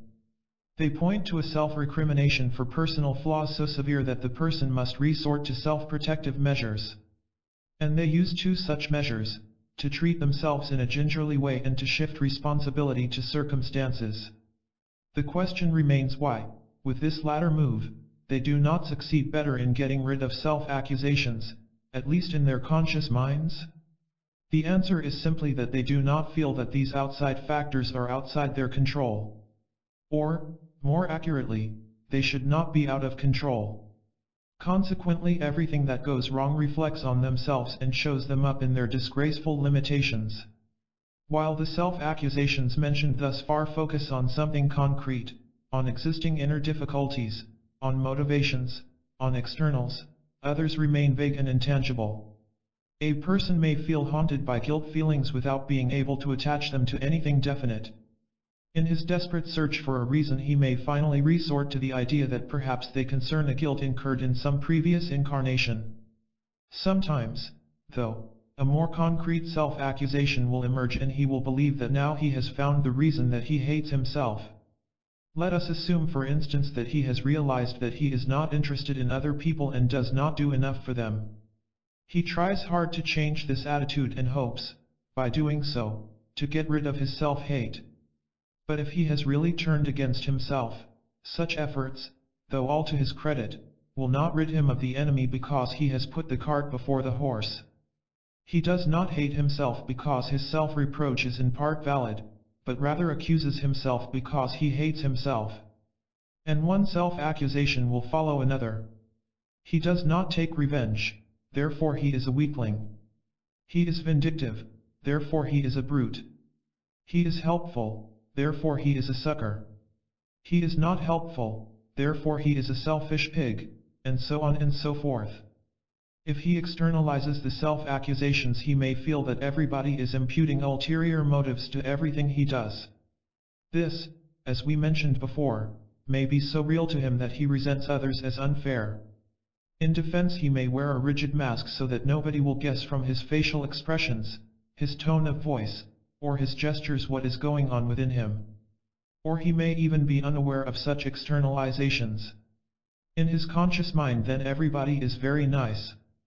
And only during the analytic process will he realize that he actually feels under constant suspicion. Like Damocles, he may live in terror lest the sword of some severe accusation fall on him at any moment. I do not think that any psychiatric book could give a more penetrating presentation of these intangible self-accusations than Kafka did in The Trial.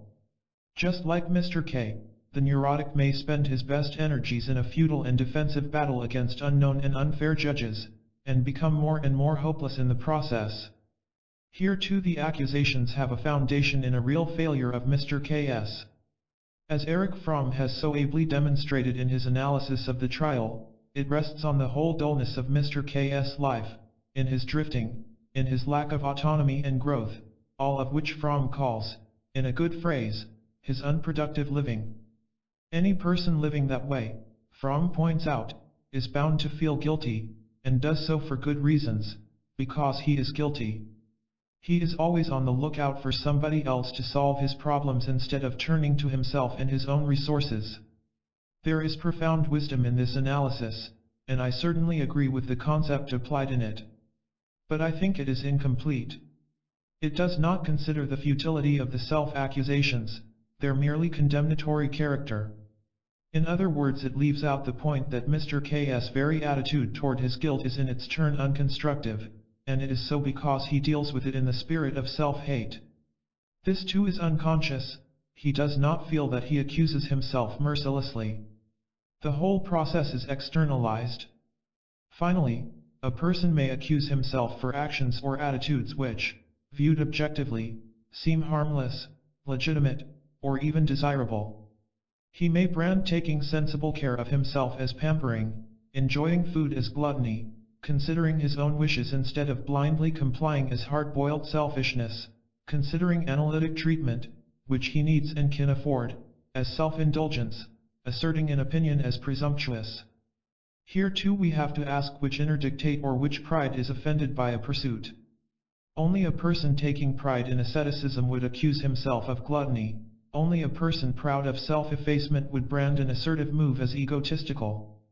But the most important thing about this kind of self-accusations is that they often concern the fight against the emerging real self. They mostly occur, or, more precisely, come into the foreground, in later phases of analysis, and are an attempt to discredit and discourage moves toward healthy growth. The viciousness of self-accusations, as in any form of self-hate, calls for self-protective measures. And we can observe these clearly in the analytic situation. As soon as the patient is faced with one of his difficulties, he may go on the defensive. He may respond with righteous indignation, with feeling misunderstood, or with becoming argumentative.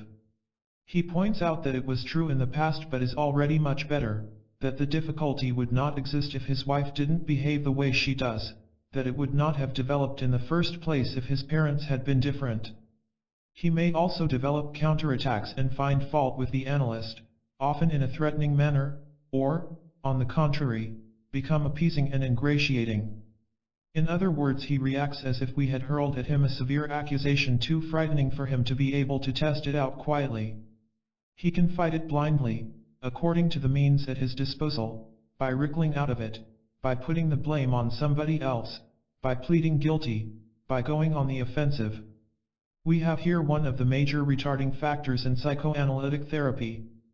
But also, apart from analysis, it is one of the main causes preventing people from being objective toward their problems. The necessity to ward off any self-accusation stunts the capacity for constructive self-criticism and thereby mars the possibility of learning from mistakes. I want to summarize these comments on neurotic self-accusations by contrasting them with the healthy conscience. The latter vigilantly guards the very best interests of our true self. It represents, to use Erich Fromm's excellent term, man's recall to himself. It is the reaction of our true self to the proper functioning or the malfunctioning of our total personality.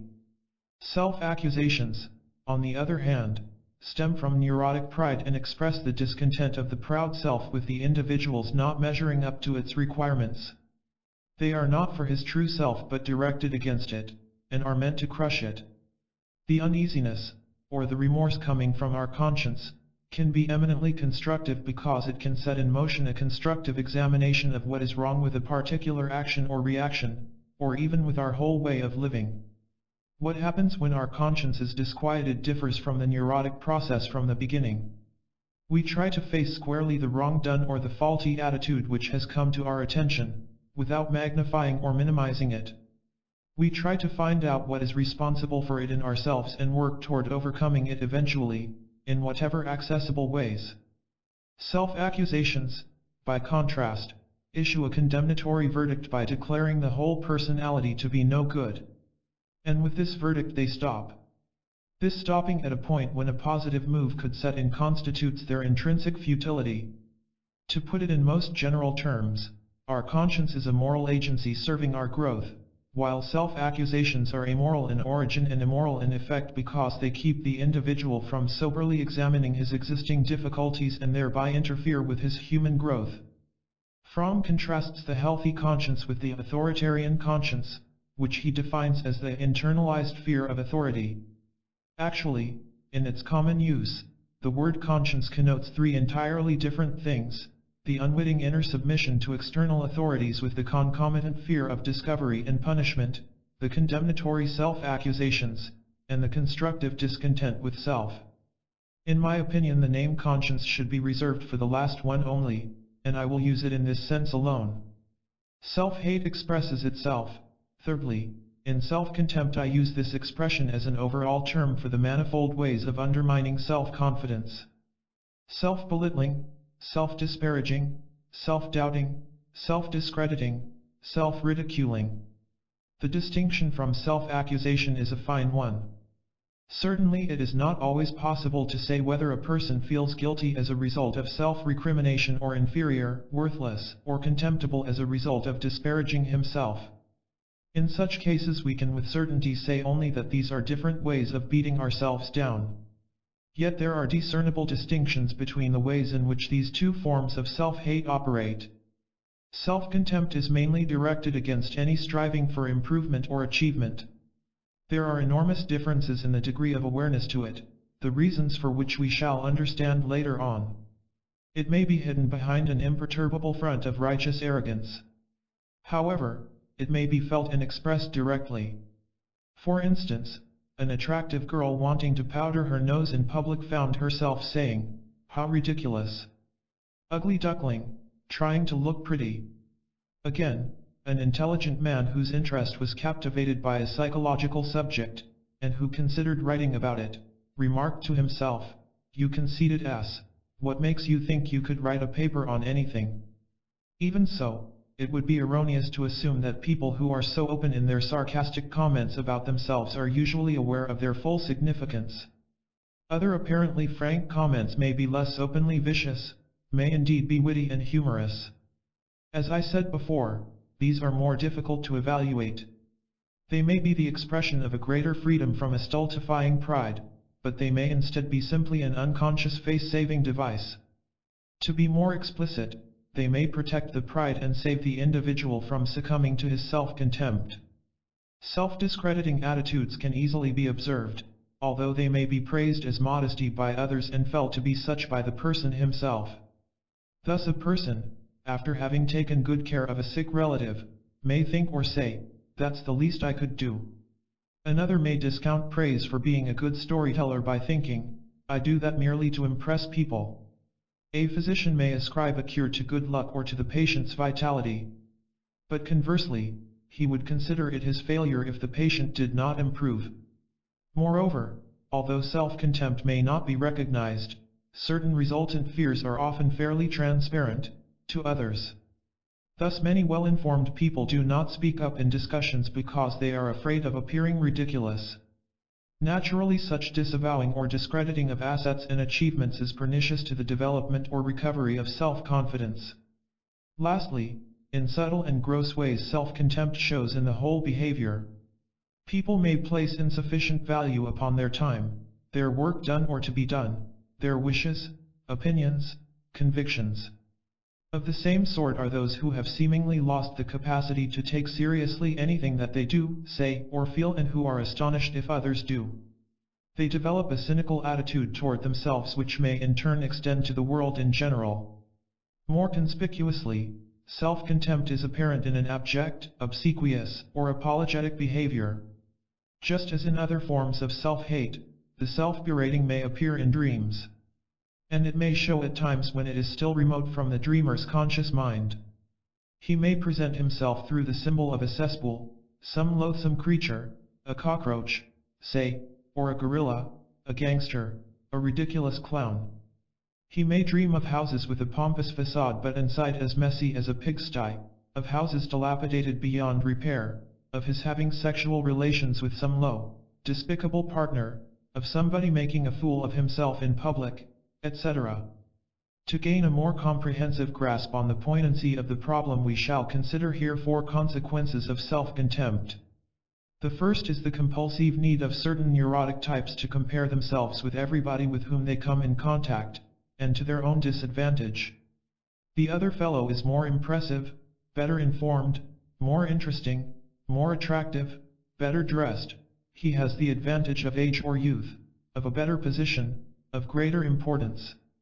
But even though the comparisons may strike the neurotic himself as lopsided, he does not think them through clearly, or, if he does, the feeling of comparative inferiority still remains. The comparisons made are not only unfair to himself, they often do not make any sense. Why should an older man who could be proud of his own accomplishments compare himself with a youngster who is a better dancer?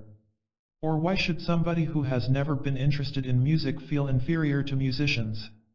This practice makes sense, however, when we remember the unconscious claims to be superior to others in every regard. We must add here that the neurotic's pride also demands that he should be superior to everybody and everything. Then of course any superior skill or quality of others must be disturbing, and must call forth a self-destructive berating.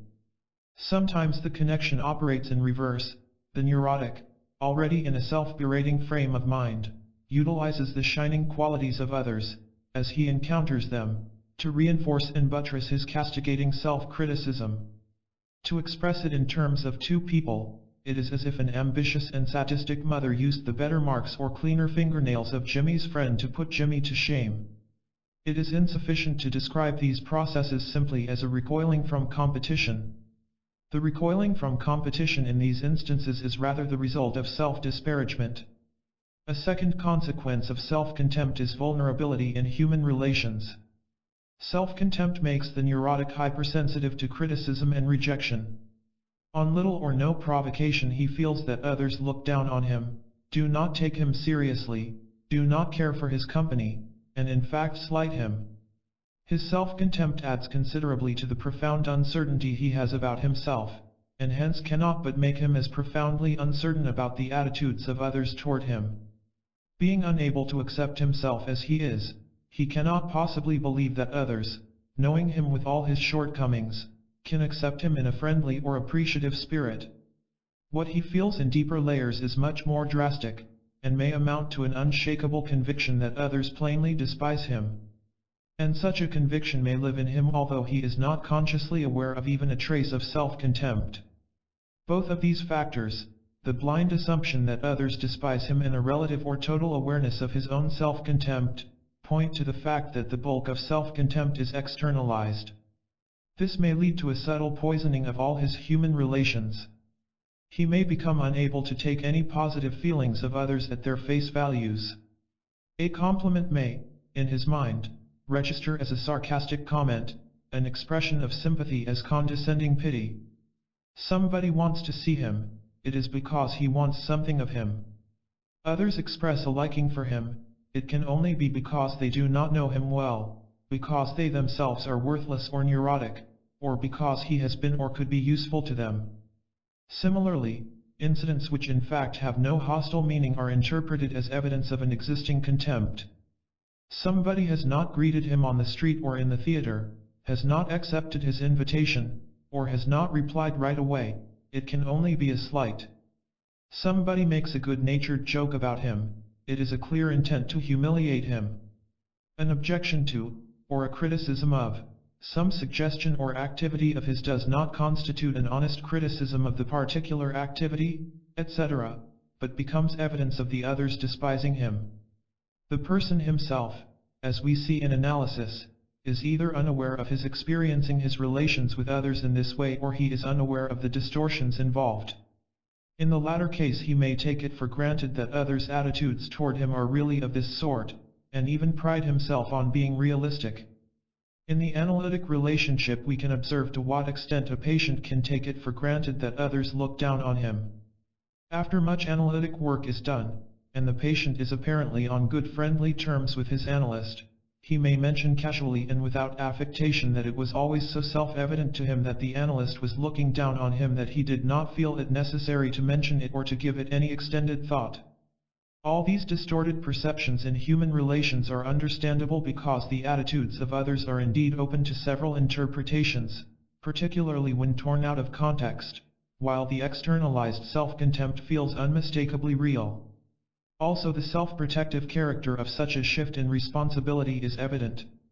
It is probably intolerable, if possible at all, to live with a constantly awake, sharp self-contempt.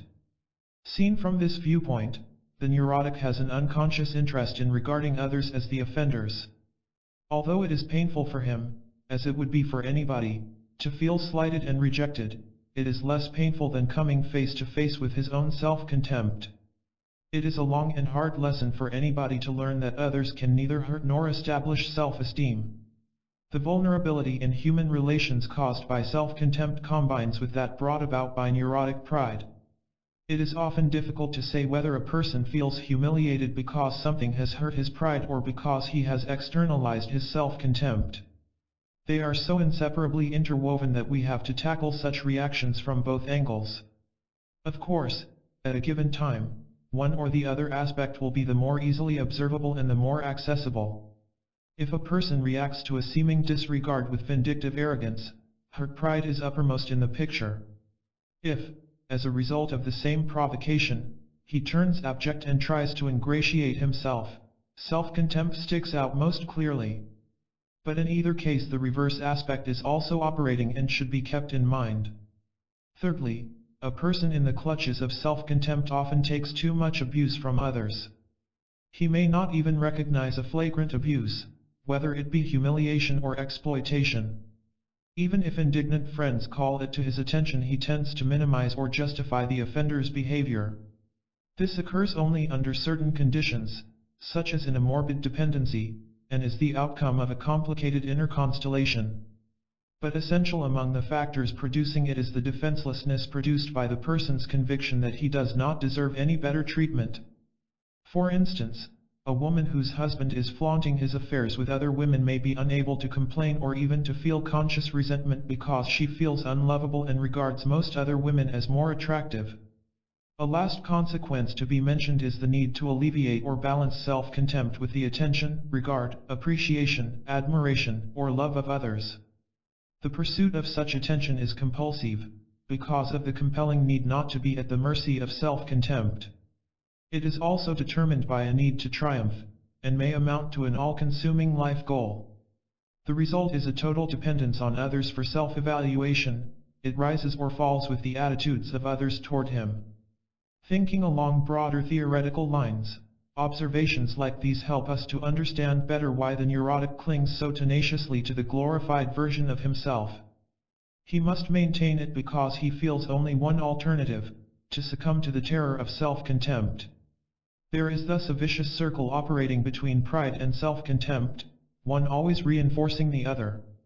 This can change only to the extent that he gets interested in the truth about himself. But again, self-contempt renders it difficult to find himself. As long as his degraded image of himself is real to him, his self appears despicable. What exactly does the neurotic despise in himself?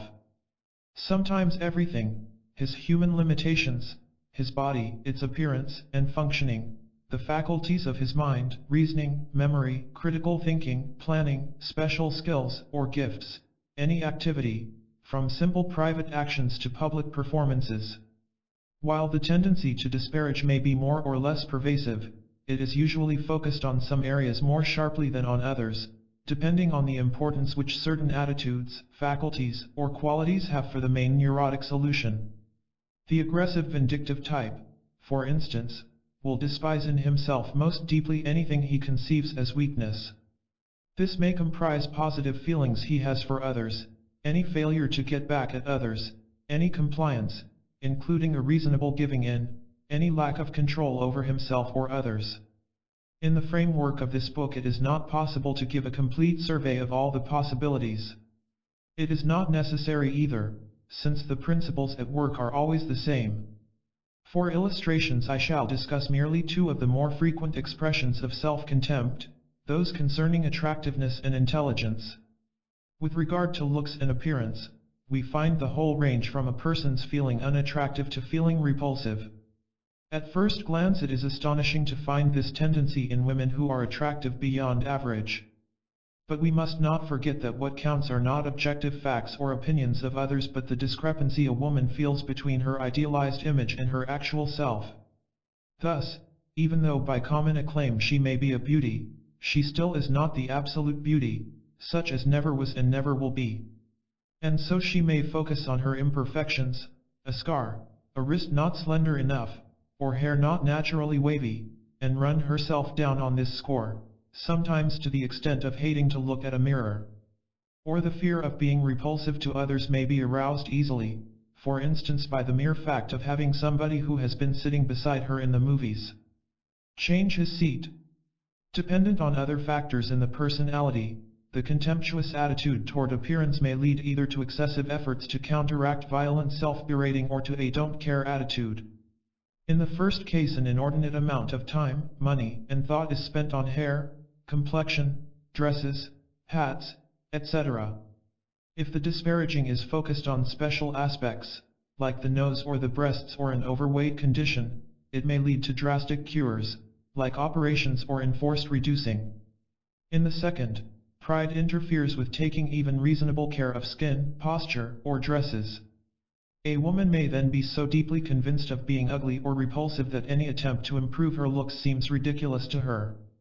The self-berating on the score of looks becomes more poignant when one realizes that it is also fed from a deeper source. The question, "Am I attractive?" is inseparable from another one, "Am I lovable?" Here we touch upon a crucial problem in human psychology, and will again have to leave a loose end because the problem of lovableness is better discussed in another context. The two questions are interlinked in more than one way, but they are not identical. The one means, is my appearance sufficiently beautiful to attract love? The other, have I qualities which make me lovable? Although the first one is important, particularly in younger years, the second goes into the core of our being and is the one relevant to attaining happiness in love life. But lovable qualities have to do with personality, and as long as the neurotic is remote from himself, his personality is too nebulous to interest him. Also, while imperfections in terms of attractiveness often are negligible for all practical purposes, lovableness is factually impaired in all neuroses for many reasons. Yet, strangely enough, the analyst hears plenty of concern about the first and very little, if any, about the second. Is not this one of the many shifts taking place in neurosis from the essentials to the periphery? From what really matters for our self-fulfillment to the shining surface? Is not this process also in line with the search for glamour? There is no glamour in having and developing lovable qualities, but there may be glamour in having just the right figure or just the right dress. In this context, it is inevitable that all questions of appearance are overloaded with significance. And it is understandable that the self-disparaging will focus on them. The self-disparaging concerning intelligence, with the resultant feeling of stupidity, corresponds to pride in the omnipotence of reason. And it depends upon the whole structure as to whether pride or self-contempt on this score is in the foreground.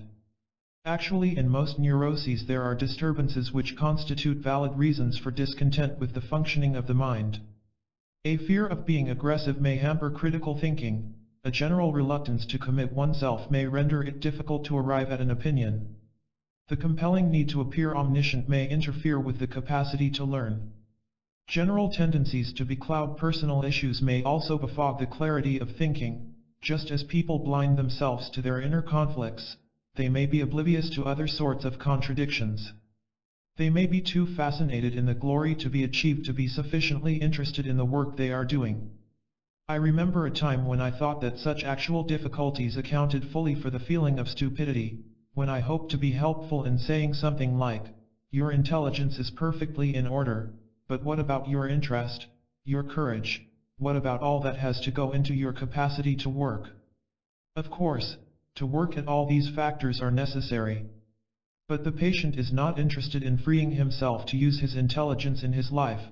What he is interested in is the absolute intelligence of the master mind. What I did not recognize at that time was the power of the self-devaluating process, which sometimes reaches gigantic proportions. Even people who have attained genuine intellectual achievements may prefer to insist on considering themselves stupid than to avow their aspirations, since at any cost they must avoid the danger of ridicule. And in quiet despair they accept this verdict, rejecting all evidence or assurance to the contrary. The self-belittling processes disturb the active pursuit of any interest to a varying degree. The effect may show before, during, or after activities.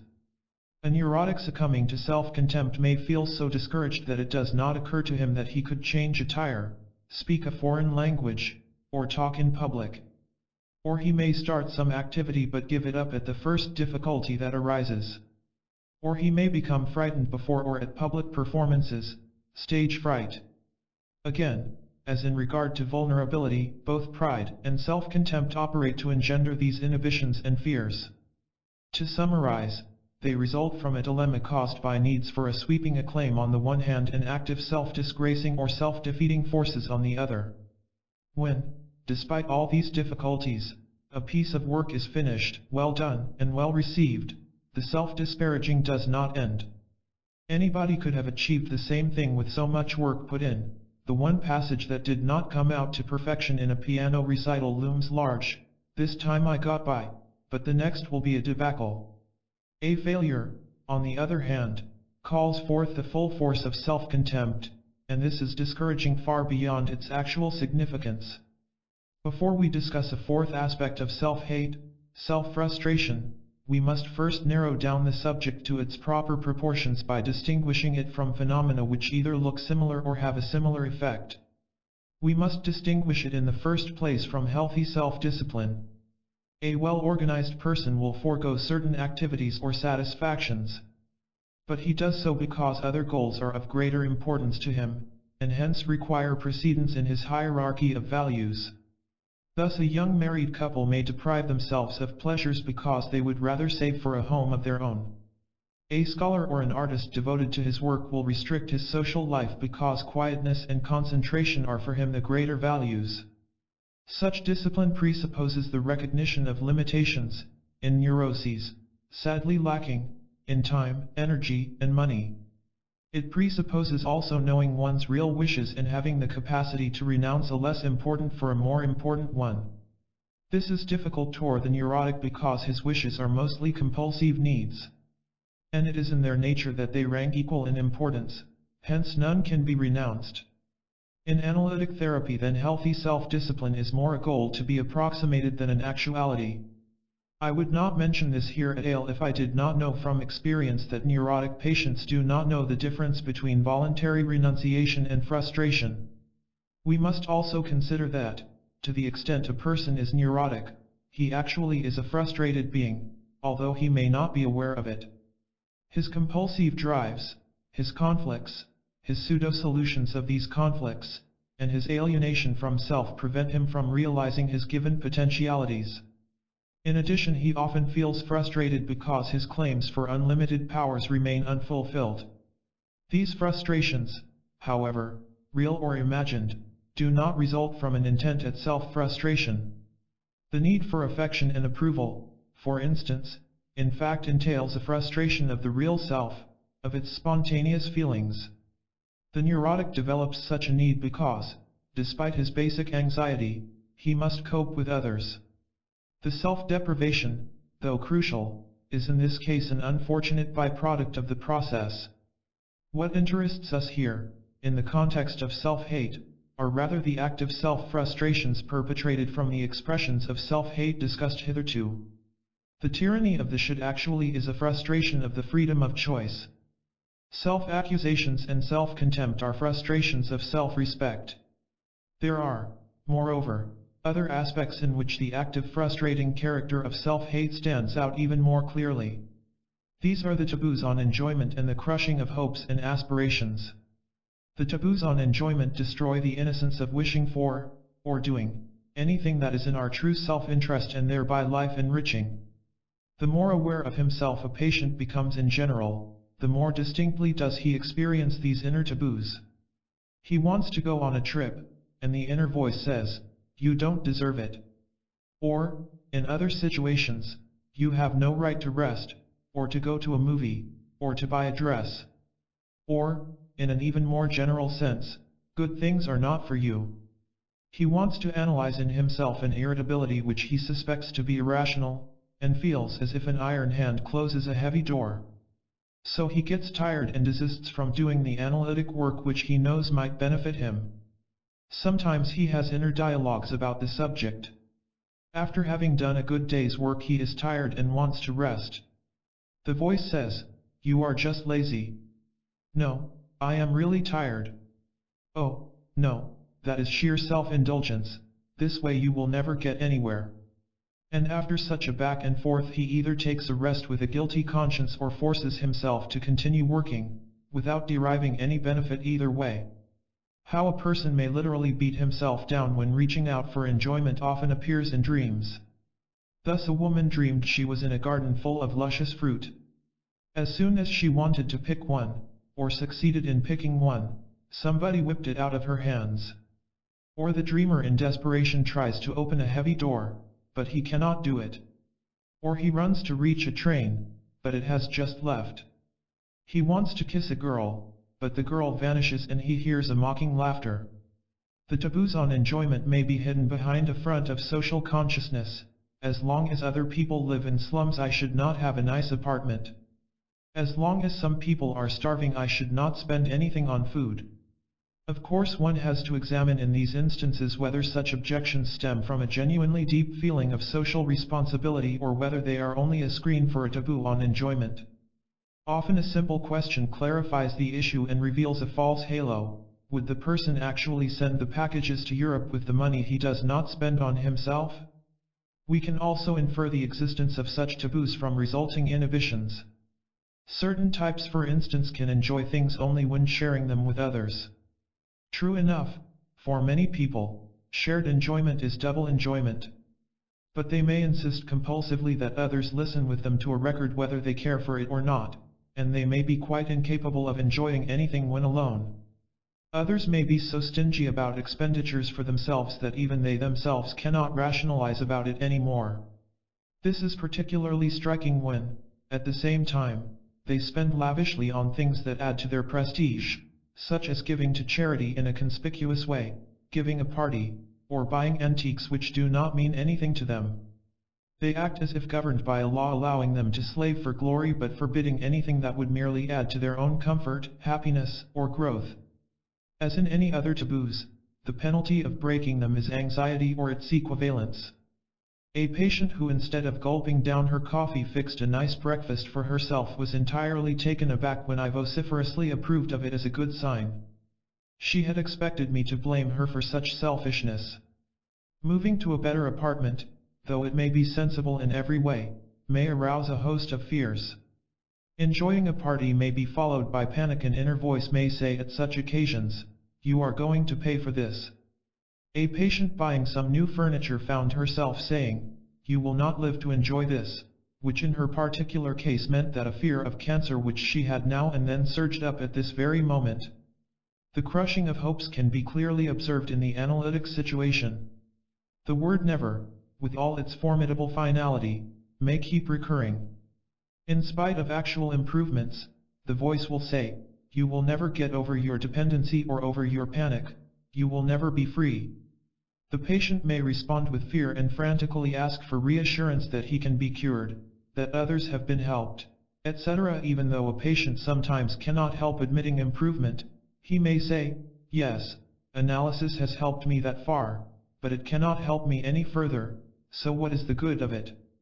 When the crushing of hopes is pervasive, a feeling of doom results. One sometimes feels reminded of Dante's Inferno, with the inscription at its entrance, "Abandon hope, all ye who enter here." The repercussions to undeniable improvement often occur so regularly as to be predictable. A patient feels better, has been able to forget about a phobia, has seen an important connection that shows him a way out, and then comes back, profoundly discouraged and depressed. Another patient who for all essentials has resigned from living develops severe panic and comes to the verge of suicide each time he realizes an existing asset in himself. If the unconscious determination to keep himself down is deeply entrenched, the patient may reject any reassurance with sarcastic remarks. In some instances we can trace the process leading up to a relapse. Having seen that a certain attitude would be desirable, such as giving up irrational claims, the patient feels that he has changed, and in his imagination he surges to the heights of absolute freedom. Then, hating himself for not being able to do so, he tells himself, "You are no good, and will never get anywhere." A last and most insidious self-frustration is the taboo on any aspiration, not simply on any grandiose fantasy, but on any striving that means using one's own resources or becoming a better and stronger person. Here the borderline between self-frustration and self-disparaging is particularly vague. Who are you to want to act, to sing, to marry? You will never amount to anything.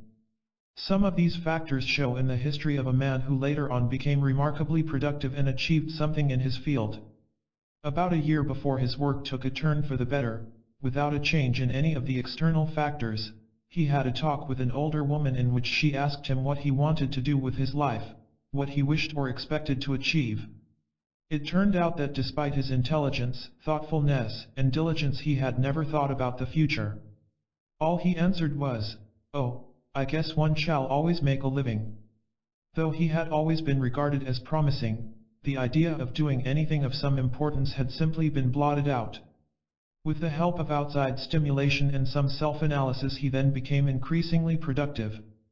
But his findings in research occurred without his being aware of their significance. He even did not experience having achieved anything. Hence it did not accrue to his self-confidence. He might forget about his findings, and rediscover them accidentally. When finally he came to analysis, mainly on account of remaining inhibitions in his work, his taboos on wanting anything for himself and aspiring for something, or realizing his particular gifts, were still formidable. Apparently his existing gifts and a hidden ambition driving him toward achievement were too strong to be altogether stunted. So he got things done, even though under torture, but he had to keep this fact from awareness and was unable to own it and enjoy it. In others the result is still less favorable. They resign, do not dare to venture into something new, expect nothing from life, put their goals too low, and hence live beneath their abilities and psychic means. As in other aspects of self-hate, self-frustration may show in externalization. A person complains that if it were not for his boss, lack of money, the weather, or the political situation he would be the happiest person in the world. Needless to say, we should not go to the other extreme and regard all these factors as necessarily irrelevant. Certainly they may affect our well-being. But in our evaluation of them we should scrutinize how great their actual influence is, and how much is shifted to them from inner sources. Very often a person will feel serene and content because he is on better terms with himself, despite the fact that no external difficulties have changed. Self-torture is in part an inevitable byproduct of self-hate. Whether the neurotic tries to whip himself into a perfection impossible to attain, hurls accusations against himself, or disparages or frustrates himself, he is actually torturing himself. Making self-torture a separate category among the expressions of self-hate involves the contention that there is, or may be, an intent at self-tormenting.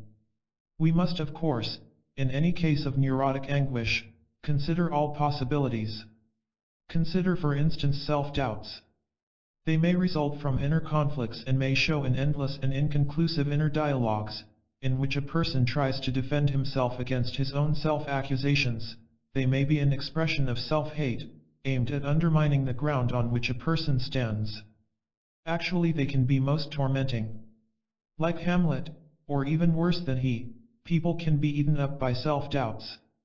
Certainly we have to analyze all the reasons for their operating, but do they also constitute an unconscious intent at self-torture? A further example of this same caliber, procrastination. As we know, many factors may be responsible for delaying decision or action, such as general inertia or a pervasive incapacity to take a stand. The procrastinator himself knows that things postponed often will loom larger and larger, and that in actual fact he may inflict considerable suffering upon himself. And here we sometimes get a first glimpse that goes beyond inconclusive questions. When, on account of his postponing, he does get into an unpleasant or threatening situation, he may say to himself with unmistakable glee, "It serves you right." That still does not mean that he procrastinates because he is driven to torture himself, but it does suggest a kind of schadenfreude, of vindictive satisfaction at the self-inflicted distress. No evidence so far, then, for an active tormenting, but rather the gleeful attitude of a bystander watching the victim squirm and writhe. All of this would remain inconclusive if it were not for a crescendo of other observations, showing the existence of active self-tormenting drives. In certain forms of stinginess with self, for instance, the patient observes that his petty economizing is not simply an inhibition but is peculiarly satisfying, sometimes almost amounting to a passion. Then there are certain patients with hypochondriac propensities who not only have their honest-to-God fears but also seem to frighten themselves in a rather cruel way. A touch of a sore throat turns into tuberculosis, a stomach upset into cancer, an aching muscle into poliomyelitis, a headache into a brain tumor, a spell of anxiety into insanity. One such patient went through what she called the poisonous process. At slight initial signs of restlessness or sleeplessness, she would tell herself that now she was in for a new cycle of panic. Each night thereafter it would become worse and worse until it reached unbearable proportions. Comparing the initial fears to a little snowball, it was as if she rolled it on and on until it grew into an avalanche which in the end would bury her. In a poem she wrote at that time she speaks of the sweet self-torture which is my whole delight. In these hypochondriac cases one factor which sets the self-torture going can be isolated. They feel that they should have absolute health, poise, and fearlessness. Any little sign to the contrary makes them turn mercilessly against themselves. Furthermore, when analyzing a patient's sadistic fantasies and impulses, we recognize that these may originate in sadistic impulses directed against himself. Certain patients have at times compulsive urges or fantasies to torture others. These seem to focus mostly on children or helpless people. In one instance they concerned a hunchbacked servant, Anne, in a boarding house where the patient lived. The patient was disquieted partly by the intensity of the impulses and partly because he felt bewildered by them. Anne was pleasant enough and had never hurt his feelings. Before the sadistic fantasies started he had alternatingly felt loathing and sympathy for her physical deformity. Both of these feelings he had recognized as stemming from his identifying himself with the girl. He was physically strong and healthy, but when he felt hopeless and contemptuous in regard to his psychic entanglements he would refer to himself as a cripple. The sadistic impulses and fantasies started when he first noticed in Anne a certain overeagerness to serve and a tendency to make a doormat out of herself. Most likely Anne had long been this way. However, his observation struck at the very point when his own self-effacing trends had come closer to awareness and rumblings of self-hate on these grounds had become audible. The compulsive urge to torture her was hence interpreted as an active externalization of impulses to torture himself which, in addition, gave him a thrilling feeling of power over a weaker creature. The active urge then dwindled to sadistic fantasies, and these disappeared as his self-effacing trends and his loathing of them came into clearer focus. I do not believe that all sadistic impulses, or actions, toward others have their sole origin in self-hate. But I think it likely that the externalization of self-tormenting drives is always a contributing factor. At any rate, the connection is sufficiently frequent to cause us to be alert to its possibilities. In other patients, fears of torture appear without any external provocation. They also arise at times of increased self-hate, and express a reaction of fear to a passive externalization of self-tormenting drives. Finally, there are masochistic and sexual activities and fantasies. I am thinking of masturbation fantasies which extend from being degraded to being cruelly tortured, masturbatory activities that accompany scratching or slapping oneself, pulling out hair, walking in too tight shoes, assuming painfully twisted positions, sexual acts in which the person must be scolded, beaten, tied, or forced to perform menial or disgusting tasks before he can reach sexual satisfaction. The structure of these practices is rather complicated.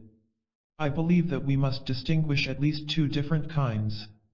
In one of them the person experiences a vindictive pleasure from torturing himself, in the other he is identified with the degraded self and can, for reasons to be discussed later, gain sexual satisfaction this way only.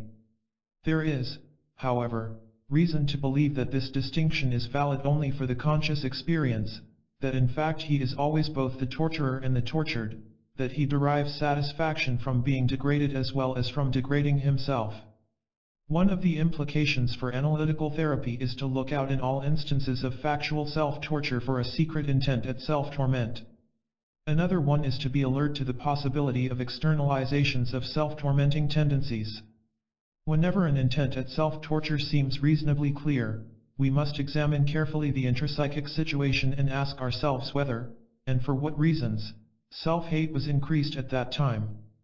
Self-hate finally culminates in pure and direct self-destructive impulses and actions. These may be acute or chronic, openly violent, or insidious and slow grinding, conscious or unconscious, carried out in action or performed in imagination only. They may concern minor or major issues. They aim ultimately at physical, psychic, and spiritual self-destruction. When one considers all these possibilities, suicide ceases to be an isolated enigma. There are many ways in which we can kill something which is essential to our life.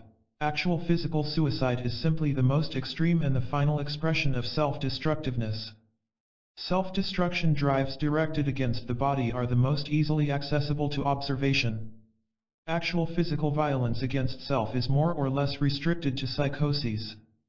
In neuroses we find minor self-destructive activities, which mostly pass as bad habits, such as nail biting, scratching, picking at rashes, pulling out hair. But there are also sudden impulses of stark violence which, in contrast to the psychotic, stay in imagination. They seem to occur only in those who live in imagination to such a degree that they scorn reality, including of course the reality of themselves. They emerge often after flashes of insight, and the whole process goes on with such lightning speed that we can catch the sequence only in the analytic situation. A sudden penetrating vision of some imperfection, flaring up and passing quickly, is followed just as abruptly by a violent impulse to tear out one's eyes, to slash one's throat, or to stab a knife into one's stomach and cut one's guts to pieces. This type may also have at times suicidal impulses, such as jumping from a balcony or a precipice, impulses which arise under similar conditions and seem to come out of the clear sky. They may vanish so quickly that there is hardly a chance of carrying them out.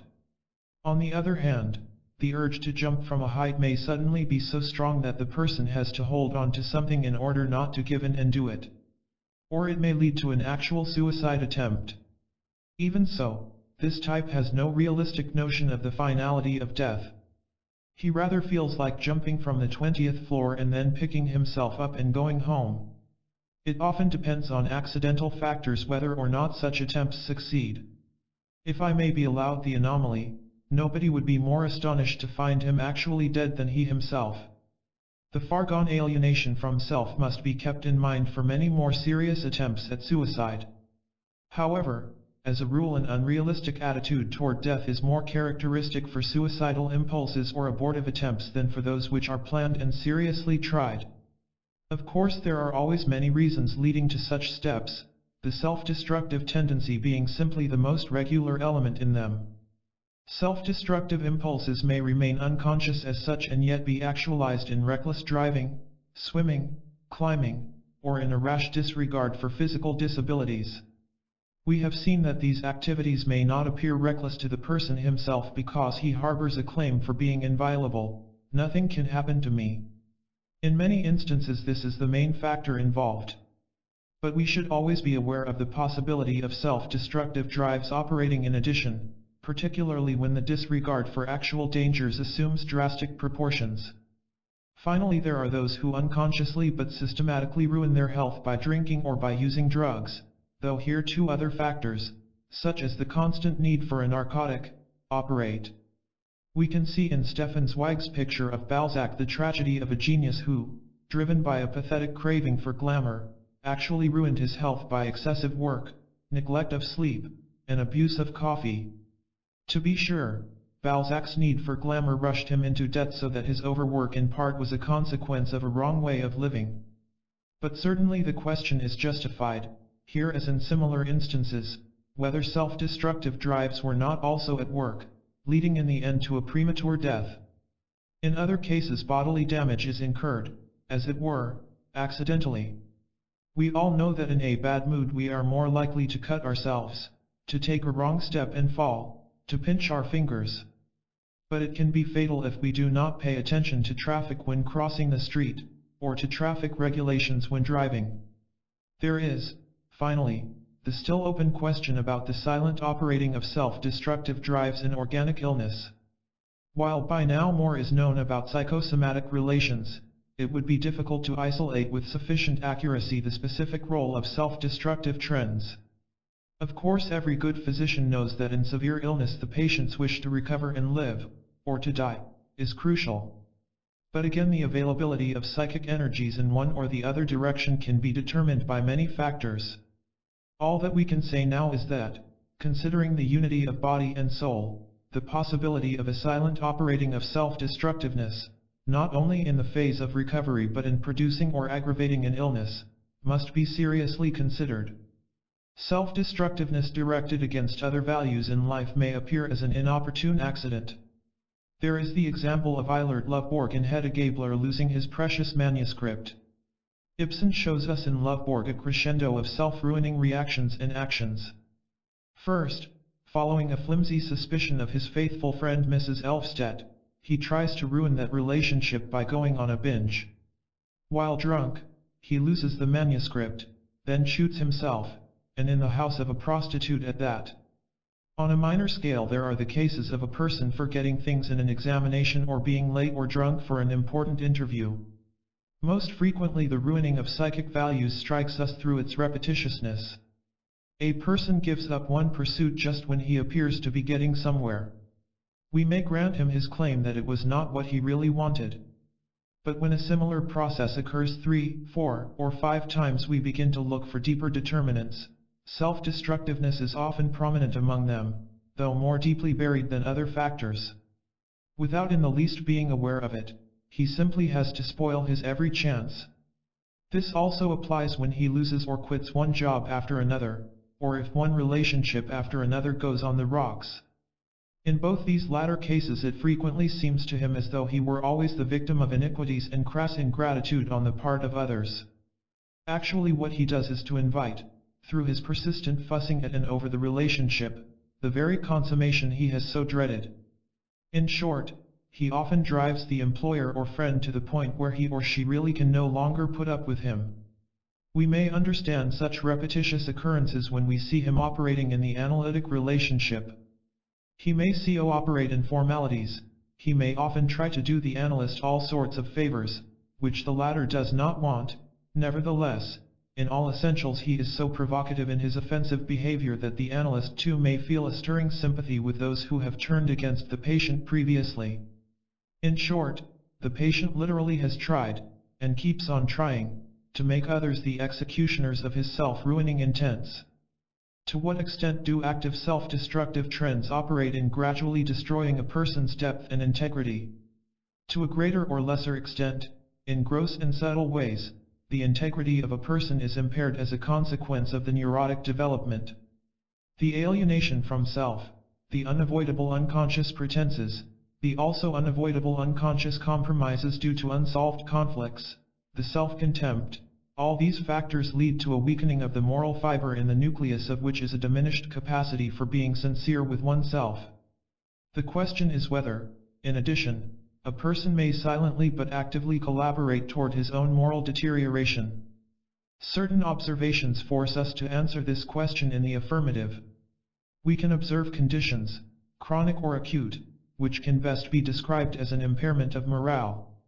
A person neglects his appearance, he lets himself become untidy, sloppy, and fat, he drinks too much, sleeps too little, he does not take care of his health, does not, for instance, go to the dentist, eats too much or too little, does not take walks, he neglects his work, or whatever serious interest he has, and becomes slothful.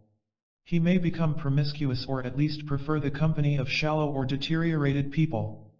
He may become unreliable in money matters, beat his wife and children, start to lie or to steal. This process is most obvious in advanced alcoholics, as is well described in The Lost Weekend.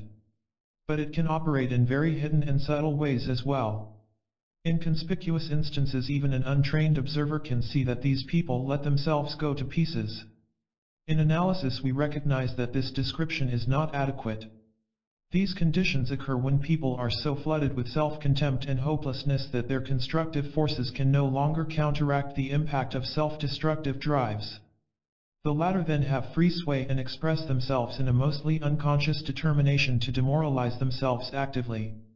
In an externalized form the active, planned intent at demoralization is described by George Orwell in his 1984. Every experienced analyst will recognize in his presentation a true picture of what a neurotic may do to himself. Dreams also indicate that he may actively throw himself into the gutter. The neurotic's response to this inner process varies. It may be glee, it may be self-pity, it may be fright. These reactions are usually disconnected in his conscious mind from the self-demoralizing process. The reaction of self-pity was particularly strong in one patient after the following dream. The patient who dreamed it had in periods past wasted much of her life by drifting, she had turned her back on ideals by becoming cynical. Though at the time of her dream she was working hard on herself, she was not yet able to take herself seriously and do anything constructive with her life. She dreamed that a woman who stood for everything that was fine and likable, about to enter a religious order, was accused of some offense against it. She was condemned and exposed to public disgrace in a parade. Although the dreamer was convinced of her essential innocence, she too was participating in the parade. On the other hand, she tried to plead in her favor with a priest. The priest, although sympathetic, could do nothing for the accused. Later the accused was on a farm, not only utterly destitute but dull and half-witted. The dreamer, still in her dream, felt a heart-rending pity for the victim and wept for hours after waking. Barring details, the dreamer here says to herself, "There is something fine and likable in me. Through my self-condemnation and self-destructiveness I may actually ruin my personality. My steps against such drives are ineffectual, though I want to save myself. I also avoid a real fight and, in some way, collaborate with my destructive drives." In dreams we are closer to the reality of ourselves. And this dream in particular seemed to emerge from a great depth, and to present a profound and square insight into the danger of the dreamer's particular self-destructiveness. The reaction of pity for self, in this instance as in many others, was at that time not constructive. It did not move her to do anything in her own behalf. Only when the hopelessness and the intensity of self-contempt abates, can the unconstructive self-pity turn into a constructive sympathy with self. And this indeed is a forward move of great significance for anybody in the clutches of self-hate. It goes with a beginning feeling for his real self and a beginning wish for inner salvation. The reaction to the deteriorating process can also be stark terror. And, considering the formidable danger of self-destructiveness, this reaction is completely adequate as long as one continues to feel a helpless prey to these merciless forces. In dreams and associations they may appear in many succinct symbols, such as a homicidal maniac, Dracula, monsters, a white whale, or ghosts. This terror is the nucleus of many fears otherwise inexplicable, such as the fear of the unknown and of the dangerous depth of the sea, the fear of ghosts, of anything mysterious, of any destructive process within the body, such as poison, worms, cancer. It is a part of the terror many patients feel toward anything that is unconscious, and therefore mysterious. It may be the center of panic without apparent reason. It would be impossible for anybody to live with such a terror if it were always present and alive. He must and does find ways to assuage it. Some of these have been mentioned, others we shall discuss in subsequent chapters. Surveying self-hate and its ravaging force, we cannot help but see in it a great tragedy, perhaps the greatest tragedy of the human mind. Man, in reaching out for the infinite and absolute, also starts destroying himself. When he makes a pact with the devil, who promises him glory, he has to go to hell, to the hell within himself. Chapter 6, Alienation from Self. This book began with a vigorous emphasis on the importance of the real self. The real self, we said, is the alive, unique, personal center of ourselves, the only part that can, and wants to, grow. We saw that unfortunate conditions prevent its unimpeded growth from the very beginning. Since then our interest has been centered on those forces in the individual which usurp its energies and lead to the formation of a pride system which becomes autonomous and exerts a tyrannical and destructive power.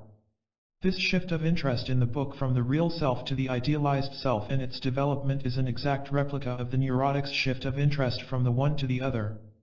But, unlike the neurotic, we still have a clear vision of the importance of the real self. We shall therefore bring it back into the focus of our attention and consider in a more systematic way than before the reasons for its being abandoned and the loss this means for the personality. In terms of the Devil's Pact, the abandoning of self corresponds to the selling of one's soul.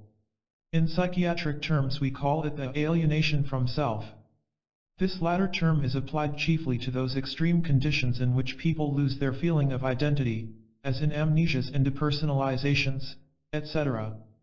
These conditions have always aroused general curiosity. It is strange and even startling that a person who is not asleep and has no organic brain disease does not know who he is, where he is, or what he does or has been doing. These are, however, less bewildering if we do not regard them as isolated occurrences but see their relation to less conspicuous forms of alienation from self. In these forms there is no gross loss of identity and orientation, but the general capacity for conscious experience is impaired. There are, for instance, many neurotics who live as if they were in a fog. Nothing is clear to them.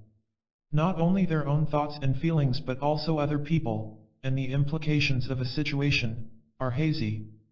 Also related, in still less drastic terms, are conditions in which the dimming out is restricted to intrapsychic processes. I am thinking of people who can be rather astute observers of others, who can lucidly size up a situation or a trend of thought, yet experiences of all kinds, in relation to others, nature, etc., do not penetrate to their feelings, and their inner experiences do not penetrate to awareness. And these states of mind in turn are not unrelated to those of apparently healthy people who suffer from occasional partial blackouts or from blind spots concerning certain areas of inner or outer experience. All these forms of alienation from self can concern as well the material self, the body, and the possessions.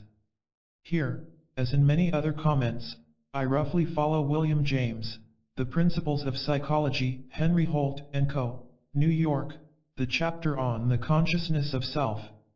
The quotes in the paragraph are quotations from this chapter. A neurotic may have but little feeling of or for his body. Even his bodily sensations may be numbed. When asked for instance whether his feet are cold, he may have to arrive at an awareness of feeling cold through a process of thinking. He may not recognize himself when seeing himself unexpectedly in a full-length mirror. Similarly, he may have no feeling of his home being his home, it is for him as impersonal as a hotel room. Others have no feeling that the money they possess is their money, even though it may have been earned through hard work. These are only a few variations of what we could properly call an alienation from the actual self.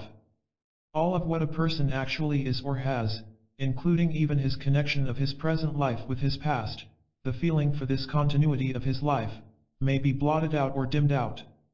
Some of this process is intrinsic in every neurosis. Sometimes patients may be aware of disturbances on this score, as in the case of one patient who described himself as a lamppost with a brain on top. More often they are unaware of it, although it may be fairly extensive, and it may gradually unfold only in analysis. At the core of this alienation from the actual self is a phenomenon that is less tangible although more crucial. It is the remoteness of the neurotic from his own feelings, wishes, beliefs, and energies. It is the loss of the feeling of being an active determining force in his own life. It is the loss of feeling himself as an organic whole. These in turn indicate an alienation from that most alive center of ourselves which I have suggested calling the real self. To present more fully its propensities in the terms of William James, it provides the palpitating inward life, it engenders the spontaneity of feelings, whether these be joy, yearning, love, anger, fear, despair. It also is the source of spontaneous interest and energies, the source of effort and attention from which emanate the fiats of will, the capacity to wish and to will. It is the part of ourselves that wants to expand and grow and to fulfill itself. It produces the reactions of spontaneity to our feelings or thoughts, welcoming or opposing, appropriating or disowning, striving with or against, saying yes or no. All this indicates that our real self, when strong and active, enables us to make decisions and assume responsibility for them. It therefore leads to genuine integration in a sound sense of wholeness, oneness. Not merely our body and mind, deed and thought or feeling, consonant and harmonious, but they function without serious inner conflict. In contrast to those artificial means of holding ourselves together, which gain in importance as the real self is weakened, there is little or no attendant strain. The history of philosophy shows that we can deal with the problems of self from many vantage points. Yet it seems as though everyone treating this subject has found it difficult to go beyond describing his special experiences and interests. From the viewpoint of clinical usefulness, I would distinguish the actual or empirical self from the idealized self on the one hand, and the real self on the other. The term empirical self is used by William James. The actual self is an all-inclusive term for everything that a person is at a given time, body and soul, healthy and neurotic. We have it in mind when we say that we want to know ourselves, i.e., we want to know ourselves as we are. The idealized self is what we are in our irrational imagination, or what we should be according to the dictates of neurotic pride. The real self, which I have defined several times, is the original force toward individual growth and fulfillment, with which we may again achieve full identification when freed of the crippling shackles of neurosis. Hence it is what we refer to when we say that we want to find ourselves. In this sense it is also, to all neurotics, the possible self, in contrast to the idealized self, which is impossible of attainment. Seen from this angle, it seems the most speculative of all. Who, seeing a neurotic patient, can separate the wheat from the chaff and say, this is his possible self? But while the real or possible self of a neurotic person is in a way an abstraction, it is nevertheless felt, and we can say that every glimpse we get of it feels more real, more certain, more definite than anything else. We can observe this quality in ourselves or in our patients when, after some incisive insight, there is a release from the grip of some compulsive need. Although one cannot always distinguish neatly between alienation from the actual self and that from the real self, the latter will be in the following discussion the focus of our interest. The loss of self, says Kierkegaard, is sickness unto death. It is despair, despair at not being conscious of having a self, or despair at not being willing to be ourselves. Søren Kierkegaard, Sickness unto Death, Princeton University Press, 1941. But it is a despair, still following Kierkegaard, which does not clamor or scream. People go on living as if they were still in immediate contact with this alive center. Any other loss, that of a job, say, or a leg, arouses far more concern. This statement of Kierkegaard's coincides with clinical observation. Apart from the pronounced pathologic conditions mentioned before, its loss does not strike the eye directly and forcefully. Patients coming for consultation complain about headaches, sexual disturbances, inhibitions in work, or other symptoms. As a rule, they do not complain about having lost touch with the core of their psychic existence. Let us now, without going into detail, obtain a comprehensive picture of the forces responsible for the alienation from self. It is in part the consequences of the whole neurotic development, especially of all that is compulsive in neurosis. Of all that implies I am driven instead of being the driver.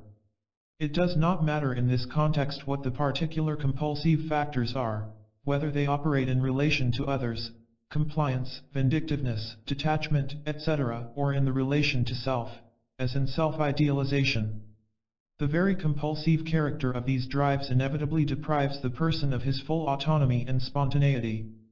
As soon as, for instance, his need to be liked by everybody becomes compulsive, the genuineness of his feelings diminishes, so does his power to discriminate.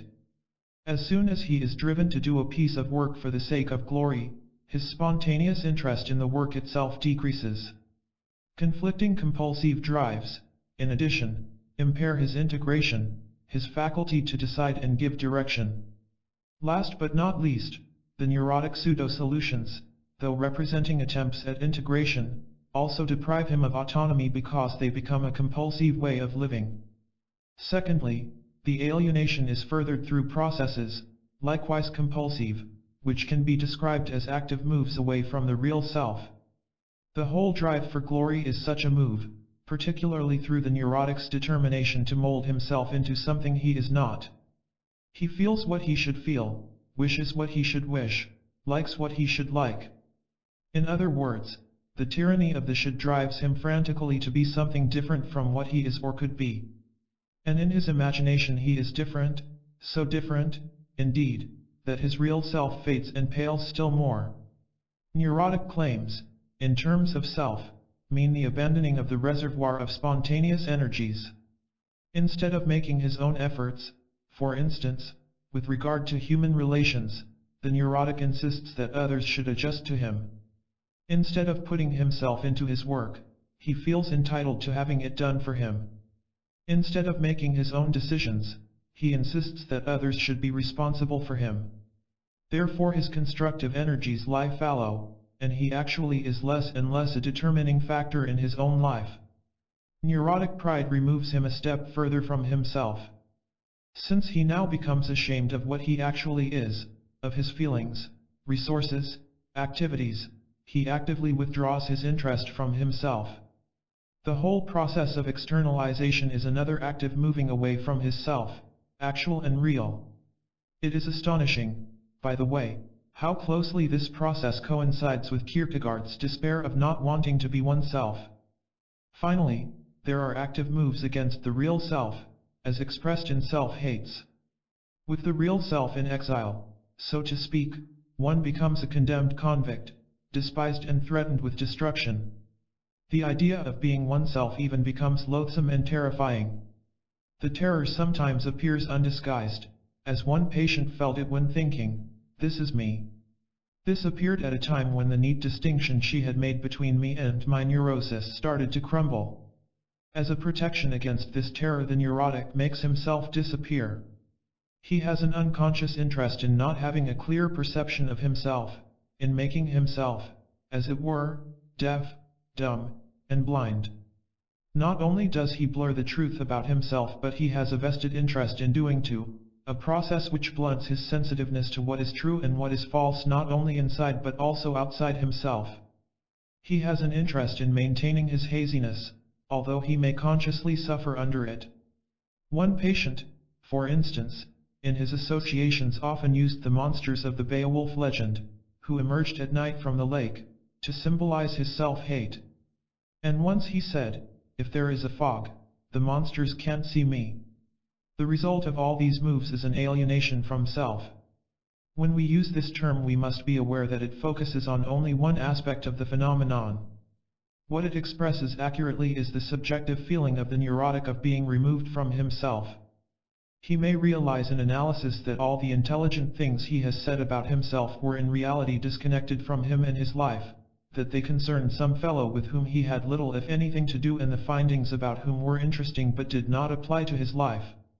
In fact, this analytic experience leads us straight into the core of the problem. For we must keep in mind that the patient does not talk about weather or television, he talks about his most intimate personal life experiences. Yet they have lost their personal meaning.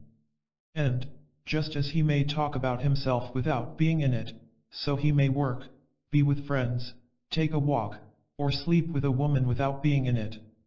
His relation to himself has become impersonal, so has his relation to his whole life. If the word depersonalization did not already have a specific psychiatric meaning, it would be a good term for what alienation from self essentially is. It is a depersonalizing, and therefore a devitalizing, process. I have already said that the alienation from self does not show as directly and blatantly as its significance would suggest, except, speaking of neuroses only, in the state of depersonalization, feelings of unreality, or amnesia. While these conditions are temporary, they can occur only in people who are estranged from themselves anyhow. The factors precipitating the feelings of unreality are usually severe injuries to pride together with an acute increase of self-contempt, exceeding what is tolerable for the particular person. Conversely, when, with or without therapy, these acute conditions subside, his alienation from self is not thereby essentially changed. It is merely again restrained within such limits that he can function without conspicuous disorientation. Otherwise, the trained observer would be able to perceive certain general symptoms pointing to an existing alienation from self, such as deadness of the eyes, an aura of impersonality, an automaton-like behavior. Writers like Camus, Marquand, and Sartre have described such symptoms excellently. For the analyst, it is a source of never-ending astonishment how comparatively well a person can function with the core of himself not participating. What, then, are the effects that alienation from self has on an individual's personality and on his life? In order to obtain a clear and comprehensive picture, we shall discuss successively the bearing it has on his emotional life, his energies, his faculty for giving direction to his life, to assume responsibility for himself, and his integrating powers. Offhand, it would seem difficult to say anything about the capacity to feel or the awareness of feelings that is valid for all neuroses. Some are over-emotional in their joy, enthusiasm, or suffering, others appear to be cold, or at any rate hide behind a facade of impassivity. Again, in others feelings seem to have lost their intensity and are dulled and flattened out. Despite endless variations, however, one characteristic seems to be pertinent for all neuroses of any severity. Awareness, strength, and kind of feelings are determined mainly by the pride system. Genuine feelings for self are dampened or diminished, sometimes to a vanishing point. In short, pride governs feelings. The neurotic is liable to play down those feelings which run counter to his particular pride and to overemphasize those which add to it. If in his arrogance he feels vastly superior to others, he cannot allow himself to feel envy. His pride in asceticism may put a lid on feelings of enjoyment. If he is proud of his vindictiveness, vindictive rage may be keenly felt. However, if his vindictiveness is glorified and rationalized in terms of dealing out justice, he does not experience vindictive rage as such, although it is so freely expressed that nobody else has any doubt about it. Pride in absolute endurance may prohibit any feeling of suffering. But if suffering plays an important part within the pride system, as a vehicle for expressing resentment and as a basis for neurotic claims, it is not only emphasized in front of others but actually felt more deeply. A feeling of compassion may be choked off if it is regarded as weakness, but may be fully experienced if registered as a godlike attribute. If pride is mainly focused on self-sufficiency, in the sense of not needing anything or anybody, then to own to any feelings or needs is like an unbearable bowing down to go through a narrow gate. If I like somebody, he could have a hold on me. If I like anything, I might get dependent on it. Sometimes in analysis we can observe directly how pride interferes with genuine feelings. X may respond in a spontaneously friendly way to a friendly approach of Z, although he usually resents C, mainly on the ground of injured pride. Then a minute later something in him says, "You are a fool to be taken in by friendliness." So the friendly feeling goes by the board. Or a picture may awaken a warm, glowing enthusiasm in him. But his pride mars it when he thinks to himself, "Nobody else can appreciate pictures as you do." Up to this point pride acts as a kind of censorship, encouraging or forbidding feelings to come to awareness. But it may govern feelings in a still more basic way. The more pride has taken over, the more a person can respond emotionally to life only with his pride. It is as if he had shut away his real self in a soundproof room and could hear the voice of pride alone. His feeling satisfied or dissatisfied, dejected or elated, his likes or dislikes of people, then, are mainly pride responses. Likewise the suffering he consciously feels is mainly a suffering of his pride. This is not apparent on the surface. It feels convincingly real to him that he suffers from failures, from feelings of guilt, loneliness, unrequited love. And he does indeed. But the question is, who suffers? In analysis it turns out that it is mainly his proud self. He suffers because he feels that he has failed to achieve supreme success, to do things to ultimate perfection, to be so irresistibly attractive as to be sought out always, to make everybody love him. Or he suffers because he feels entitled to success, popularity, etc., which is not forthcoming. Only when the pride system is considerably undermined does he begin to feel true suffering. Only then can he feel sympathy for this suffering self of his, a sympathy that can move him to do something constructive for himself. The self-pity he felt before was rather a maudlin writhing of the proud self for feeling abused. He who has not experienced the difference may shrug his shoulders and think that it is irrelevant, that suffering is suffering.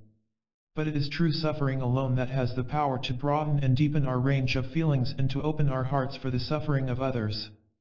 In De Profundis Oscar Wilde has described the liberation he felt when, instead of suffering from injured vanity, he started to experience true suffering. Sometimes the neurotic can experience even his pride responses only through others. He may not feel humiliated by the arrogance or the neglect of a friend, but he feels ashamed at the thought that his brother or his colleagues would regard it as a humiliation. There are of course variations in the degree to which pride governs feelings. Even a neurotic who is severely crippled emotionally may have certain feelings which are strong and sincere, such as feelings for nature or for music. These, then, are not touched by his neurosis. One might say that his real self is allowed this much freedom. Or, even though his likes and dislikes are mainly determined by his pride, genuine elements also may be present. Nevertheless, as a result of these trends, there is in neurosis a general impoverishment of the emotional life showing in a diminished sincerity, spontaneity, and depth of feelings, or at least in a restricted range of possible feelings. A person's conscious attitude toward this disturbance varies. He may not regard his emotional dearth as a disturbance at all, but be rather proud of it. He may be seriously concerned about an increasing emotional deadness. He may realize, for instance, that his feelings increasingly have a merely reactive character. When not reacting to friendliness or hostility, his feelings remain inactive, silent. His heart does not go out actively toward the beauty of a tree or a picture, and so they remain meaningless to him. He may respond to a friend complaining about a predicament, but he does not actively visualize the other's life situation. Or he may become aware with dismay that even such reactive feelings are dulled. If at least he had been able to discover in himself a trifling emotion that was veritably, though modestly, alive. Writes Jean-Paul Sartre of one of his characters in The Age of Reason. Finally, he may not be aware of any impoverishment. Only in his dreams will he then present himself as a dummy, a marble statue, a two-dimensional cardboard figure, or a corpse whose lips he has pulled up so that he seems to smile. The self-deception in these latter instances is understandable, because on the surface the existing impoverishment may be camouflaged in either of the three following ways. Some neurotics may display a scintillating vivacity and a false spontaneity. They may be easily enthused or discouraged, easily incited to love or to anger. But these feelings do not come out of any depth, they are not in them. They live in a world of their own imagination and respond superficially to whatever captures their fancy or hurts their pride. Often the need to impress people is in the foreground, and their alienation from self makes it possible for them to change their personality according to the requirements of the situation. Chameleon-like, they always play some role in life without knowing that they do it, and like good actors, produce the feelings that go with the roles. Hence they may seem to be genuine, whether they impersonate a frivolous man of the world, a man seriously interested in music or politics, or a helping friend. It is deceptive to the analyst too, because in analysis such persons play, appropriately, the role of patients eager to learn about themselves and to change their ways. The problem to be tackled here is the ease with which they slip into a role and change it for another, just as easily as one may slip into a dress and then change it. Others mistake for emotional strength their pursuit of, an excited participation in, say, reckless driving, an intrigue, or a sexual escape. But, on the contrary, the need for thrill and excitement is a trustworthy indication of painful inner emptiness. Only the sharp stimuli of the unusual can elicit any response from such a person's inert emotions. Others, finally, seem to have quite a sureness of feeling. They seem to know what they feel, and their feelings are adequate to the situation. But again, not only is the range of feelings restricted, but they are on a low key, as if they were generally toned down. More intimate knowledge shows that these people automatically feel what, according to their inner dictates, they should feel. Or they may merely react with the feelings which others expect of them. Observations of this kind are more deceptive when personal should coincide with cultural ones. In any case, we can keep from erroneous conclusions by considering the totality of the emotional pictures. Feelings which come from the core of our being have spontaneity, depth, and sincerity. If one of these qualities is lacking, we had better examine the underlying dynamics. The availability of energies in neurosis varies in all gradations, from a pervasive inertia through sporadic unsustained efforts to consistent, even exaggerated, outputs of energy. We cannot say that neurosis per se makes a neurotic person more or less energetic than a healthy one. But this inclusiveness obtains only as long as we think of energies in a merely quantitative way, separate from motivations and aims. One of the main characteristics of neurosis, as we have stated in general and elucidated in particular, is the shift of energies from developing the given potentials of the real self to developing the fictitious potentials of the idealized self. The fuller the grasp we have of the meaning of this process, the less are we puzzled by seeing incongruities in the output of energies. I shall mention here but two implications. The more energies absorbed in the service of the pride system, the fewer are those available for the constructive drive toward self-realization. To illustrate this with a common example, the ambition-ridden person can display an astounding energy in order to attain eminence, power, and glamour, yet on the other hand have no time, interest, or energy for his personal life and his development as a human being. Actually, it is not only a question of having no energies left for his personal life and its growth. Even if he had energies left, he would unconsciously refuse to use them in behalf of his real self. To do so would run contrary to the intent of his self-hate, which is to keep his real self down. The other implication is the fact that the neurotic does not own his energies, feel his energies as his own. He has the feeling of not being a moving force in his own life. In different kinds of neurotic personalities, different factors may contribute to this deficiency. When a person, for instance, feels that he must do everything that is expected of him, he is actually set in motion by the pushes and pulls of others, or what he interprets as such, and he may stand still like a car with a run-down battery when left to his own resources. Or, if somebody has become scared of his own pride and has set a taboo on ambition, he must deny, to himself, his active share in his doings. Even if he has made a place for himself in the world, he does not feel that he has done it. What prevails is the feeling of it happened. But, quite apart from such contributing factors, the feeling of not being the moving force in his own life is in a deeper sense true to facts. For he is indeed not moved primarily by his own wishes and aspirations but by the needs evolving from his pride system. Naturally, the course of our life is in part determined by factors outside our influence. but we can have a sense of direction.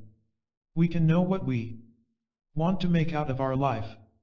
We can have ideals, toward the approximation of which we strive and on the basis of which we make moral decisions. This sense of direction is conspicuously absent in many neurotics, whose directive powers are weakened in direct proportion to the degree of alienation from self. These people shift without plan or purpose, wherever their fancy takes them. Futile daydreaming may take the place of directed activities, sheer opportunism, the place of honest strivings, cynicism may choke off ideals. Indecision may reach such an extent as to prohibit any purposeful functioning. Even more widespread and more difficult to recognize are the hidden disturbances of this sort. A person may appear well organized, in fact streamlined, because he is driven toward such neurotic goals as perfection or triumph. The directive control is in such cases taken over by compulsive standards. The artificiality of the directives which then develop may show only when he finds himself caught between contradictory should.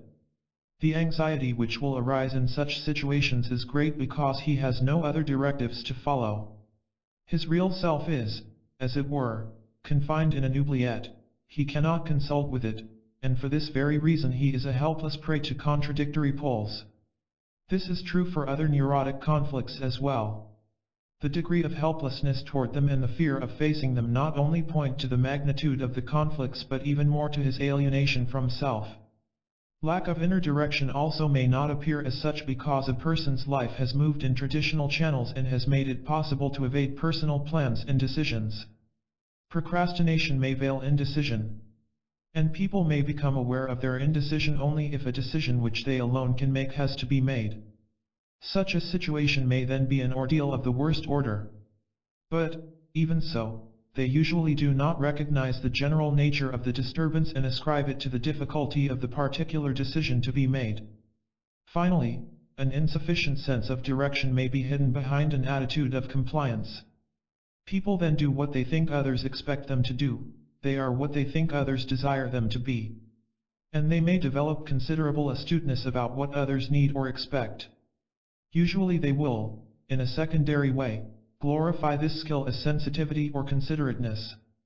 When they become aware of the compulsive character of such compliance, and try to analyze it, they will focus usually on factors pertaining to personal relations, such as a need to please or to ward off the hostility of others.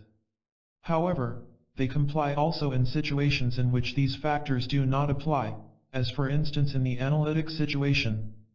They leave the initiative to the analyst and want to know or to guess what he expects them to tackle. They do so contrary to explicit encouragements on the part of the analyst to follow their own interests. Here the background of the compliance becomes clear. Without being in the least aware of it, they are compelled to leave the direction of their lives to others instead of taking it in their own hands. They will feel lost when left to their own resources. In dreams such symbols will appear as being in a boat without a rudder, having lost a compass, being without a guide in a strange and dangerous territory. That the lack of inner directive powers is the essential element in their compliance also becomes apparent at a later time, when the struggle for inner autonomy begins. The anxiety occurring during this process has to do with abandoning accustomed aids without as yet daring to trust themselves. While the impairment or loss of the directive powers may be hidden, there is another insufficiency that is always clearly discernible, at least to the trained observer, the faculty of assuming responsibility for self. The term responsibility may connote three different things. I do not, in this context, refer to dependability in the sense of fulfilling obligations or keeping promises, or to the assumption of responsibility for others. Attitudes on these scores vary too much to single out constant characteristics for all neuroses. The neurotic may be utterly reliable, or he may assume too much or too little responsibility in regard to others. Nor do we mean to embark here upon the philosophical intricacies of moral responsibility. The compulsive factors in neuroses are so prevailing that freedom of choice is negligible. For all practical purposes we take it for granted that in general the patient could not develop otherwise than he did, that in particular he could not help doing, feeling, thinking what he did do, feel, think. This viewpoint, however, is not shared by the patient. His lofty disregard for all that means laws and necessities extends to himself too. The fact that, everything considered, his development could go only in certain directions is beneath his consideration. Whether some drive or attitude was conscious or unconscious does not matter. However insuperable the odds against which he had to struggle, he should have met them with unfailing strength, courage, and equanimity. If he did not do so, it proves that he is no good. Conversely, in self-protection he may rigidly reject any guilt, declare himself infallible, and put the blame for any difficulties, past or present, on others. Here again, as in other functions, pride has taken over responsibility and hounds him with condemnatory accusations when he fails to do the impossible. This then makes it close to impossible to assume the only responsibility that matters. This is, at bottom, no more but also no less than plain, simple honesty about himself and his life. It operates in three ways: a square recognition of his being as he is, without minimizing or exaggerating, a willingness to bear the consequences of his actions, decisions, etc., without trying to get by or to put the blame on others, the realization that it is up to him to do something about his difficulties without insisting that others, or fate, or time will solve them for him. This does not preclude accepting help but, on the contrary, implies getting all the help he possibly can. But even the best help from outside does not avail if he himself does not make efforts toward a constructive change. To illustrate with an example which is actually a composite of many similar cases, a young married man constantly spends more money than he can afford, despite regular financial help from his father. He offers to himself and to others plenty of explanations. It is the fault of his parents, who never trained him to deal with money. It is the fault of his father, who gives him too small an allowance. This, in turn, continues because he is too intimidated to ask for more. He needs money because his wife is not economical or because his child needs a toy. Then there are taxes and doctor's bills, and isn't everybody entitled to a little fun now and then? All these reasons are relevant data for the analyst. They show the patient's claims and his tendency to feel abused. To the patient they not only account completely and satisfactorily for his dilemma but, to come directly to the point, he uses them as a magic wand to dispel the simple fact that, for whatever reason, he did spend too much money. This statement of facts, this calling a spade, is often close to impossible for the neurotic caught in the push and pull of pride and self-condemnation. Of course the consequences do not fail to appear. His bank account is overdrawn. He runs into debt. He is furious at the banker who politely notifies him of the state of his account, and furious at his friends who do not want to lend him money. When the predicament is drastic enough, he presents his father or a friend with the accomplished fact and more or less forces them to come to his rescue. He does not face the simple connection that the difficulties are the consequences of his own undisciplined spending. He makes resolutions concerning the future which cannot possibly carry weight because he is too busy justifying himself and blaming others to mean what he plans. What has not penetrated is the sober realization that the lack of discipline is his problem, that it actually makes his life difficult, and that consequently it is up to him to do something about it. Another illustration of how tenaciously a neurotic can blind himself to the consequences of his problems or his actions. A person harboring an unconscious conviction of his immunity to ordinary cause and effect may have recognized his arrogance and his vindictiveness. But he simply does not see the consequence of others resenting it.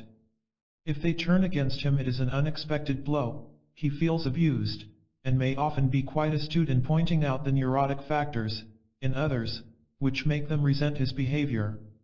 He discards lightly all the evidence presented. He considers it an attempt by the others involved to try to rationalize away their own guilt or responsibility.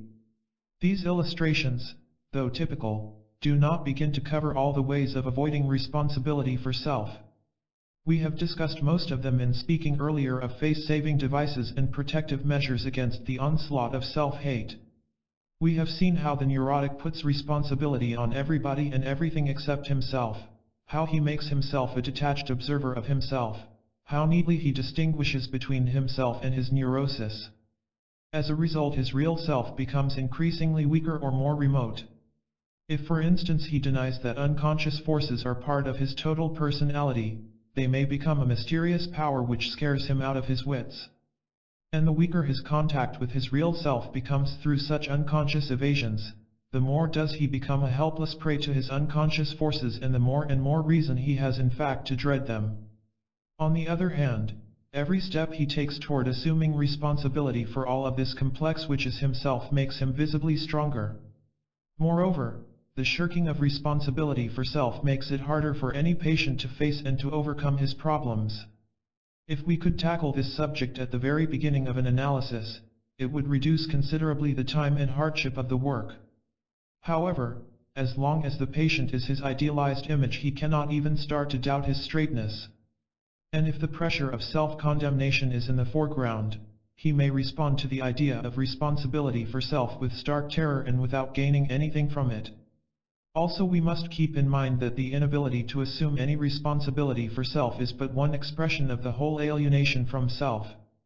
It is therefore futile to tackle this problem before the patient has gained some feeling of and for himself. Finally, when the real self is locked out or exiled, one's integrating power too will be at a low ebb. A healthy integration is a result of being oneself, and can be attained only on this basis. If we are sufficiently ourselves to have spontaneous feelings, to make our own decisions, and to assume responsibility for them, then we have a feeling of unity on a solid basis.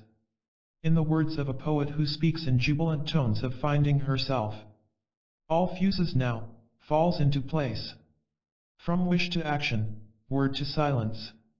My work, my loves, my time, my face, gathered into one intense gesture of growing like a plant. From Now I Become Myself, by May Sarton, in the Atlantic Monthly, 1948. The lack of spontaneous integration we usually regard as a direct consequence of neurotic conflicts. This remains true, but we do not quite understand the power of disintegrating forces unless we consider the vicious circles which are operating. If as the result of many factors we lose ourselves, we have then no firm ground to stand on from which we can try to disentangle our inner conflicts. We are at their mercy, a helpless prey to their disintegrating force, and must seize upon any means available to solve them. This is what we call neurotic attempts at solution, and neurosis, from this vantage point, is a series of such attempts. But in these attempts we lose ourselves more and more, and the disintegrating impact of the conflicts grows. So we need artificial means to hold ourselves together. The should, an instrument of pride and an instrument of self-hate, acquire a new function, that of protecting us from chaos. They rule a person with an iron fist, but, like a political tyranny, they do create and maintain a certain superficial order. Rigid control through willpower and reasoning is another strenuous means of attempting to bind together all the disconnected parts of the personality. We shall discuss it, together with other measures to relieve inner tensions, in the next chapter. The general significance of these disturbances for the patient's life is fairly obvious. His not being an active determining factor in his own life creates a deep feeling of uncertainty, no matter how much overlaid by compulsive rigidities. His not feeling his own feelings makes him unalive, no matter how great his surface vivacity. His not assuming responsibility for himself robs him of true inner independence. In addition, the inactivity of his real self has a significant influence upon the course of the neurosis. It is in this fact that the vicious circle aspect of alienation from self becomes clearest. Itself the result of neurotic processes, it is a cause of their further development. For the greater the alienation from self, the more helpless a victim to the machinations of the pride system the neurotic is. He has less and less alive strength with which to resist it. Serious doubts may arise in some cases whether this most alive source of energy is not altogether dried up or permanently immobilized. In my experience, it is the better part of wisdom to suspend judgment.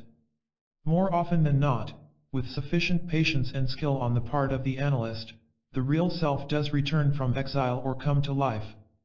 It is a hopeful sign, for instance, if energies, though unavailable for his personal life, are put into constructive efforts for others. Needless to say, such efforts can be and are made by well-integrated people.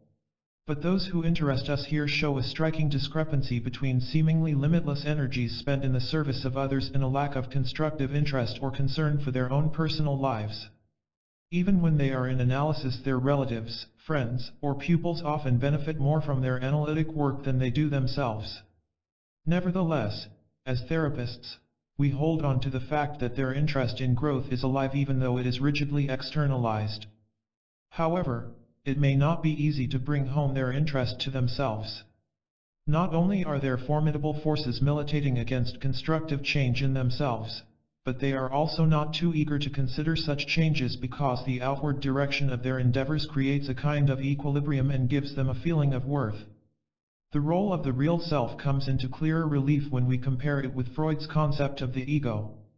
Though starting from entirely different premises and going along entirely different roads, I seemingly arrive at the same result as Freud, with his postulate of the weakness of the ego. True enough, there are obvious differences in theory. For Freud, the ego is like an employee who has functions but no initiative and no executive powers. For me, the real self is the spring of emotional forces, of constructive energies, of directive and judiciary powers. But, granted that the real self has all these potentials and that they actually operate in the healthy person, what great difference is there between my position and Freud's as far as neuroses are concerned? Is it not the same for all practical purposes whether on the one hand the self is weakened, or paralyzed, or driven from sight by the neurotic process, or on the other hand inherently is not a constructive force? When looking at the beginning phases of most analyses, we would have to answer this question in the affirmative. At that time very little of the real self is visibly operating. We see the possibility of certain feelings or beliefs being authentic. We can surmise that the patient's drive to develop himself contains genuine elements besides the more obvious grandiose ones, that, over and beyond his need for intellectual mastery, he is also interested in the truth about himself, and so on and so forth, but this is still surmise. During the analytic process, however, this picture changes radically. As the pride system is undermined, the patient, instead of automatically being on the defensive, does become interested in the truth about himself. He does start to assume responsibility for himself in the sense described, to make decisions, to feel his feelings, and to develop his own beliefs. All the functions which, as we have seen, have been taken over by the pride system gradually regain spontaneity with the return to power of the real self. A redistribution of factors takes place. And in this process the real self, with its constructive forces, proves to be the stronger party. We shall discuss later the individual steps necessary for this therapeutic process. I have merely indicated here the fact of its occurrence, otherwise, this discussion of alienation from self would leave us with too negative an impression of the real self, an impression of its being a phantom, desirable to regain but forever elusive. Only when acquainted with the later phases of analysis can we recognize that the contention of its potential strength is not a speculative one. Under favorable conditions, such as constructive analytic work, it can again become an alive force. Only because this is a realistic possibility can our therapeutic work go beyond symptomatic relief and hope to help the individual in his human growth. And only with the vision of this realistic possibility can we understand that the relation between pseudo-self and real self is that of a conflict between two rival forces, as suggested in the previous chapter. This conflict can turn into an open battle only at a point when the real self has again become active enough for one to risk it. Until such a time the individual can do one thing only, protect himself from the disruptive power of the conflicts by finding pseudo-solutions. These we will discuss in the following chapters. Chapter 7, General Measures to Relieve Tension. All the processes described so far bring about an inner situation that is replete with disruptive conflicts, unbearable tensions, and potential terrors. Nobody can function, or even live, under such conditions. The individual must make, and does make, automatic attempts at solving these problems, attempts at removing conflicts, allaying tensions, and preventing terrors. The same integrating forces start working as in the process of self-idealization, which is itself the boldest and most radical neurotic attempt at solution, to do away with all conflicts and resulting difficulties by putting oneself above them. But there is a difference between that endeavor and the ones to be described presently. We cannot define this distinction accurately, for it is not a difference of quality but of more of or less of. The search for glory, while likewise born from compelling inner necessities, is more of a creative process. Although destructive in its consequences, it nevertheless stems from man's best desires, to expand beyond his narrow confines. It is, in the last analysis, its colossal egocentricity that distinguishes it from healthy strivings. As for the difference between this solution and the others to follow, it is not caused by the exhaustion of the power of imagination. That keeps working, but to the impairment of the inner condition. This condition was already precarious when the individual took his original flight toward the sun. By now, under the rending impact of the conflicts and tensions mentioned, the danger of psychic destruction is imminent. Before presenting the new attempts at solution, we must become familiar with certain measures aiming at relieving tension which operate all of the time. They correspond in principle, if not in content, to what I called auxiliary approaches to artificial harmony in our inner conflicts. It suffices to enumerate them briefly because they have already been discussed in this book and in previous publications, and they will be resumed in subsequent chapters. Alienation from self, seen from this aspect, is one of these measures and probably ranks first in importance. We have discussed the reasons which bring about and reinforce the alienation from self. It is, to repeat in part, a mere consequence of the neurotics being driven by compulsive forces. In part, it results from active moves away from the real self and against it. We have to add in this context that he also has a definite interest in disavowing it in order to avoid an inner battle and to keep the inner tension at a minimum. This interest constitutes another factor which is reinforcing the alienation from self. It belongs in the category of moves away from the real self. The principle involved is the same as that operating in all attempts to solve inner conflicts. Any conflict within or without can vanish from sight and actually be, artificially, diminished if one aspect of it is suppressed and the other made predominant. Speaking in terms of two people or two groups with conflicting needs and interests, the open conflict disappears when one individual or group is subdued. Between a bullying father and subdued child there is no visible conflict. The same holds true for inner conflicts. We may have a sharp conflict between our hostility toward people and our need to be liked. But if we suppress the hostility, or the need to be liked, our relations tend to become streamlined. Similarly, if we exile our real self, the conflict between it and the pseudo-self not only disappears from awareness but the distribution of forces is so changed that it actually abates. Naturally, this release of tension can be achieved only at the cost of an increased autonomy of the pride system. The fact that the disavowing of the real self is dictated by self-protective interest becomes particularly clear in the last phase of analysis. As I have already indicated, we can actually observe the raging of an inner battle when the real self becomes stronger. Anybody who has experienced the fierceness of this battle, in self or others, can understand that the earlier withdrawing of the real self from the field of action has been dictated by the need for survival, by the desire not to be torn apart. This self-protective process manifests itself mainly in the patient's interest in beclouding issues.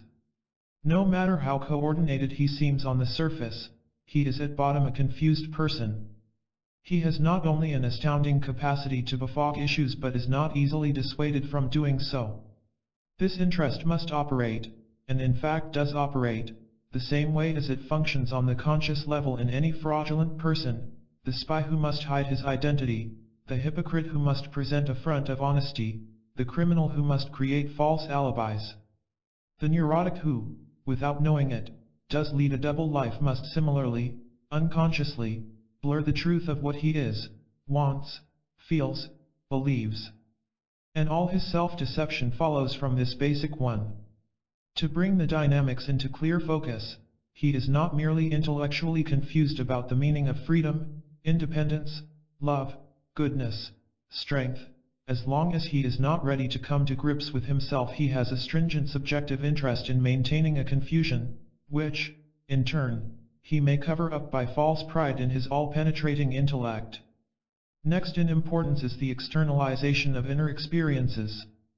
This means, to repeat, that the intrapsychic processes are not experienced as such but are perceived or felt as occurring between the self and the outside world. It is a rather radical means of relieving the inner system from tension and is always made at the expense of inward impoverishment and at that of increased disturbances in human relations. I first described externalization as a means of maintaining the idealized image by laying on other people's doorsteps all the blame for the shortcomings or ailments that he cannot fit into his particular image. I next saw it as an attempt to deny the existence of, or to smooth over the inner battle between, self-destructive forces, and I distinguished between active and passive externalization. I am not doing anything to myself but to others, and rightly so, versus I am not hostile to others, they are doing things to me. And now, finally, I have taken a further step in the understanding of externalization. There is hardly one of the inner processes I have described which may not be externalized. A neurotic may for instance feel compassion for others when it would be utterly impossible to feel it for himself. His longing for his own inner salvation may be vigorously denied but express itself in an astute spotting of others being stuck in their growth, and in a sometimes astounding capacity to help them. His rebellion against the coercion of inner dictates may appear as defiance of conventions, laws, influences. Unaware of his own overbearing pride, he may hate it, or be fascinated by it, in others. He may despise in others his own cowering before the dictatorship of his pride system. Not knowing that he is smoothing over the ruthless cruelty of his self-hate, he may develop a Pollyanna-like attitude toward life in general, removing from it all harshness, cruelty, or even death. Another general measure is the neurotic's tendency to experience himself in a piecemeal way, as if we were the sum total of disconnected parts. This is known in psychiatric literature as compartmentalization, or psychic fragmentation, and seems to be merely a reiteration of the fact that he has no feeling for himself as a whole organism, one in which every part is related to the whole and interacts with every other part. Certainly only an individual who is alienated and divided can lack such a feeling of wholeness. What I want to stress here, however, is the neurotic's active interest in disconnecting. He can grasp a connection intellectually when it is presented to him. But it comes to him as a surprise. Penetration is only skin deep and lost soon after. He has an unconscious interest, for example, in not seeing cause and effect, that one psychic factor follows from another or reinforces another, that one attitude must by necessity be maintained because it protects some important illusion, that any compulsive trend has an effect on his human relations or on his life in general. He may not see even the simplest cause and effect connections. It may remain strange to him that his discontent has anything to do with his claims, or that his too great need of people, for whatever neurotic reasons, makes him dependent upon others.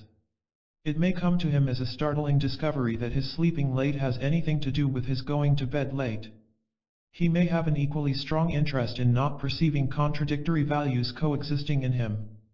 Quite literally, he may utterly fail to see that he tolerates and even cherishes in himself two sets of values, both conscious, which are mutually contradictory.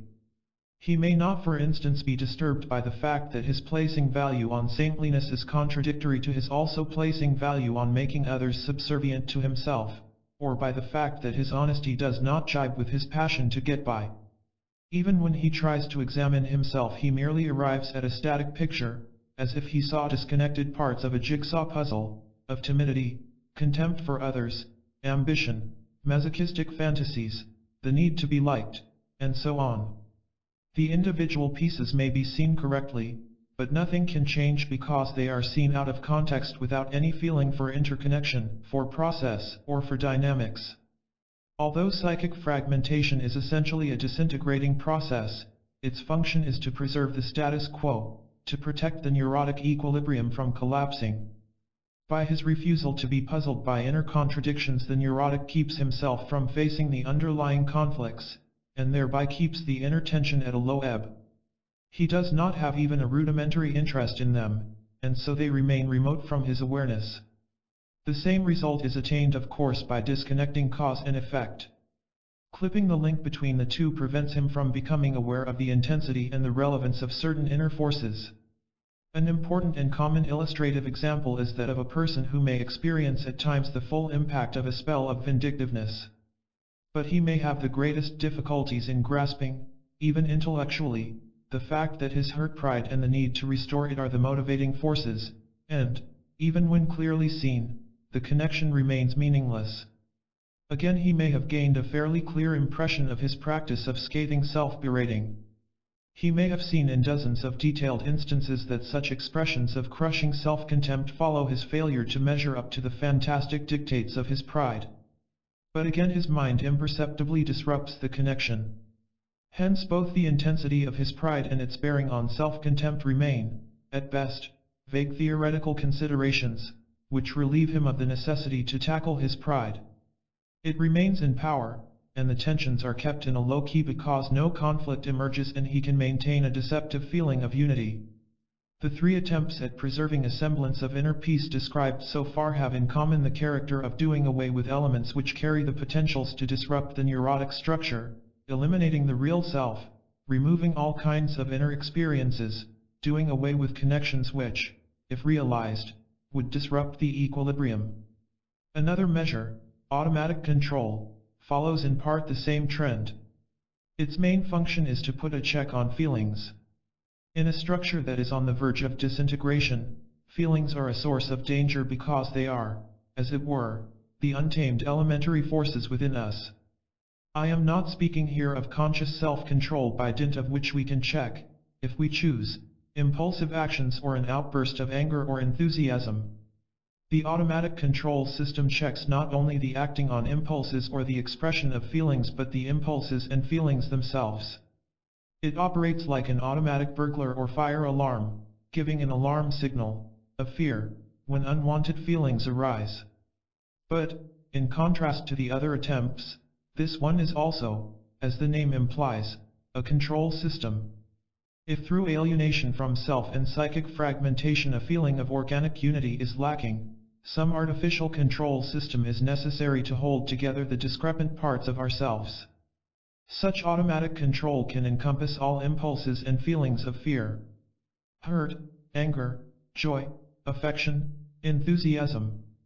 The corresponding physical expressions of a widespread control system are muscular tightness, showing in constipation, gait, posture, facial rigidity, difficulties in breathing, etc. The conscious attitude toward the control itself varies. Some people are still sufficiently alive to chafe under it and, at least at times, wish desperately they could let go, could laugh heartily, could fall in love, or could be carried away by some enthusiasm. Others have cemented the control by a more or less open pride which they may express in various ways. They may call it dignity, poise, stoicism, wearing a mask, showing a poker face, being realistic, unsentimental, undemonstrative. In other types of neurosis the control operates in a more selective way. Certain feelings then go scot-free or are even encouraged. Thus, for instance, people with strong self-effacing trends tend to exaggerate feelings of love or of misery. The check here is primarily on the whole range of hostile feelings, suspicion, anger, contempt, vindictiveness. Of course, feelings may be flattened out or suppressed as a result of many other factors, among them alienation from self, forbidding pride, self-frustration. But that a vigilant control system is operating over and beyond these factors shows in many instances by fright responses at the mere prospect of lessened control, such as fears of falling asleep, of being under anesthesia or under the influence of alcohol, of lying on the couch and associating freely, of letting go and skiing downhill. Feelings, whether of compassion, fear, or violence, that do penetrate the control system may arouse panic.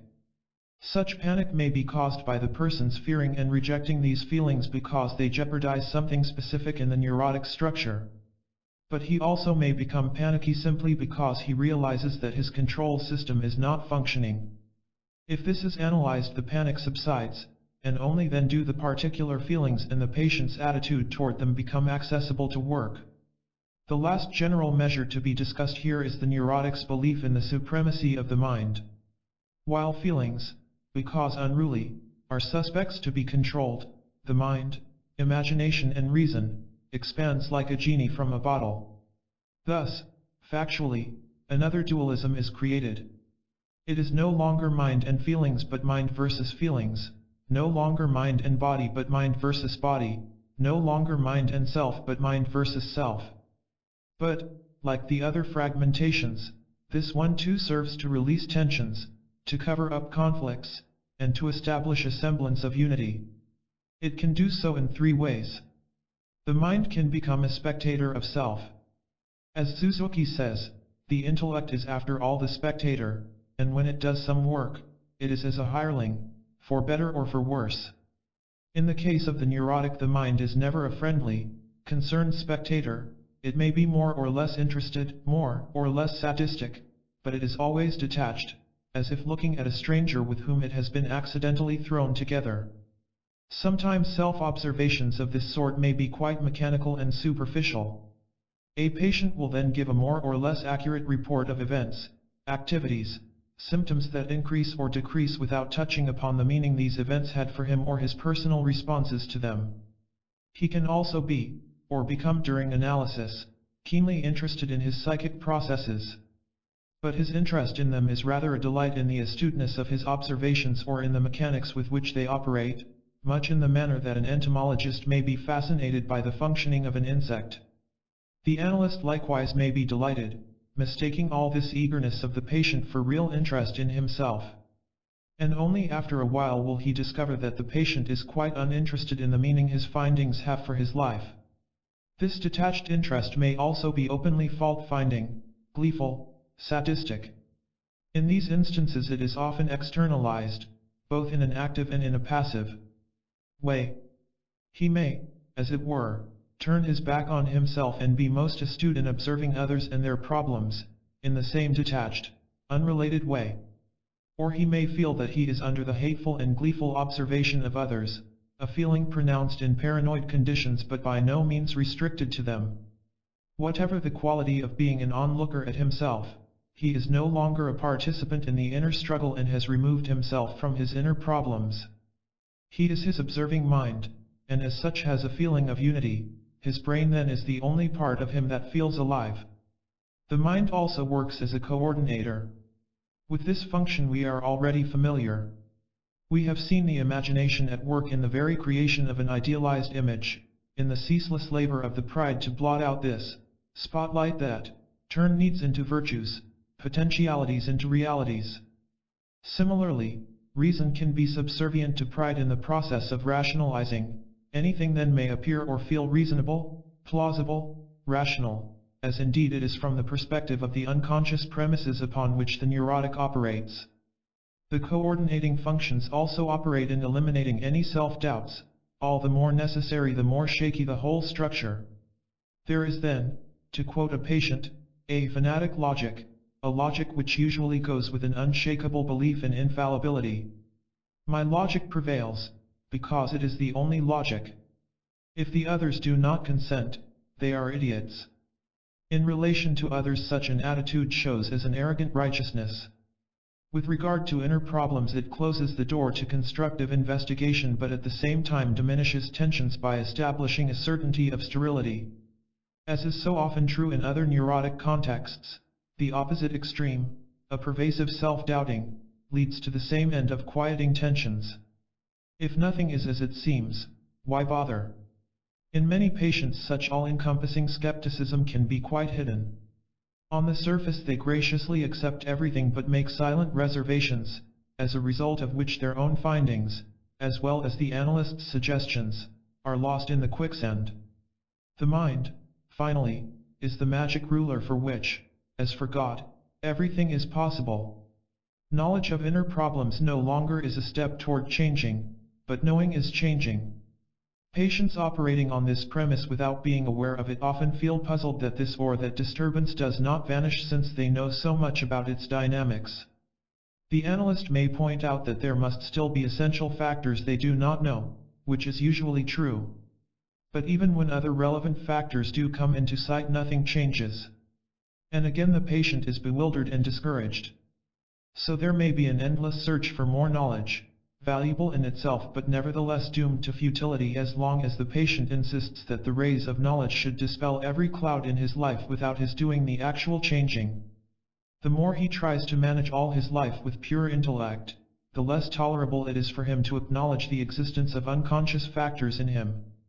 If they unavoidably intrude, they may arouse disproportionate fear or, in others, be disavowed and reasoned away. This is particularly important in the case of a patient seeing a neurotic conflict in himself for the first time with even a little clarity. He realizes in a flash that, even with his power of reason or imagination, he cannot make incompatibles compatible. He feels trapped and may respond with fright. Then he may muster all his mental energies to escape facing the conflict. How can he get around it? How can he get by? Where is the hole in the trap through which he can escape? Simplicity and trickiness don't go together. Well, could he not be simple in some situations and tricky in others? Or if he is driven to be vindictive and proud of it while the idea of serenity also has a great hold on him, he becomes captivated by the notion of attaining a serene vindictiveness, of walking through life unruffled, and of annihilating offenders against his pride as he might brush aside bushes. Such a need to get by can amount to a veritable passion. All the good work put in to bring a conflict into clear relief then becomes ineffectual, but the inner peace is re-established. All these measures in different ways relieve inner tension. In a way we could call them attempts at solution because in all of them integrating forces are at work. By compartmentalizing, for instance, the person disconnects conflicting currents and thereby no longer experiences conflicts as conflicts. If a person experiences himself as a spectator of himself, he establishes thereby a feeling of unity. But we could not possibly describe a person satisfactorily by saying that he is an onlooker at himself. It would all depend on what he observes while looking at himself, and upon the spirit in which he docks it. Similarly, the process of externalization concerns but one aspect of his neurotic structure, even if we know what he externalizes and how he does it. In other words, all these measures are only partial solutions. I would prefer to speak of neurotic solutions only if these have the encompassing character I have described in the first chapter. They give form and direction to the whole personality. They determine the kinds of satisfactions which are attainable, the factors to be avoided, the hierarchy of values, the relation to others. They also determine the kind of general integrating measures employed. In short, they are a modus vivendi, a way of life.